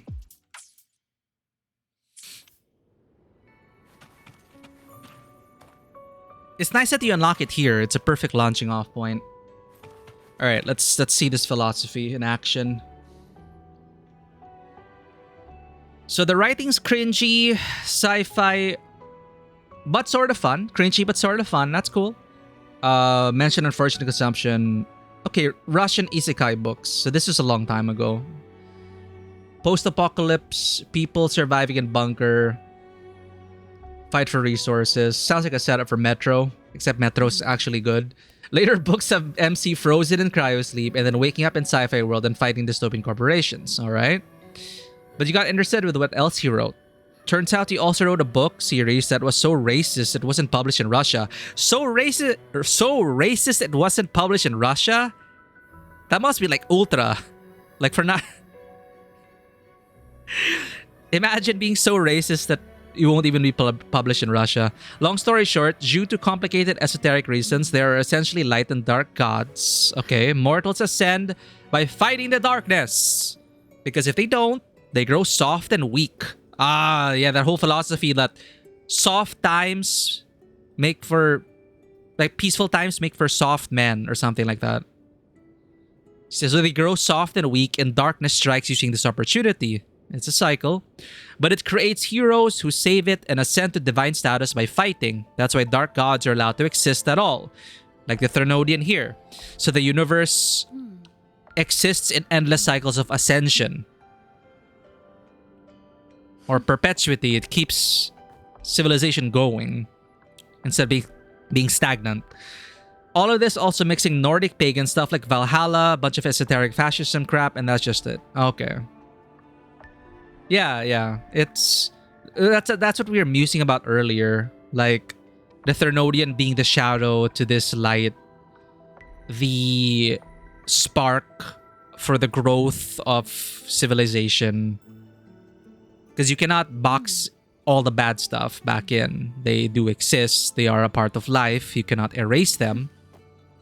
But it's the Fraxidus that is galvanizing it and stoking the fires. The Fraxidus is setting the fires, which is where things go wrong.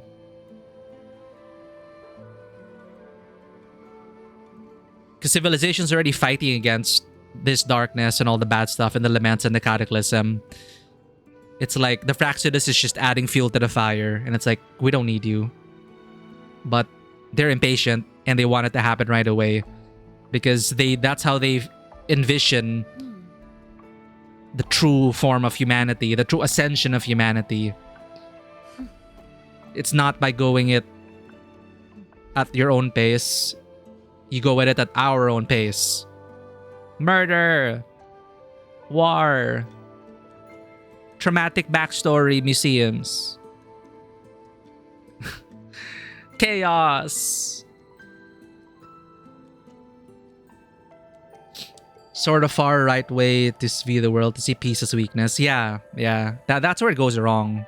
Where people think peace is a weakness, that peace is a mistake. That's messed up for me to think that way. This peace was, these peaceful times was earned from the hard work of previous generations. They worked for this, and imagine telling them that, oh, it's a mistake because we're getting soft and complacent. Remain vigilant. But peace is something to be celebrated. Life is something to be celebrated. There's so many beautiful things we get to experience because of peace. But then the Fraxidus, of course, they're like, nah, humanity can be better. Here. Threnodian, go.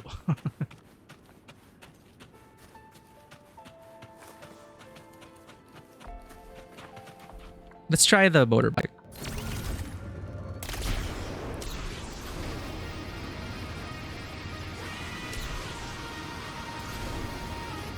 You see how I almost dove into the water? It's because...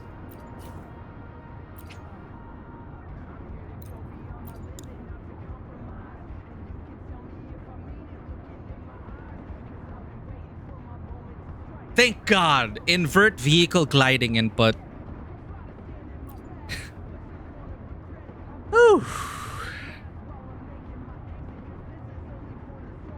Because as you can see, they haven't even added invert the y-axis for mouse. Can you believe it? Kuro, what the F? What the F? It works for controller, but not for mouse. What is it with these gacha games and doing inverted vertical for controller but not mouse? What is the logic behind that?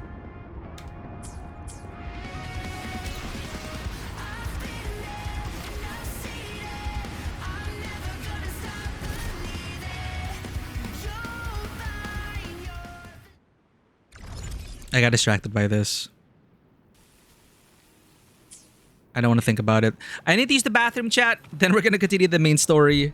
Be right back.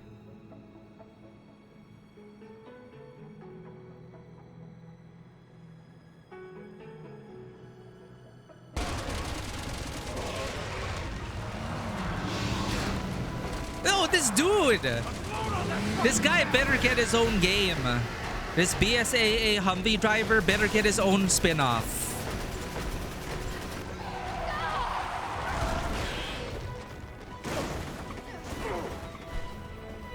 No, Humvee dude!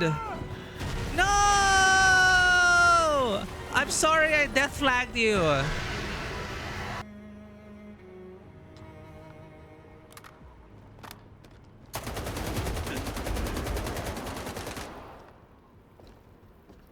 You are annoying, you know that? This is a testament to my connection with the world around me, and it's very much my companion now, bearing witness to everything I've experienced on this journey.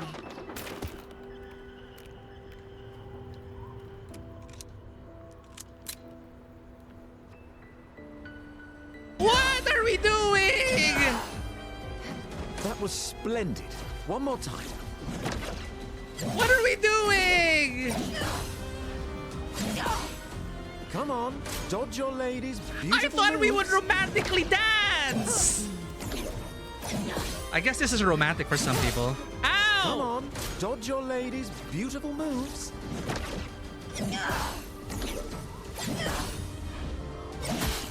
I looked at chat. Dodge I'm your sorry. lady's beautiful move. Okay, we're back. I just had a thought. A bathroom thought. So we're talking about, you know, the darkness is there. You can't put everything back in Pandora's box. It's part of living. But does the Grand Architect have to be in every freaking person's character development?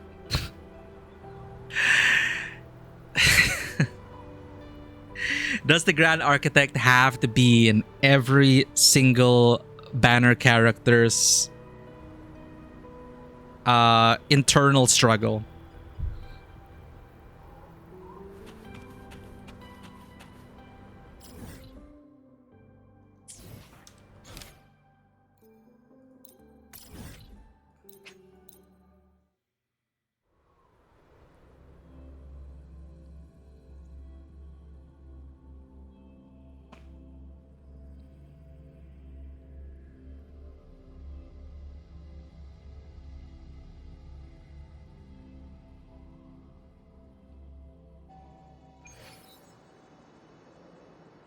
Yeah? Secret workspace? I have a vague memory of his bat cave. Right, yeah, he did. Yeah, we did enter the bat cave.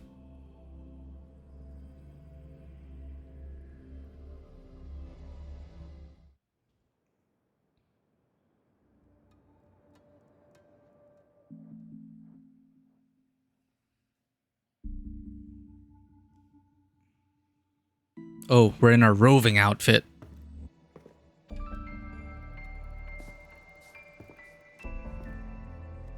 Candy? It's a new flavor. Segue and Lene suggested it. Great for lifting spirits.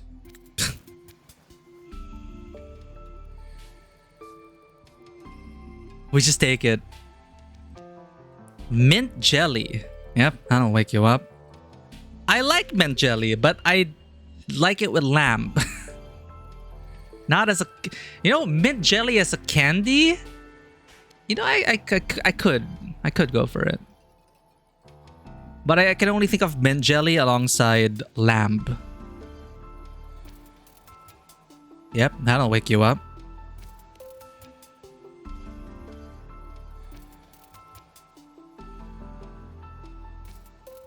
All right, Luke. What's the word on this Exostrider plan? My conversation with Lucilla went well. She's on your side. Your showing during the Dark Side incident also helped speed up the Academy's internal review. That said, you've been a student here for less than a year. You'll need the Space Trek Collective's approval to officially activate the Exostrider. So we're gonna have to talk to the Their biggest financial CEO. backer is the new Federation. And of course, they answer to an entire board of investors. Night City, no! And to them, the Exostrider is definitely a high-value asset. I've been flooding their desks with reports. Your Academy investigation record, your latest test scores from Abel College, and a full physical adaptability eval I wrote myself. Oh, thank you. And were they rejected? We got a meeting. But when that much money's involved, conflicts of interest make everything move very slowly. I just want to pilot the giant robot. Unlike Jinzhou or Rinasida, they've got far too many cooks in the kitchen. Actually, that's true. If it's Jinzhou or Rinasida, they'd just be like, sure. Exactly. Which is why we're going to strike first. Besides, things have changed. It all comes down to this guy. The leader dude. This is Chase, head of the Space Trek Collective. Chase. He just got back to Lahai Roi on a Triumph avionics ship from the new Federation. President Lucilla, Professor Mornier, and I have all put in a good word. You'll be meeting him at the Research Institute. Chase started as a low-level employee at Ashridge Energy in the new Fed. Then, he dropped off the grid for a few years before resurfacing in a government position. That's suspicious. After that, he left the government and started diving into multiple large-scale investment projects. Some say he's still been Ashridge Energy's man the whole time, but no one's been able to prove it. He's sharp, low profile, and very smooth. At his age, he's seen it all. His only real concern is if the Exostrider's pilot can be controlled. Normally, they'd pick Academy synchronists who have been signing stacks of NDAs since day one. But Sounds like his attitude changed. Does that have something to do with the changes you mentioned? come in. Let's talk over some hot drinks. He always knows how to make a conversation pleasant. Hot drinks, good food.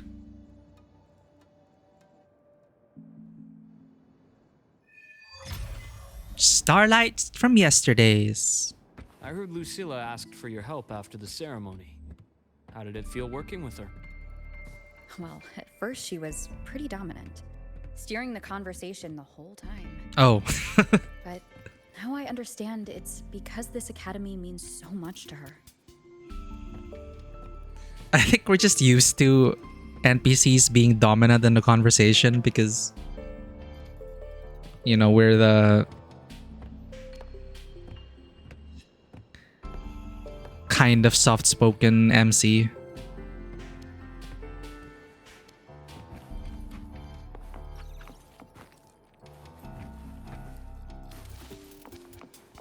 Anything to read?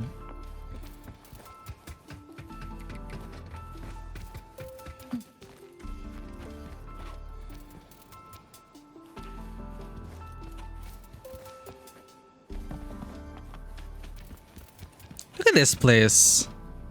It's so cozy.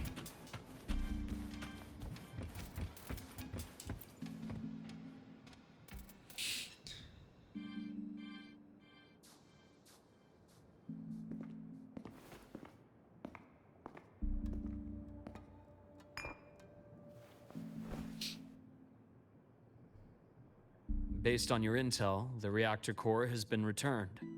Ideally, we'd wait for the Exostrider to awaken before trying to help Imith or confront the Threnodian. But recent readings from the Institute's Strider Gate monitors, they're off the charts. Void matter reactivity is spiking. The Space Trek Collective is getting twitchy. If Threnodian Aleph 1 breaks the seal, all of Solaris will be at risk. Not just Lahai Roi.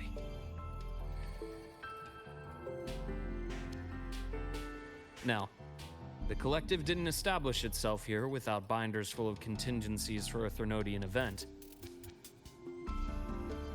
Problem is, Every one of those plans would scorch decades of scientific progress. Wait, what? Okay, they have binders full of contingencies for the Thrunodian event. Like what? Hide underground?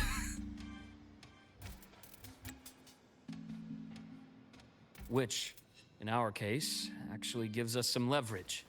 Enough to have a real conversation with their head. Then I'll convince him. I'll show him the lowest casualty count is the only one that makes sense. He'll have to approve me as the synchronist who pilots the Exostrider. I want to pilot it. I want to be the one. Luke, I want to get in the you robot. mentioned you have contacts in the Black Shores. And this workspace of yours. It's secure, right? Guaranteed. What are you thinking? Lahai Roy is closed off from the outside world. Public comms are probably tapped by Fraxidus moles inside the Academy. And right now, I need a direct line to the Black Shores. Will this become our Black Shores base? That would be cool. I see. Give me a moment. I'll establish the link and leave the rest to you.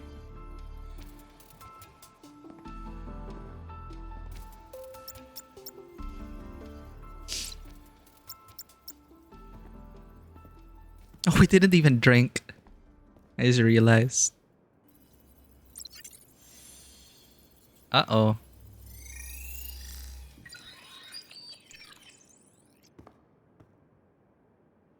I received your call, Rover. Aw, Shorekeeper. Is the situation in Lahai Roy that dire? You look exhausted. It's the classes. A lot has happened, Shorekeeper, but mostly it's the classes. Have you seen how they overwork the students here in this university? A lot has happened, Shorekeeper.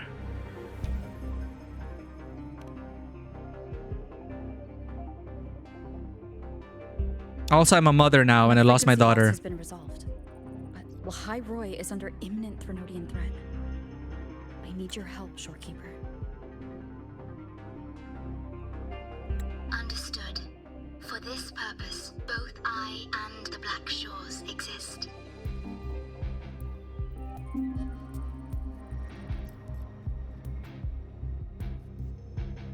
Hell yeah, we're getting Black Shore support. Let's go. Any additional intel on the Exostrider within the Tethys system? Verified or not, I need everything you have. I trust Luke. You can speak freely. Records confirm that Luke Herson has been providing critical assistance and intelligence to the Black Shores. I trust your judgment.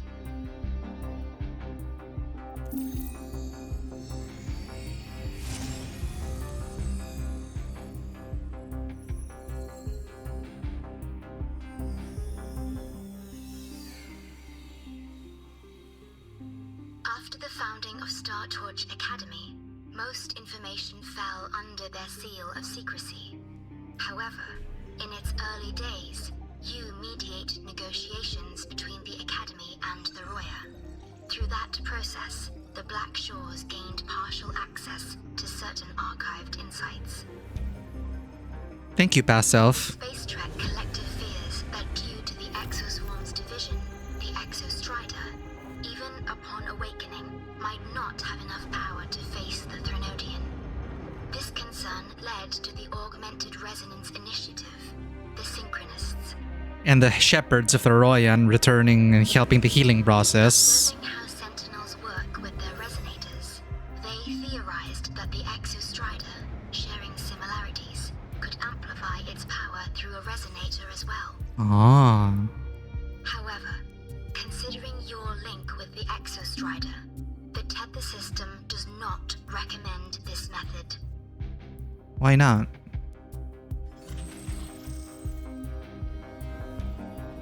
We have intel that deep beneath Lahai Roy lies the keystone left behind by the Exostrider long ago.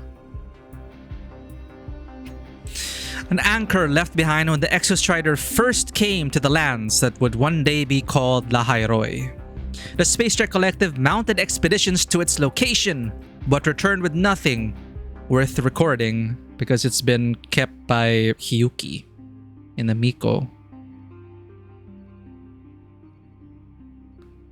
But given its connections, considering your link with the Exostrider, the Tethys system does not recommend this method.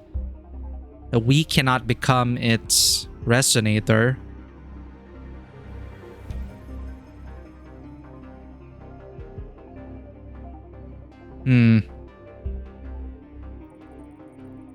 Why not?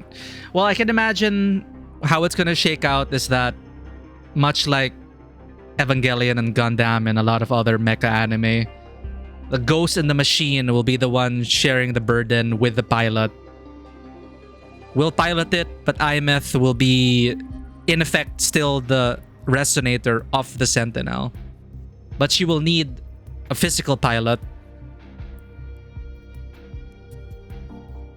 Anyway, it's one of those things.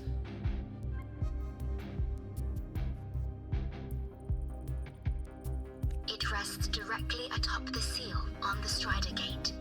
You can think of it as a kind of lock. The entry point formed when the Exostrider and the Thernodian Aleph 1 entered Solaris. The overlying Solascan root network holds Aleph 1's power at bay, the sealed doors of the Strider Gate. The keystone is the lock that keeps the Strider Gate closed. Beyond it may lie the universe that Solaris has always longed to explore. Are we gonna get space episodes after this? They do not need a cockpit to pilot the Exostrider. So long as its activation sequence remains unobstructed, you may pilot it using the keystone.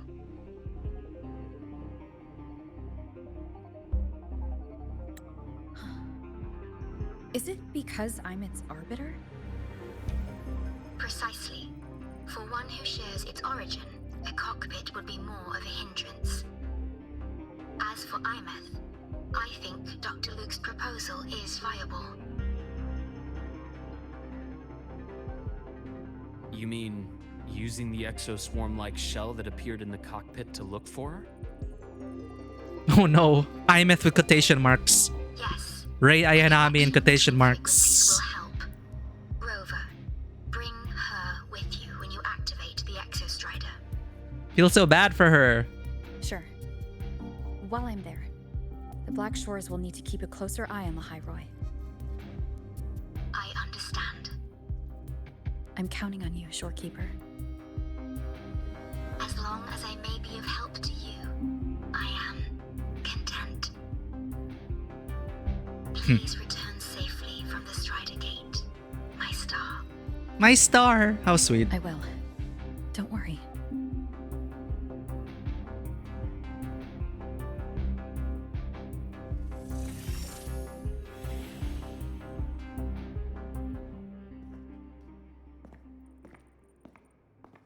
I'll inform Lucilla. Take your time finishing that drink before you head out. I love that little nudge. And it's still warm too. Must be specially heated cups. What do you think? I'm about to ask a man to sign off on a crazy plan. And I can't even promise him it'll work. You just gotta do great at the pitch meeting.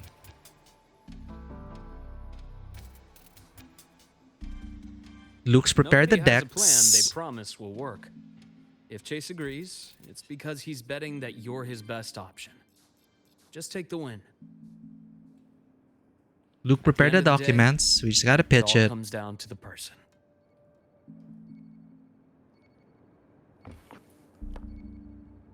What that beeping? Interact?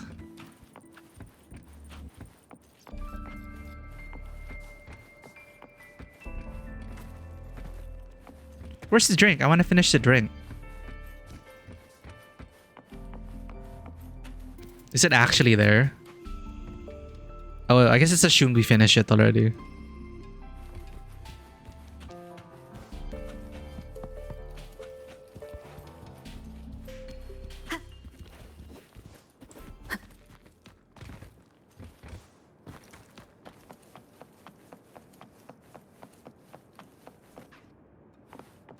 Any secrets in here? Wait a minute. I have a...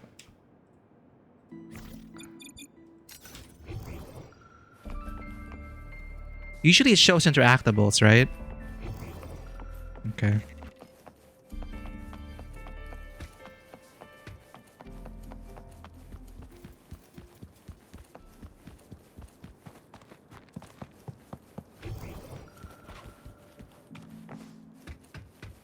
Bye, Luke.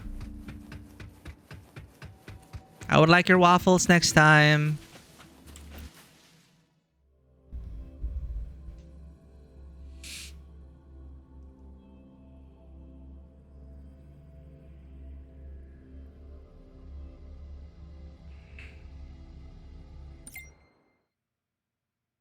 Oh, they really force it upon you. I believe Dr. Lucas already briefed you about the meeting with the Space Trek Collective's head. Come to academic affairs. He's waiting for you there. Ooh, already?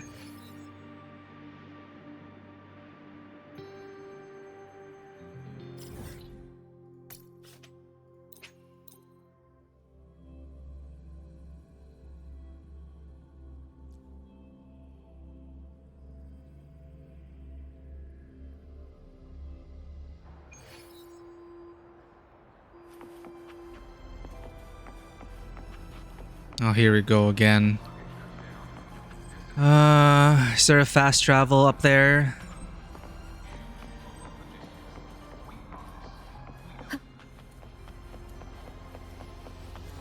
Why do we have to pay for the food we developed ourselves?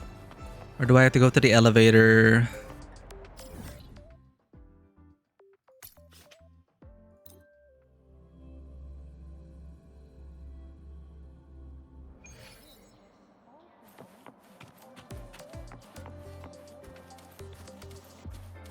Hey, why do you guys always have an appointment with Dr. Luke before class?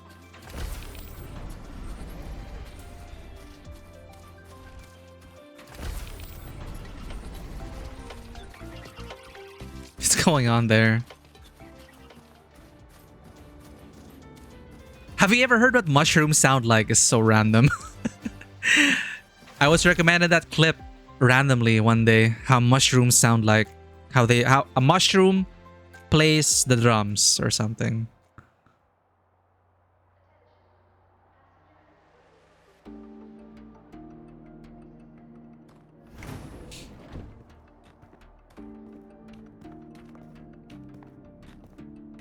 It's a lot of build-up, and I'm excited for this build-up. Mr. Chase, this is the student I mentioned, Rover. Our best hope for piloting the Exostrider. Save the intro, President Lucilla. We've met before. We have...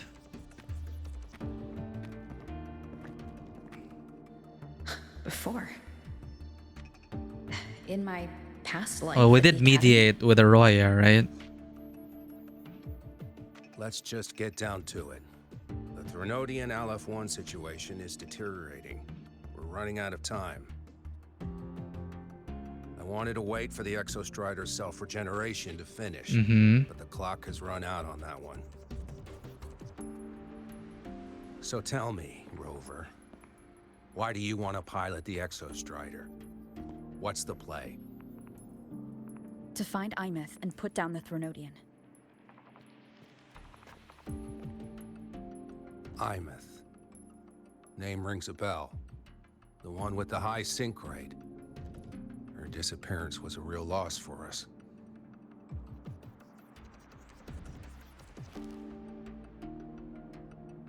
She's beyond the Strider Gate. I think you're gonna have to give him more than that. I see how it is. But finding one person in a goddamn individual haystack, not so easy. You understand our position.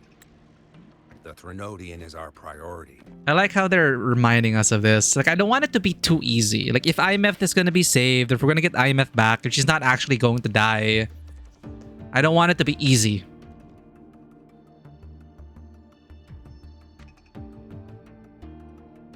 So I like that it's finding one person in a goddamn interdimensional haystack. So priorities. Threnodian is our priority. Classic. Stopping the Threnodian is my priority too. I'm gonna handle both. Like, don't let your emotions get in the way of the mission, Miku. If you have to choose between Aleph 1 and destroying Aleph 1 and saving IMF, you gotta choose to destroy the Threnodian. They're probably gonna present that with a choice, but miraculously Rover's gonna find a way to do both, as we're promising now.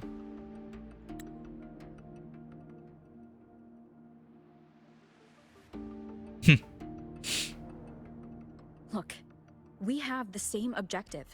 So like you said, let's just get down to it. If void matter erupts, Lahai Roy is ground zero. Every one of your projects will take a hit.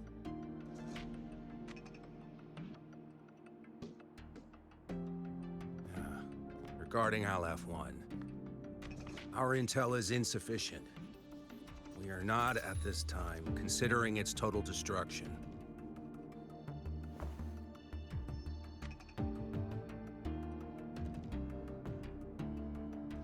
What we need is for the Exostrider to reinforce the seal on the Strider Gate. Uh-oh. To do that, we need a qualified synchronist, and we need the Institute's drive replica. When that gets embedded in the Exostrider's chest cavity, then its repair is complete. We won't need a cockpit.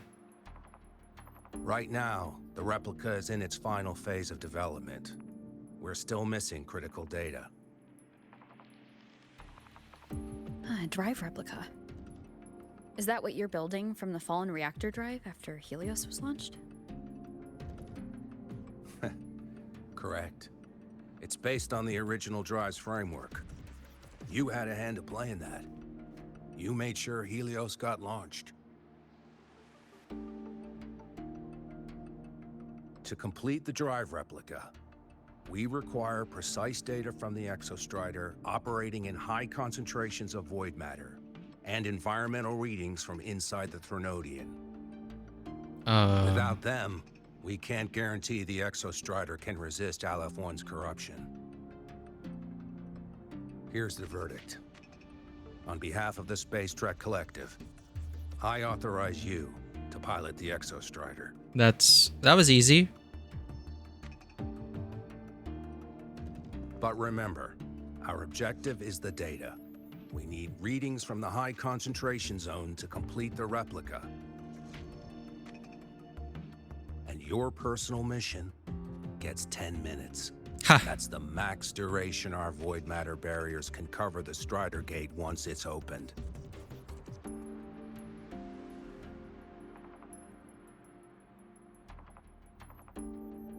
Well, it won't be the only chance.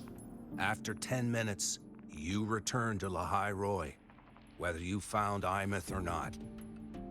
Do you accept? It's not going to be the finale yet. I wonder if we're going to fail.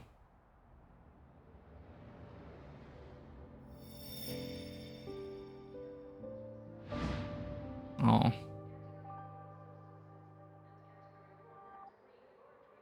Deal. One more thing. I won't be using a cockpit. Just show me the way to the Keystone and have the Exostrider ready. That's all I need.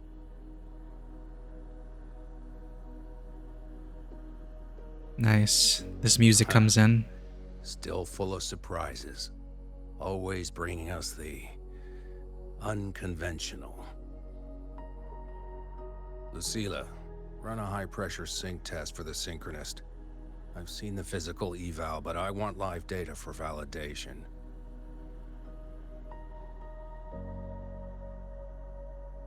The moment the numbers hit green, we'll begin preparations for activating the Keystone and deploy void matter barriers around the Strider Gate. There's something else. I need a favor. Go on. The Fraxidus is lying low. Even after failing in the dark side, they could move the moment the Strider Gate opens. Hiyuki will take care of That's what's that. on your mind. Well, I have an update. Remember Sigrika's friend? The somewhat lackadaisical one? Denya? Imagine having friends like Denya and Navora. Poor Sigrika. She's gone missing. Our investigation points to her being the agent the Grand Architect referred to. But don't let it distract you. I have a reliable friend keeping an eye on Fraxidus activity. You just focus on waking the giant. Leave the rest to us, Rover. Yay, teamwork.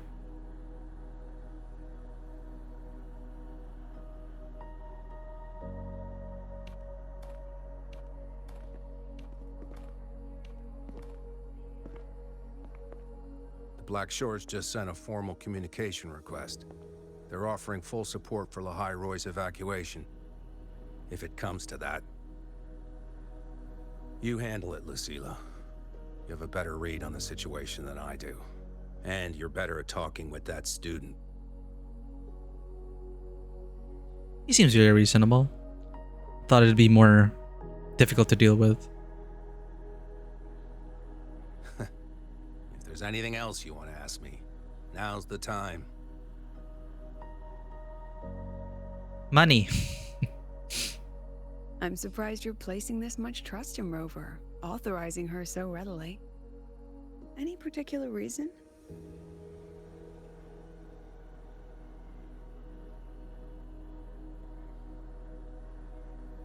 We're different, President. I'm a businessman, and businessmen trust their instincts for a good investment. What? Instinct, huh? The Threnodian could strike at any time.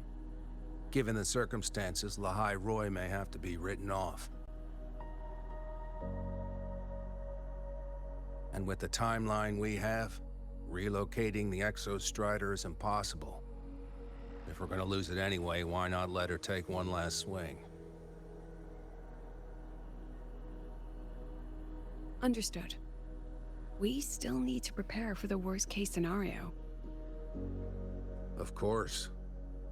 If this fails, we'll initiate the backup plan. Duskvale. Oh, we saw the videos on that. How many patch stories do we have left? 3.3. If we're following FF14, 3.4, 3.5.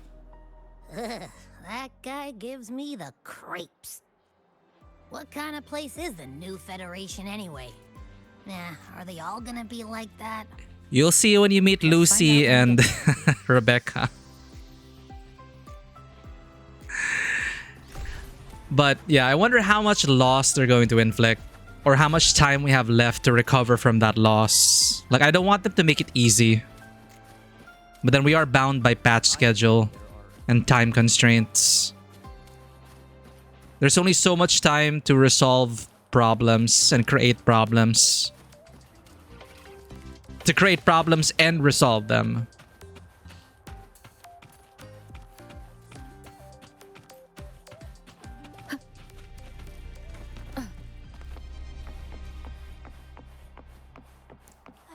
Is that Rebel College? Can I go have a look? Is that Rebel College? It's not open to the public. Please, step back behind the patrol line.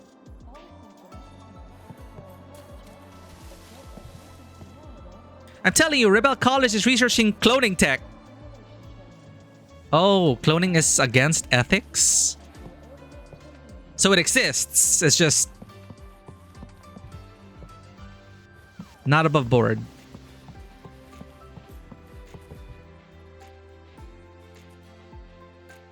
So you're that student, huh? I'm Sakia. I'll be overseeing and evaluating your test today. I got the title. Lucilla filled me in on everything. Let me prove it to you. This synchronization test is far more intense than the standard procedure. We're simulating the neural load of a direct link with the Exostrider. Uh-oh. If you feel anything off, you call it. I won't allow the test to continue under overclocking conditions. Review and confirm the safety protocols before entering the cockpit. Read and confirm the safety protocols. Good. The cabin systems are configured. The simulator cockpit is right there. I'll be watching your metrics closely the whole time. We got this. You passed the test smoothly. We cleared all the holograms except for the latest one. We're gamers.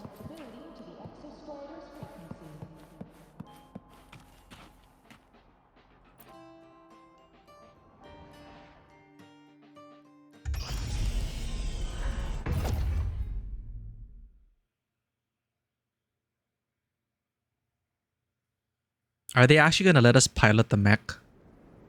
Neural network connected. Tactical model constructed.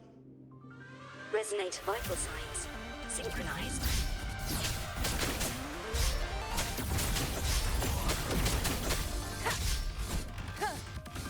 The show begins. Ah, yeah. Thought I could parry that. Shadow, follow. One with the sound. One more time. 1.0 characters. They play like a different game.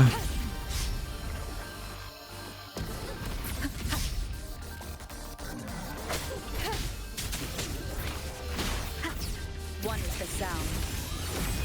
Down with the curtain.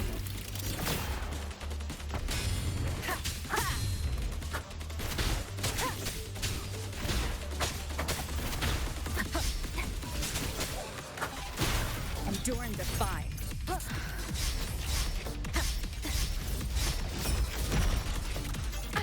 Bad timing. Yep, bad timing indeed.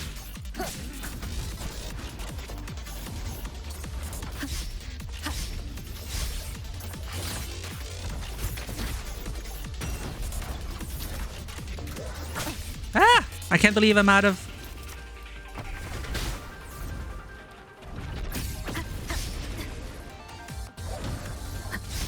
Oh, come back here. The show begins. One with the sound.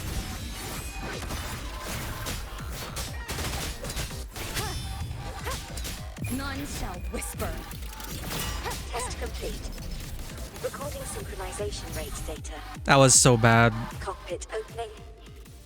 Please exit according to the safety protocols. Are they actually gonna rate us? You got hit this many times, you completed it under this time, and you only get a B. We want nothing less but SSS.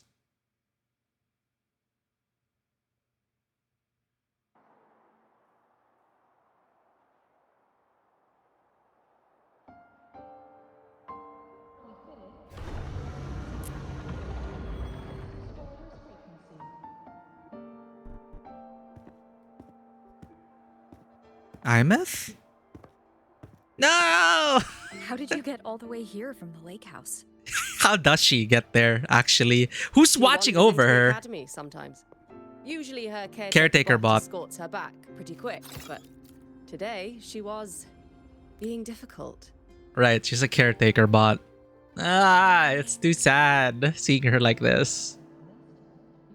I feel bad for IMF with quotation marks. We'll go back together in a bit, okay? Mecha depression!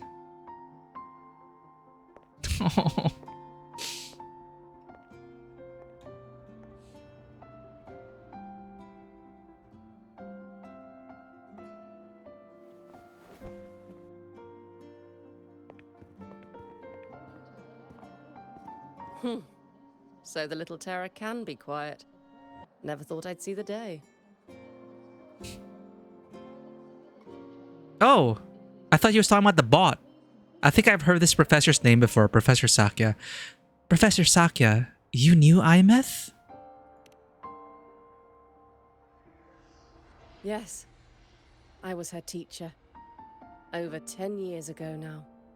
She used to drive me up the wall. Made me lose my composure more than once.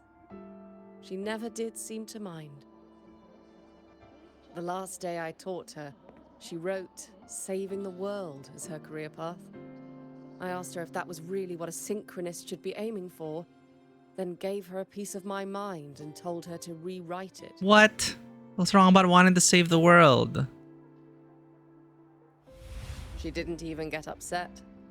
Just smiled, took the form and walked away. She never stepped out of that cockpit again. Oof. Now she's back, but not really. What a headache of a student. I don't know if that's mean or sad or both. Lucilla told me you're her family. Is that true? Family Yes. confirmed. Yes. And you're planning to pilot the Exostrider and bring her back from the Strider Gate. Oh, they know about that. That's the plan. Okay. Sounds like an absurd, bold, utterly delusional idea. No one knows what's actually behind that gate.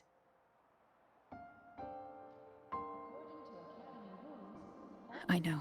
I'm really glad they don't leave it ambiguous. Are you family? Yes. The cockpit recorded an abnormally high synchronization rate. We couldn't verify it after she disappeared, so it was never officially logged. Your test results are just shy of hers overall, but in some sectors they're even higher. You've passed. Yeah, but they just kind of left it hanging. Like, because of your ties, you can't be a resonator of the Sentinel.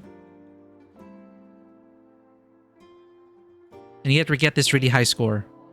Higher than, well, as good as IMF's. As good as a resonator of the Sentinel.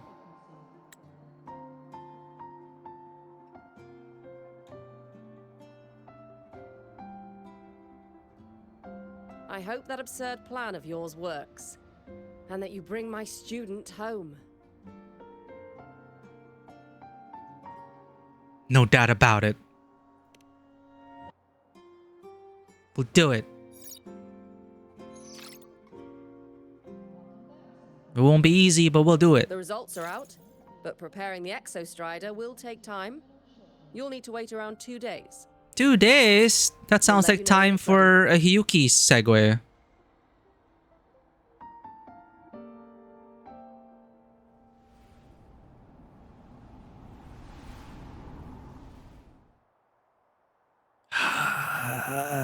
So depressing.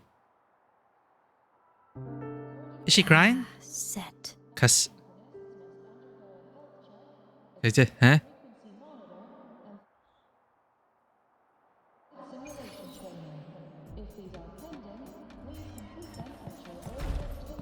Wait for 2 days?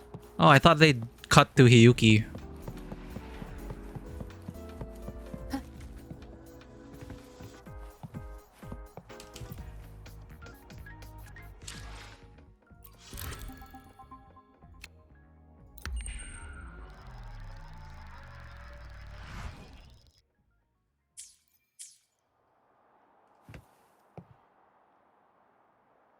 Okay, is it strictly 2 days? What time was it? It was nighttime, right?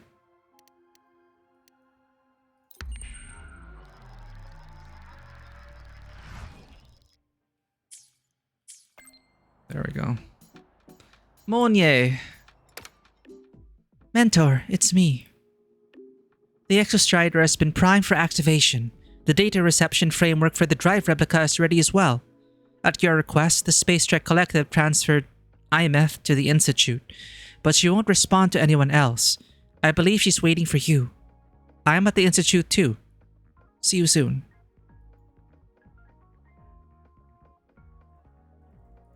IMF knows what's up. So, we're finally going to where that giant eye is hiding? Yeah. And Abby, if you think it's stronger than you, Oh no. don't try to be a hero. No. Okay. Death flag. I've got this. But, we don't know how much strength is hiding behind that gate, huh? Our priorities are the data and IMETH. A direct fight with Aleph 1 can wait until... Yeah, that's still for patch 3.5. No worries. We know the schedule. We're not getting the finale yet. So again, I wonder how many complications they're gonna create and throw at us. And I'm hoping it's not gonna be easy. And a part of me wants there to be actual loss. But a part of me doesn't want actual loss.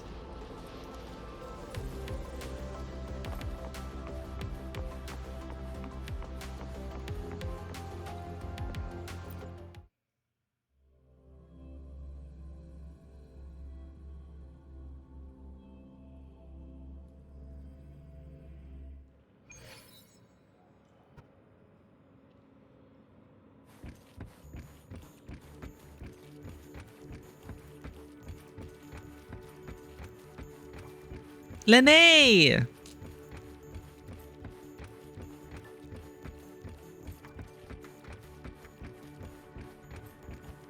Hell yeah. Hey, Rover. Are you leaving now? You're balancing the supporting cast a bit better this patch cycle. Were you waiting for me?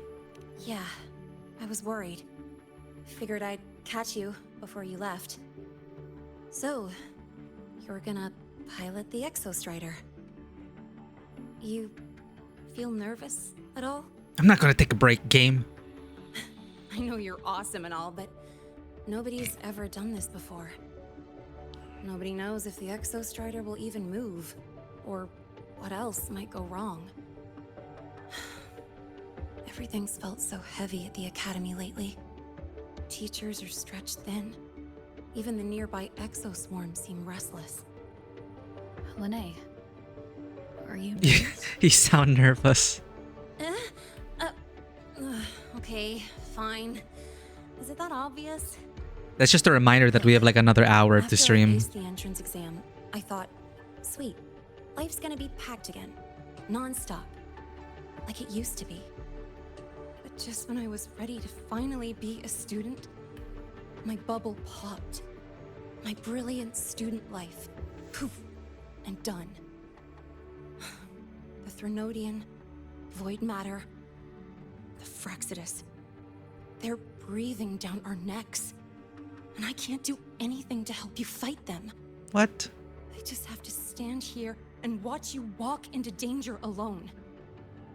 It makes me feel totally useless.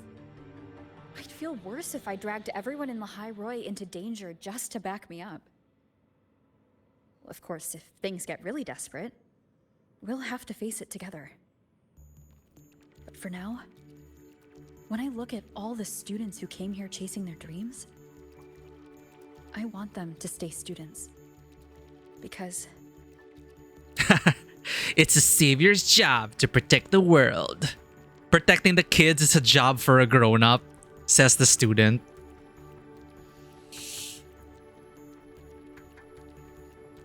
This is such a sensei. This is exact... Again, I played Blue Archive for the plot. This is such a sensei thing to say. Protecting the kids is a job for an adult. Protecting kids is a job for a grown-up. Let's bring back Blue Archive. Protecting the kids is a job for a grown-up. Maybe she'll find it funny. Come on, you're a student too. We're just kids to you or something? But I get what you're saying. Making you waste time on a pep talk when you've got a world to save? I do need to grow up. But I won't just sit around. I'll be on standby. Whatever the Academy needs to support your mission, I'm in. That's a good When reminder. this is all over, we're going for a drive. Maybe we can start a biker squad next time. Can't wait for that day to come. We will, with Lucy and Rebecca. Professor Mornier's up ahead. Good luck out there, my friend.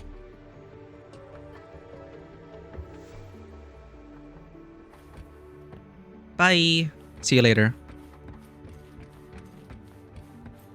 Hmm? Oh. It's a speed up thing.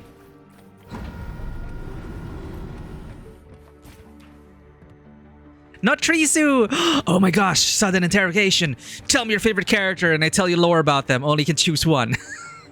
Alright, Let me be there for everyone. The power to split. Cardithea. Match matter. Go.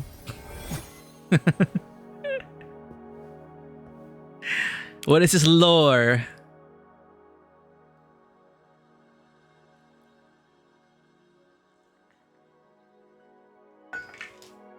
Also, welcome in, Notrisu. What an interesting way to introduce yourself. Always glad to have fellow rovers in chat. We're about to embark upon a great expedition that nothing has ever done before. But yes, Cardithea is my favorite character.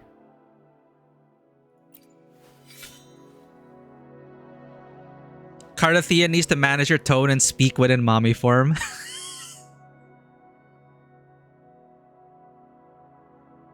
You know what? I never actually... Does she actually... No, does her voice change when her form changes? Or, as you said, does she actually... Like, is this her real voice? Cardithea's her real voice? Really? I thought it just changed because her form changes. I didn't know that she changes her voice to make her seem more intimidating. That's so hilarious. Obviously, you know, like Amanda Rochelle, the actor behind Cardithea. It's the same actor. It's the same actress between Cardithea and Fleur de Lis. And if you watch Amanda stream, she streams, her voice is actually in between Cardithea and Fleur de Lis. So she actually has to go lower for Fleur de Lis and then a bit higher for Cardithea. But she's like smack in the middle if you're to combine Cardithea and Fleur de Lis. But she goes to extreme with both sides. But it's so funny that... that's some fun lore. I thought when she changes into her mommy form, it's because of the physical changes that her voice changes. But I didn't know she's like, oh, I have to sound more intimidating. I love Cardithea. Thank you for that bit of trivia. Who's your favorite character?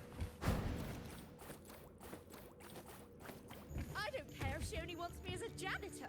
I'd do anything to get on Professor Mornier's research team. Chatterboxes like you are what scare her the most. I'd give up that idea if I were you. Good luck, girlie.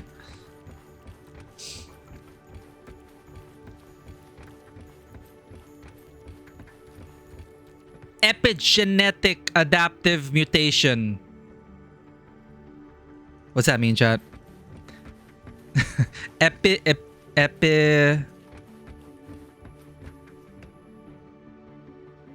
Epigenetic mutation? Changli, she had to eat ice cream fast because her high body temperature makes ice cream melt, but it caused her brain freeze instead. I think I heard that one. I think I heard something about ice cream and Changli. Good choice, Changli. I truly believe 1.1, Changli and Qinshi was really a major turning point for Kuro. They really got their storytelling act together and they just improved in there. And I love Changli. I just wish they would buff the older characters. I know she's high skill ceiling. Leaving the past behind. I know she's like super high skill ceiling, quick swap, godlike gameplay possible. But you know, I just wish the older characters were easier to play to get the same amount of efficiency as you would from more recent characters. One can hope. One can hope. Some people haven't realized Qinxi's name is Qincho. Qin plus Shi, her name. Oh, yeah. I think... Oh, thank you for the follow, Notrisu. I think I vaguely remember the Sentinel mentioning that, like the given name, just to remind her of her role as magistrate. But that's a good reminder. Qinshi, because she was basically adopted by the dragon, right? So Qinshi, Qincho. Makes sense. But yeah, I really loved Qinshi and Changli. They really carried the game for a while in Huanglong. Then from there, the game just kept getting better. Though, of course, I do wish the cast, these people, the older cast, would make, a reappearance, become relevant again, with better voice direction this time, and better kits. I think it's about time they started buffing the older units.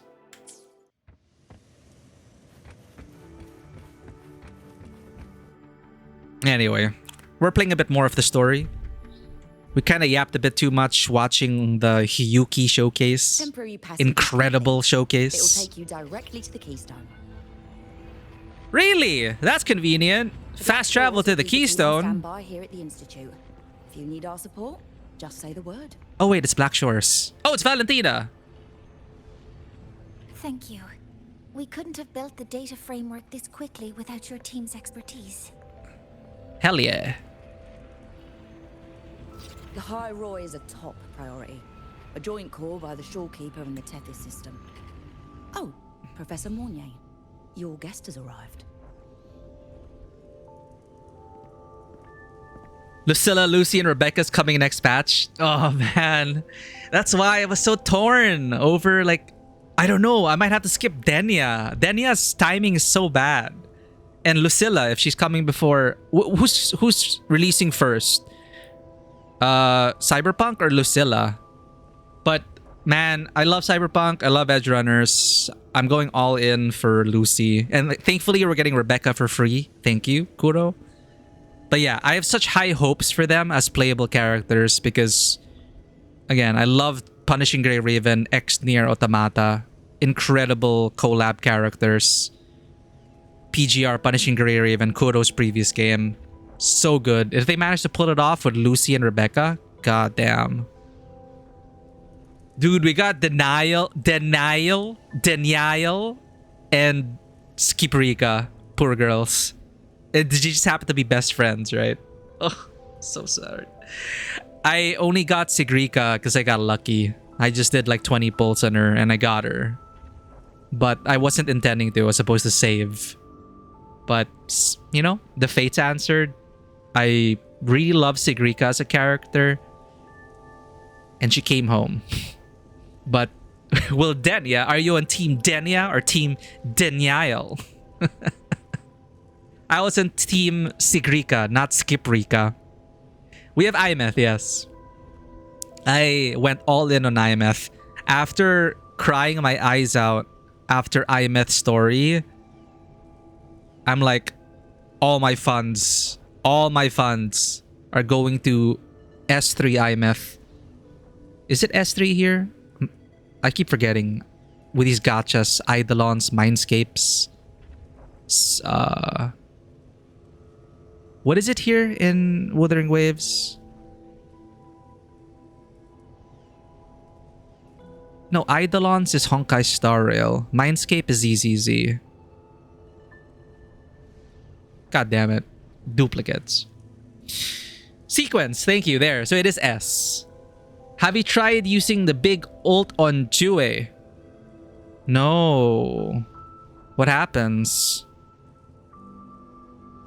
Is Jue tiny compared to the Exostrider? Really? That's so cute. Dude, the Exostrider... I cannot wait until we pilot it.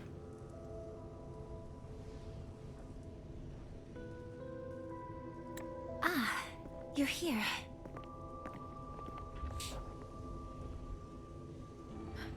Is that the way to the Strider Gate? Yes. This temporary passage will take you to the Dima Plains, deep within Biarter Woods.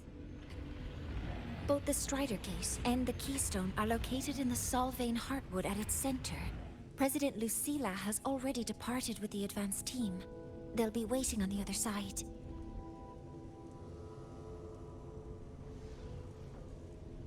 And also... Spoiler alert, we're gonna pilot it. But, it's not the finale yet. So I'm really waiting for like, I cannot wait for like the climactic showdown and how that's gonna shake out. No spoilers, please, of course. But I'm so excited. I've been waiting for this day since I knew of the existence of a giant robot in this game. Like, we're gonna pilot it. We can't not pilot it. So the question then becomes, this is gonna be like a teaser. Is it gonna be fun to pilot? Is it gonna be a prototype for the finale gameplay? Is it gonna be like Zone of the Enders? God damn, that would be so cool. They just have to scale it up, right? Like Exostrider scale, and everything's smaller. But it's essentially still your it could be the size of a resonator and use the same combat engine, but then you change the world to make it smaller, so it looks like you're fighting on a Titan scale.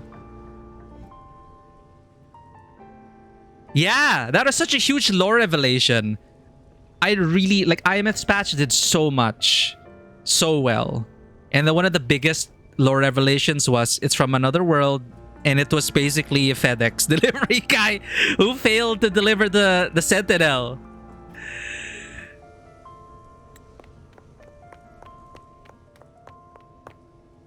Oh, she ran! Ah, it's always so depressing. She's too fast. What happened? Yeah, she said something about a cassette. Professor Monnier. She suddenly bolted into the cassette depository and Aww. took this. It's her cassette. This is...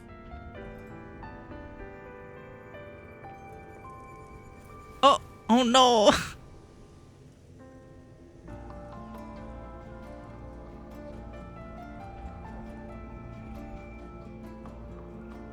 It is so painful watching Imeth flinch in her story. It's like all that trauma. All these micro expressions, I can't take it.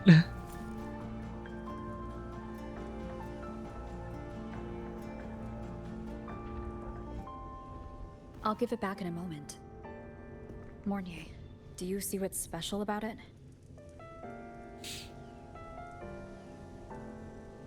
This ID number.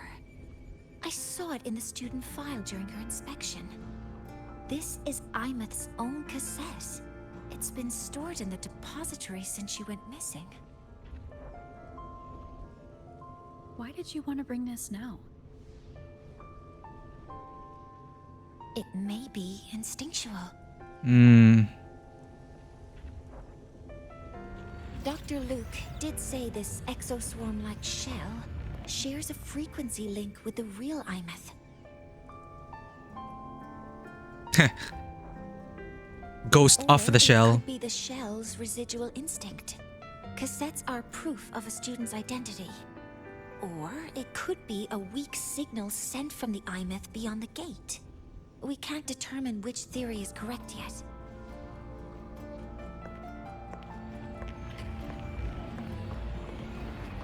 However, this does remind me, carrying a cassette into an unexplored Voidstorm zone follows standard exploration protocol. Do you have yours? Oh. Yeah, I've kept it with me. I'll head to the Deemer Plains now then, Mornier. I'll have to stay here, monitoring the data and ensuring the drive replica is ready. I wish I could go with you. Don't worry. Just you being present in the story is enough for me. But I'll be fully supporting your mission. Mentor, please, take care. Kuro didn't forget about non-banner characters this time. Watch my back, Mornier.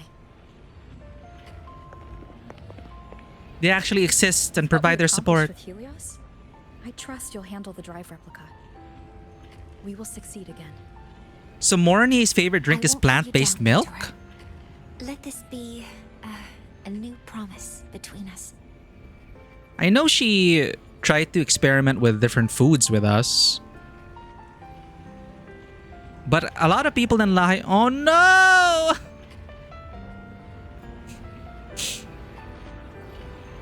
Let's go. Oh, I hope she can feel that.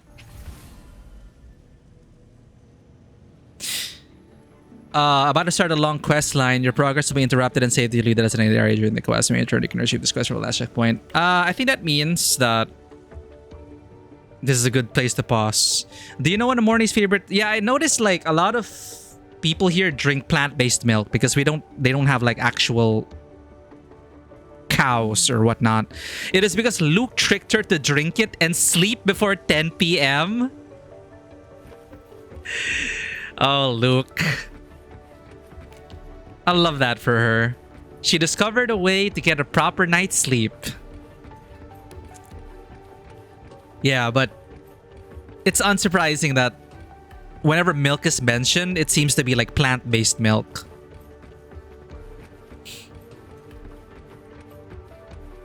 Damn. They mentioned long quest, but I was hoping we could pause like after Hiyuki. Like once we get we could pause once we get to Hiyuki's part. Thank you for the lurk, Vanwa. But we're already almost at 4 or 5. We're almost at like 5 hours already. I don't know. I mean, I could stay up. No, I could stay up all night, but we know that's not healthy. Should ask Cantarella for right from Renesita. Milk from Renesita. My mind totally didn't go places. I'm sure. Milk imported from Renesita.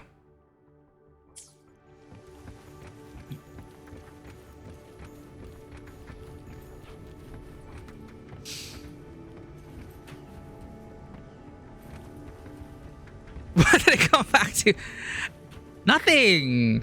Talking about like they can't get cow-based milk here, so they have to import it, and they import it from Renesita. Where is Lahairoy located actually?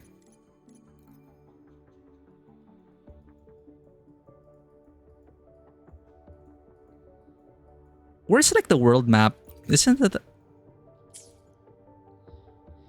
Anyway, what do you think, guys? I don't know. Like for you guys who like played this story, is this gonna take too long, or is this a good time for a chapter break? Is what I'm asking.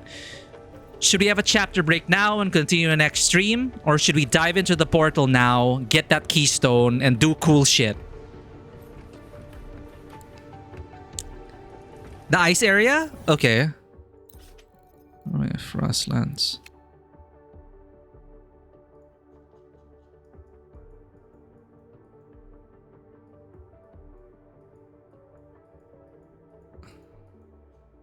Oh, there. Okay, there's Black Shores. I wish you could zoom out more. Chincho, Central Plains.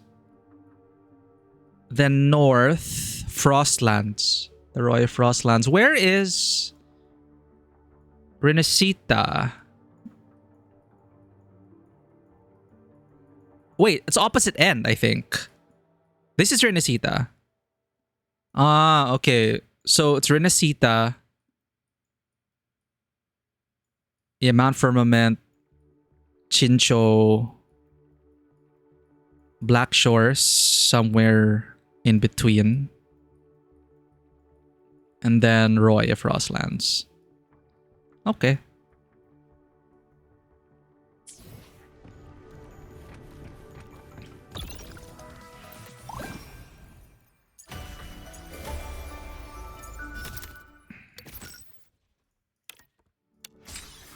Okay. I think we're going to continue this next stream, chat.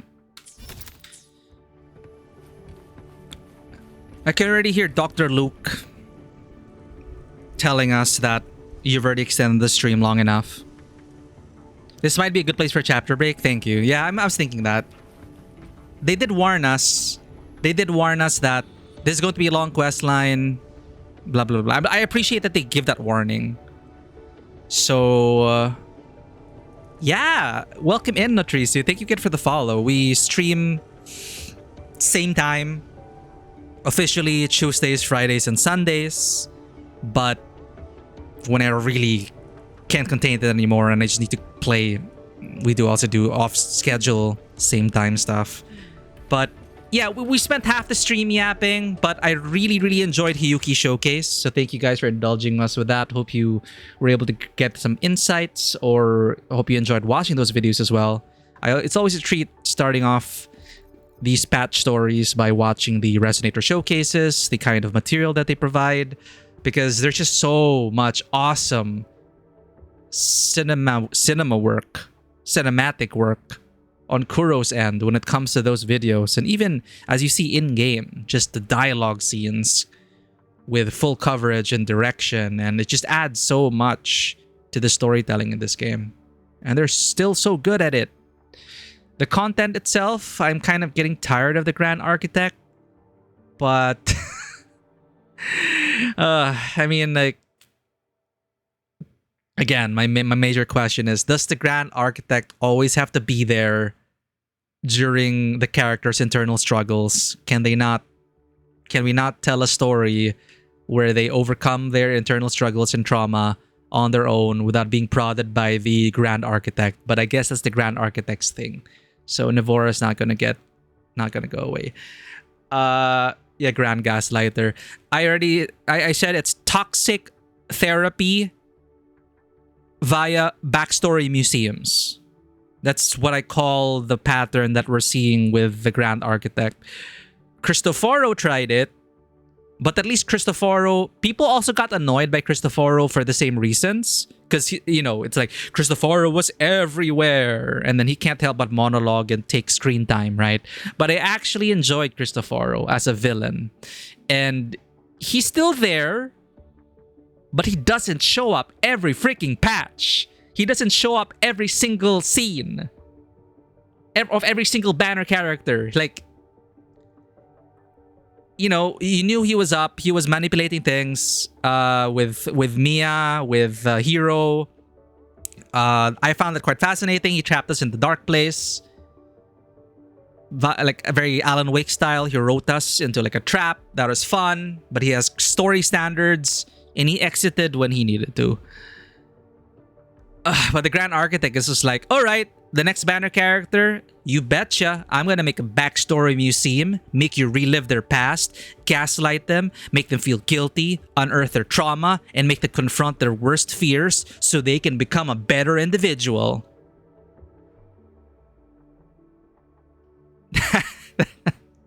That's the Grand Architect. Because that's what the Fraxid is all about, right? Bringing out the best in humanity. And each one has their own signature. We watched the Cyberpunk collab trailer, but my god, Hiyuki's trailer was just on another level. I love Cyberpunk, I love Edge Runners. I'm so happy we're getting Rebecca for free and we're getting Lucy, a playable Lucy. And then I was so intrigued by the fact that they said, oh, she wants to go to the moon, but which moon? So, the major thing. What is the story gonna be about? Because what usually happens with these gacha collabs is that, oh, they came from another world. So the story is about trying to find their way back into their world. By the way, there's a multiverse. Bye, collab characters. We'll never see you again. Every single time. Like, how are they going to spin this story? How are they going to spin the Cyberpunk story? Because that's going to open up a can of worms once they say that they're from another world, another universe. Exactly. For me, depending on the collab agreements, Lucy and Rebecca are 100% New Federation bred mercenaries. Because the way they portray the New Federation so far is literally Night City. When they revealed Linnea's backstory, I actually already, before I even knew there was a Cyberpunk collab, when Linnea's backstory was revealed, I was saying, this looks like Night City. It feels like she's from Night City. led by these dystopian mega corporation ruled city with mercenaries everywhere, and a lot of corruption and stuff. It's Night City. So, if they are allowed via collab contract to actually make them, like, oh, we're from Night City, and riff off that and say that they are off this world, that would be like amazing for me. But it might be too much to ask because of, contractual obligations. Someone found out Lucy has a tacit mark. No way, really? But how they usually do it with gachas, they're saying, oh, that's weird. You're from another world, but you have a tacit mark. I wonder why. Because of multiverse powers. Like your body adjusts to our world and adapts to our world. That's why you have a tacit mark. Ugh. Again, I'm gonna love the characters. I'm gonna pull for them 200%. But will it be a good story? I don't remember how they did it with Punishing Grey Raven, because I keep bringing it up because that was a peak collab.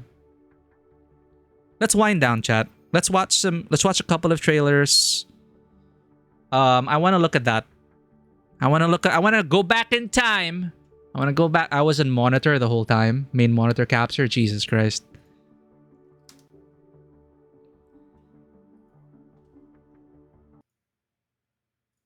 I'm going to go back in time and show you some history of Kuro games.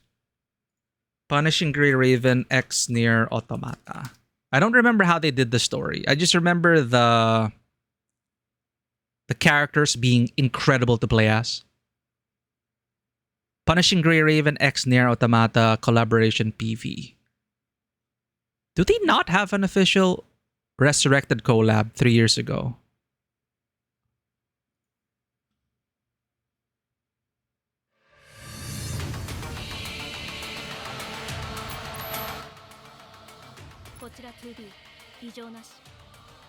Well, it's a rerun, but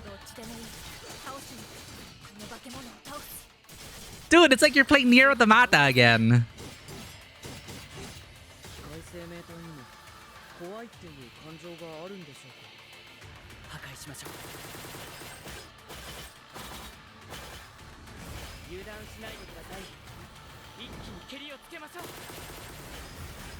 I think they also, I don't remember if they got their English actors as well.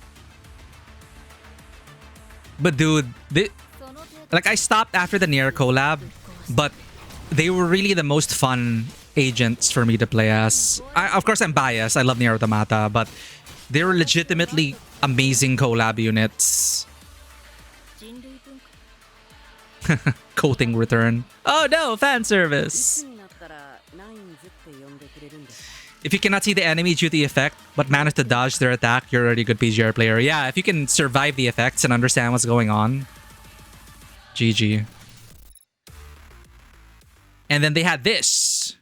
Punishing Grey Raven X.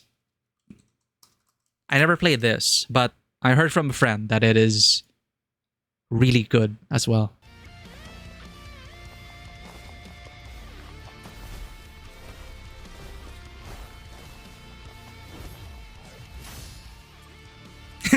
Can you believe this? I know Nier Automata and Devil May Cry collab with like every gacha, but the amount of, the quality of the collabs is what I'm talking about here.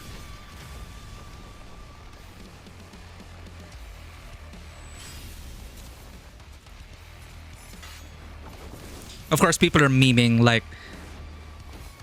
daughter fighting for child support.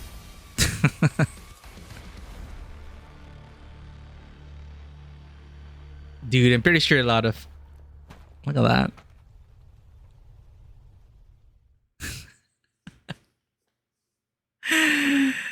You can recreate the combo in DMC5. Oh, man. Yeah, they were so good at... Well, I believe it. In Nier Automata, the collab units were so fun. And then now we have...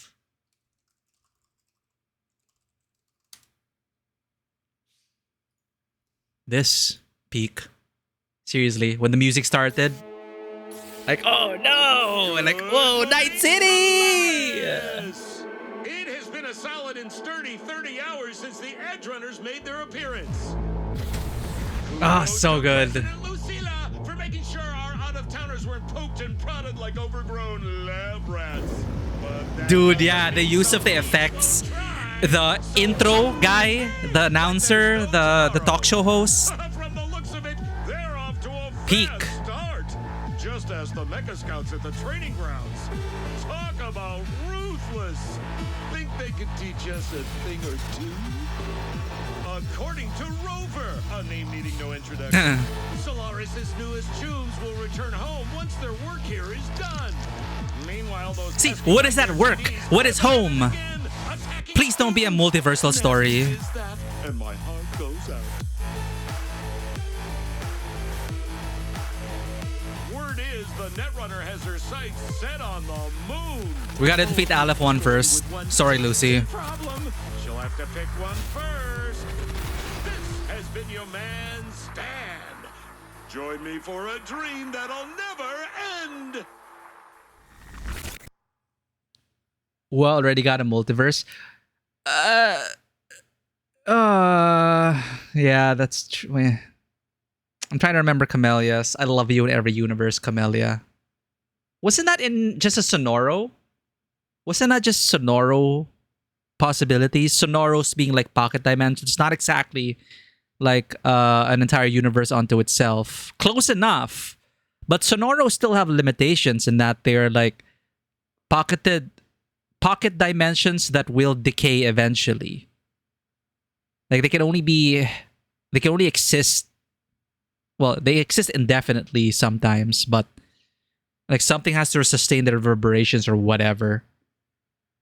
And I thought that was the whole thing with Camellia, where we were just jumping in between different Sonoro possibilities. Yeah, you know, maybe I'm just a bit too jaded. Maybe you're right. Maybe they could do a multiversal story well. Maybe. Right? Maybe I'm just too jaded. We already have Aleph 1, which is a black hole. It can open up the multiverse shenanigans. That's true. And they already clearly said time and space works differently inside Aleph 1. And Aleph 1 has devoured civilizations. So, if we're gonna... I feel like, you know, since we are gonna open it part way, we're opening the Strider Gate to gather data. I have a feeling that's where Lucy and Rebecca will seep into our world. Not to see their combat animations, I have full faith. After the Nier Automata collab and Devil May Cry collab, the expectations are so high that the Kuro cannot bungle this. They cannot half-ass this, and I don't think they will. So much is riding on this collab. So many expectations. But yeah, a multiversal story, you're right. It can be peak. It could be one of the devoured civilizations. Because we don't know what's out there. We don't know what's out there in space. Because we're cut off from space. So they could do anything with the story in terms of what is out there in the world, what others, you know, Earth, Night City, all that kind of stuff. Maybe both of them fall from Retroact Rain like Rover. Yeah, that's a possibility. I really feel like they're going to slip in because we're going to be gathering data next stream. We're going to be opening the gate. Lucy and Rebecca are in the background. And then when the collab happens, they'll say, oh yeah, we slipped in when the black hole opened. I was about to skip the collab since your multiple characters are too close together. The trailer changed my mind. Man, I don't know how I'm going to save at this point. We watched the Hiyuki. I was saying, I'm not convinced by Hiyuki. I don't know if I'm going to pull for her. And then we watched the trailer. We watched the Resonator showcase. And that was it. I had to pull. On that note, I want to watch it one more time, chat. I need to watch it one more time. It's good marketing. It's like, oh, you weren't planning to pull for them? Well, here's a trailer for you. Super punk. I didn't realize it said that. All right. We watched the EP. Join us in the second seller anniversary WUA campus tour. You know, let's watch these videos. Let's watch these videos so we save time next stream. Everyone used all their pulls. Okay, release the Cyberpunk trailer. Dude, it's all part of the plan. Because they also...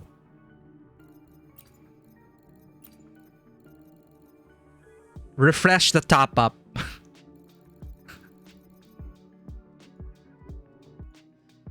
They refresh the top-up. So, they're like, oh, perfect time to top up.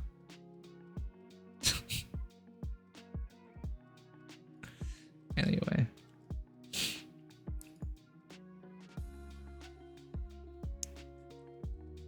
Alright, I want to watch these. The stuff we missed out. We watched that. We watched the blah, blah, blah.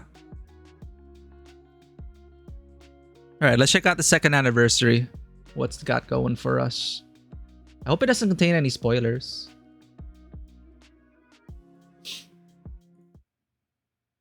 Super punk sounds like a legit genre. You know what? You're not wrong. Super punk. Superheroes, but in cyberpunk.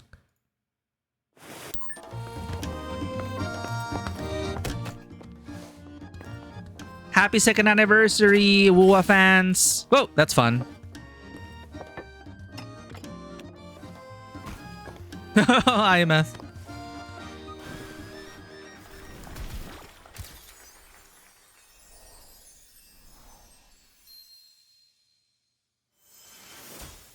Two years. 2 years I've been doing dailies in this game. WUA campus tour, UW and FIU highlights. University of Washington. Huh?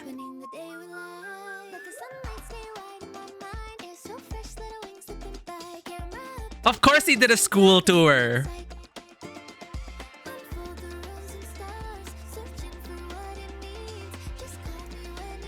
No, si Grika.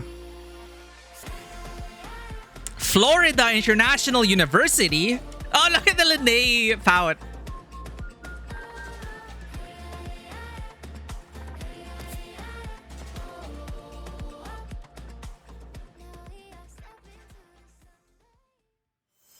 Aw. In Korea during KoroFest, they're having an arm wrestling mascot managed to fracture someone's arm. Yeah. Someone brought that up earlier. That's insane. It's like, yeah, it was an accident. And sorry about the guy. I hope they I hope they paid for the damages.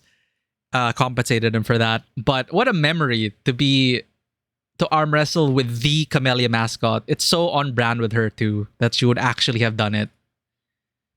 Anyway, so I don't think I read something about, I was talking about the multiverse thing with Camellia, I love you in every universe. I thought that was just Sonoros. It's hard to do it otherwise due to copyright. Yeah, that's why it's probably from another world, do a clean break. Augusta Announcer is still the best one. Augusta's Announcer. In her trailer?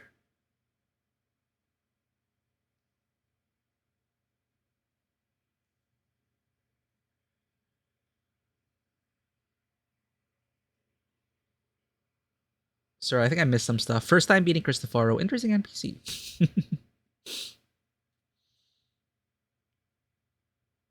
Yeah. I mean, the Grand Architect just keeps showing up. Always on the big screen, listening to themselves talk. Talking about how... reminding everyone of their failures. Suffer more. Entertain me. Rip to that guy in the Camellia mascot. Welcome back from the ad break. Special program origami practice. Sony Studios called for their sound effect back.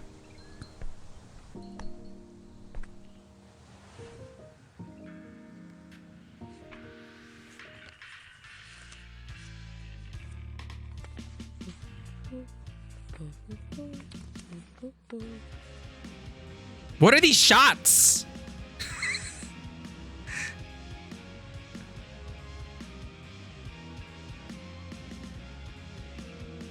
If you fool 1,000 of them, your wish comes true.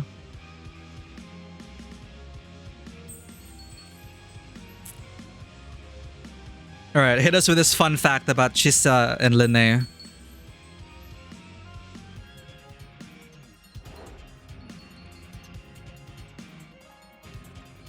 Oh, cutie. Tiggy, number 867.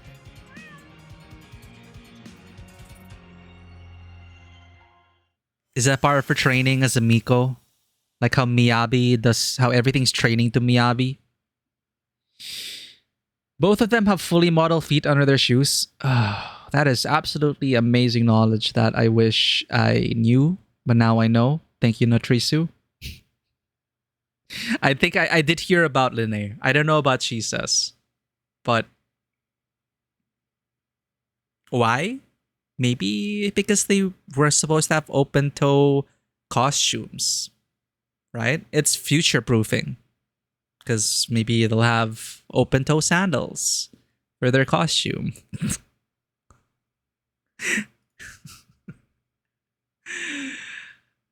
Alright, we're almost there. Let's ASMR with Hiyuki. Only both of them have it?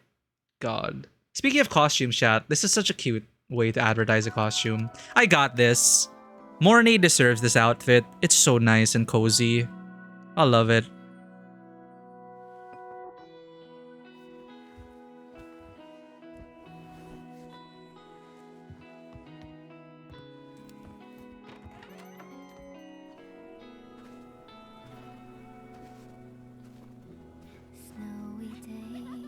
I keep forgetting Morney's a Blue Archive character. I think she's the only one with a halo.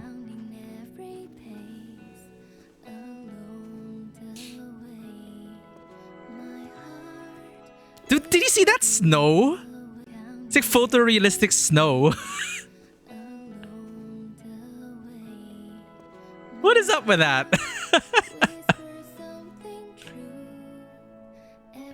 The details! Let's see that again. Absolute cinema.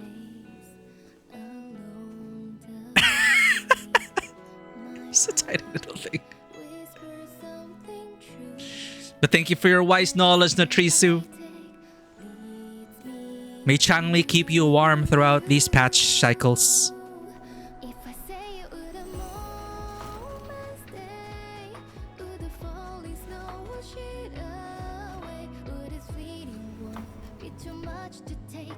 Don't you just hate it when the wind blows away your umbrella and leads to your meet cute with your once loved mentor?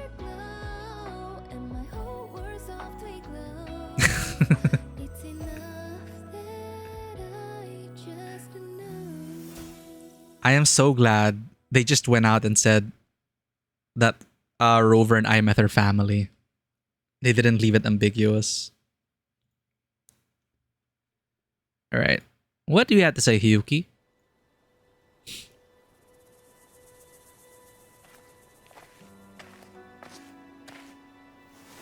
Your trailer was really cool. I often come to sit beneath this tree at night, but this is the first time I've met someone else. It's all right. Come closer. Stay with the tree a little longer. Soon, it will wither. That's sad. Isn't it? I've never seen that reaction from you before. Yeah, that's depressing. The snow has already melted in your palm. This tree was born from the vision of the flaming Sakura seal. Now that the seal has been retrieved... Ah! This is spoilers, chat. 2 days ago. Okay. Alright, we're gonna end with this. What flaming Sakura seal? I don't know about a seal. I don't know about a seal. Alright, chat. One more time. Hiyuki, do you wish to become a Miko? Flowers wither, flowers bloom. Thus I rise. Speak your wish. I was told life is like the seasons, an infinite cycle. Yet somewhere along the way, my world was reduced to fields of frozen white. Yeah, there were no spoiler warnings. That is our bad. I mean, obviously we know the seal is gonna be, you know. The seasons turn. Let's not risk it. The heavens bless. Before them now, I offer this dance. We pray for warmth, that life may rise.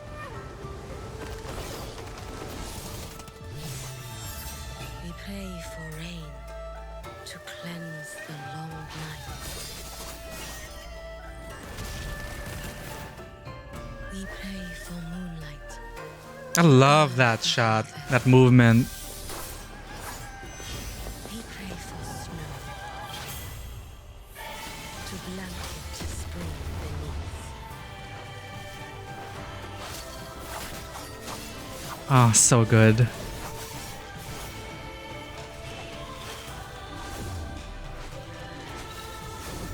Yet, 1,000 prayers and wishes for what? My life traded for a song of peace. Still the dark ones never stay slain. 1,000 futures I have spent. It's like a resolve to break the cycle. Demanding this. Dude, that demanding the cycle, you know, this transition is just so well done. Demanding this body. It's like you're sinking deeper into the horror. And you're reminded there's a cost. So freaking good. Lady Miko, I seek your blessing. A year free from misfortune. Lady Miko, I seek your blessing. Peace and prosperity. The promises that she's taken upon herself. Lady Miko, are you truly willing to grant my wish? Even if it drains your years. Even if it ruins your future. Yours was one of infinite potentials. Yet all those futures fed the greediest illusions, the vainest dreams.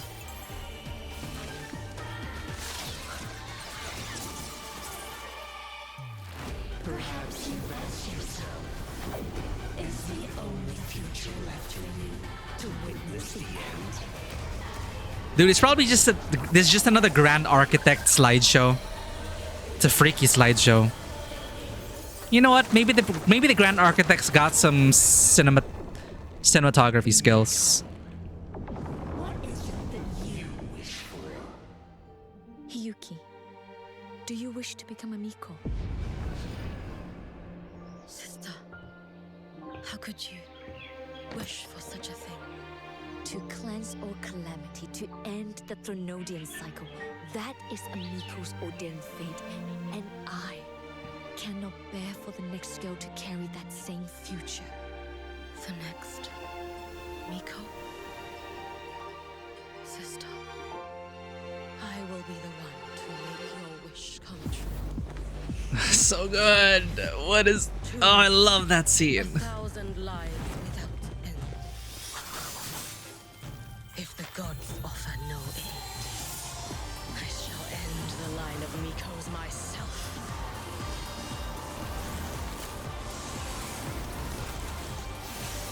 Dude, it's like a throwback to Alpha.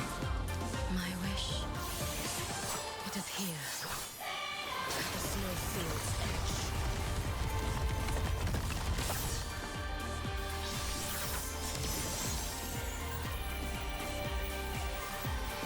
Amidst endless white, a flaming red kindles new life.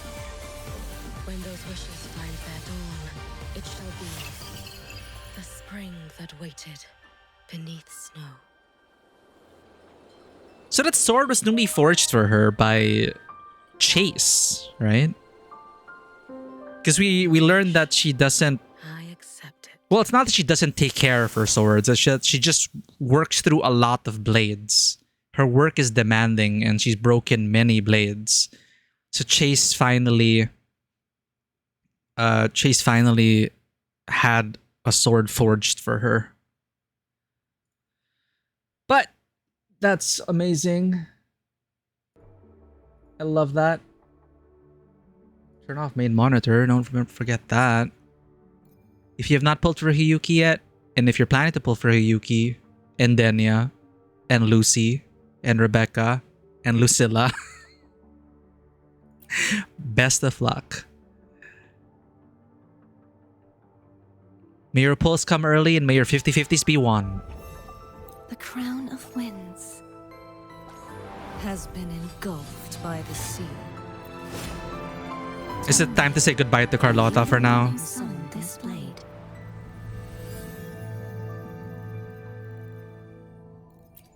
Okay.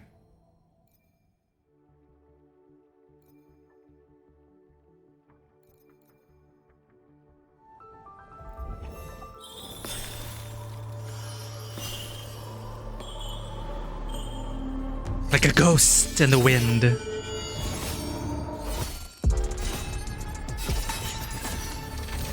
Oh, that aspect ratio shift. Like traditional samurai cinema. I didn't notice that. So cool.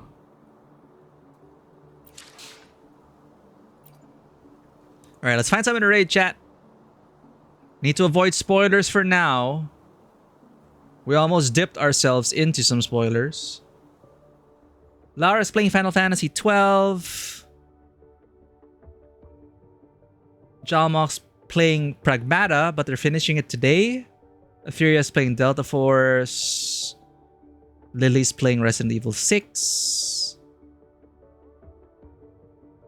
Conan Exiles. Oh, Conan Exiles got a new graphics upgrade. Looks pretty impressive.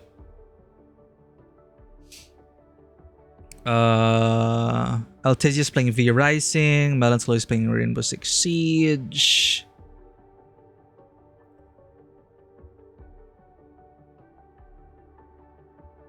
Rico Kumi is playing Guild Wars 2.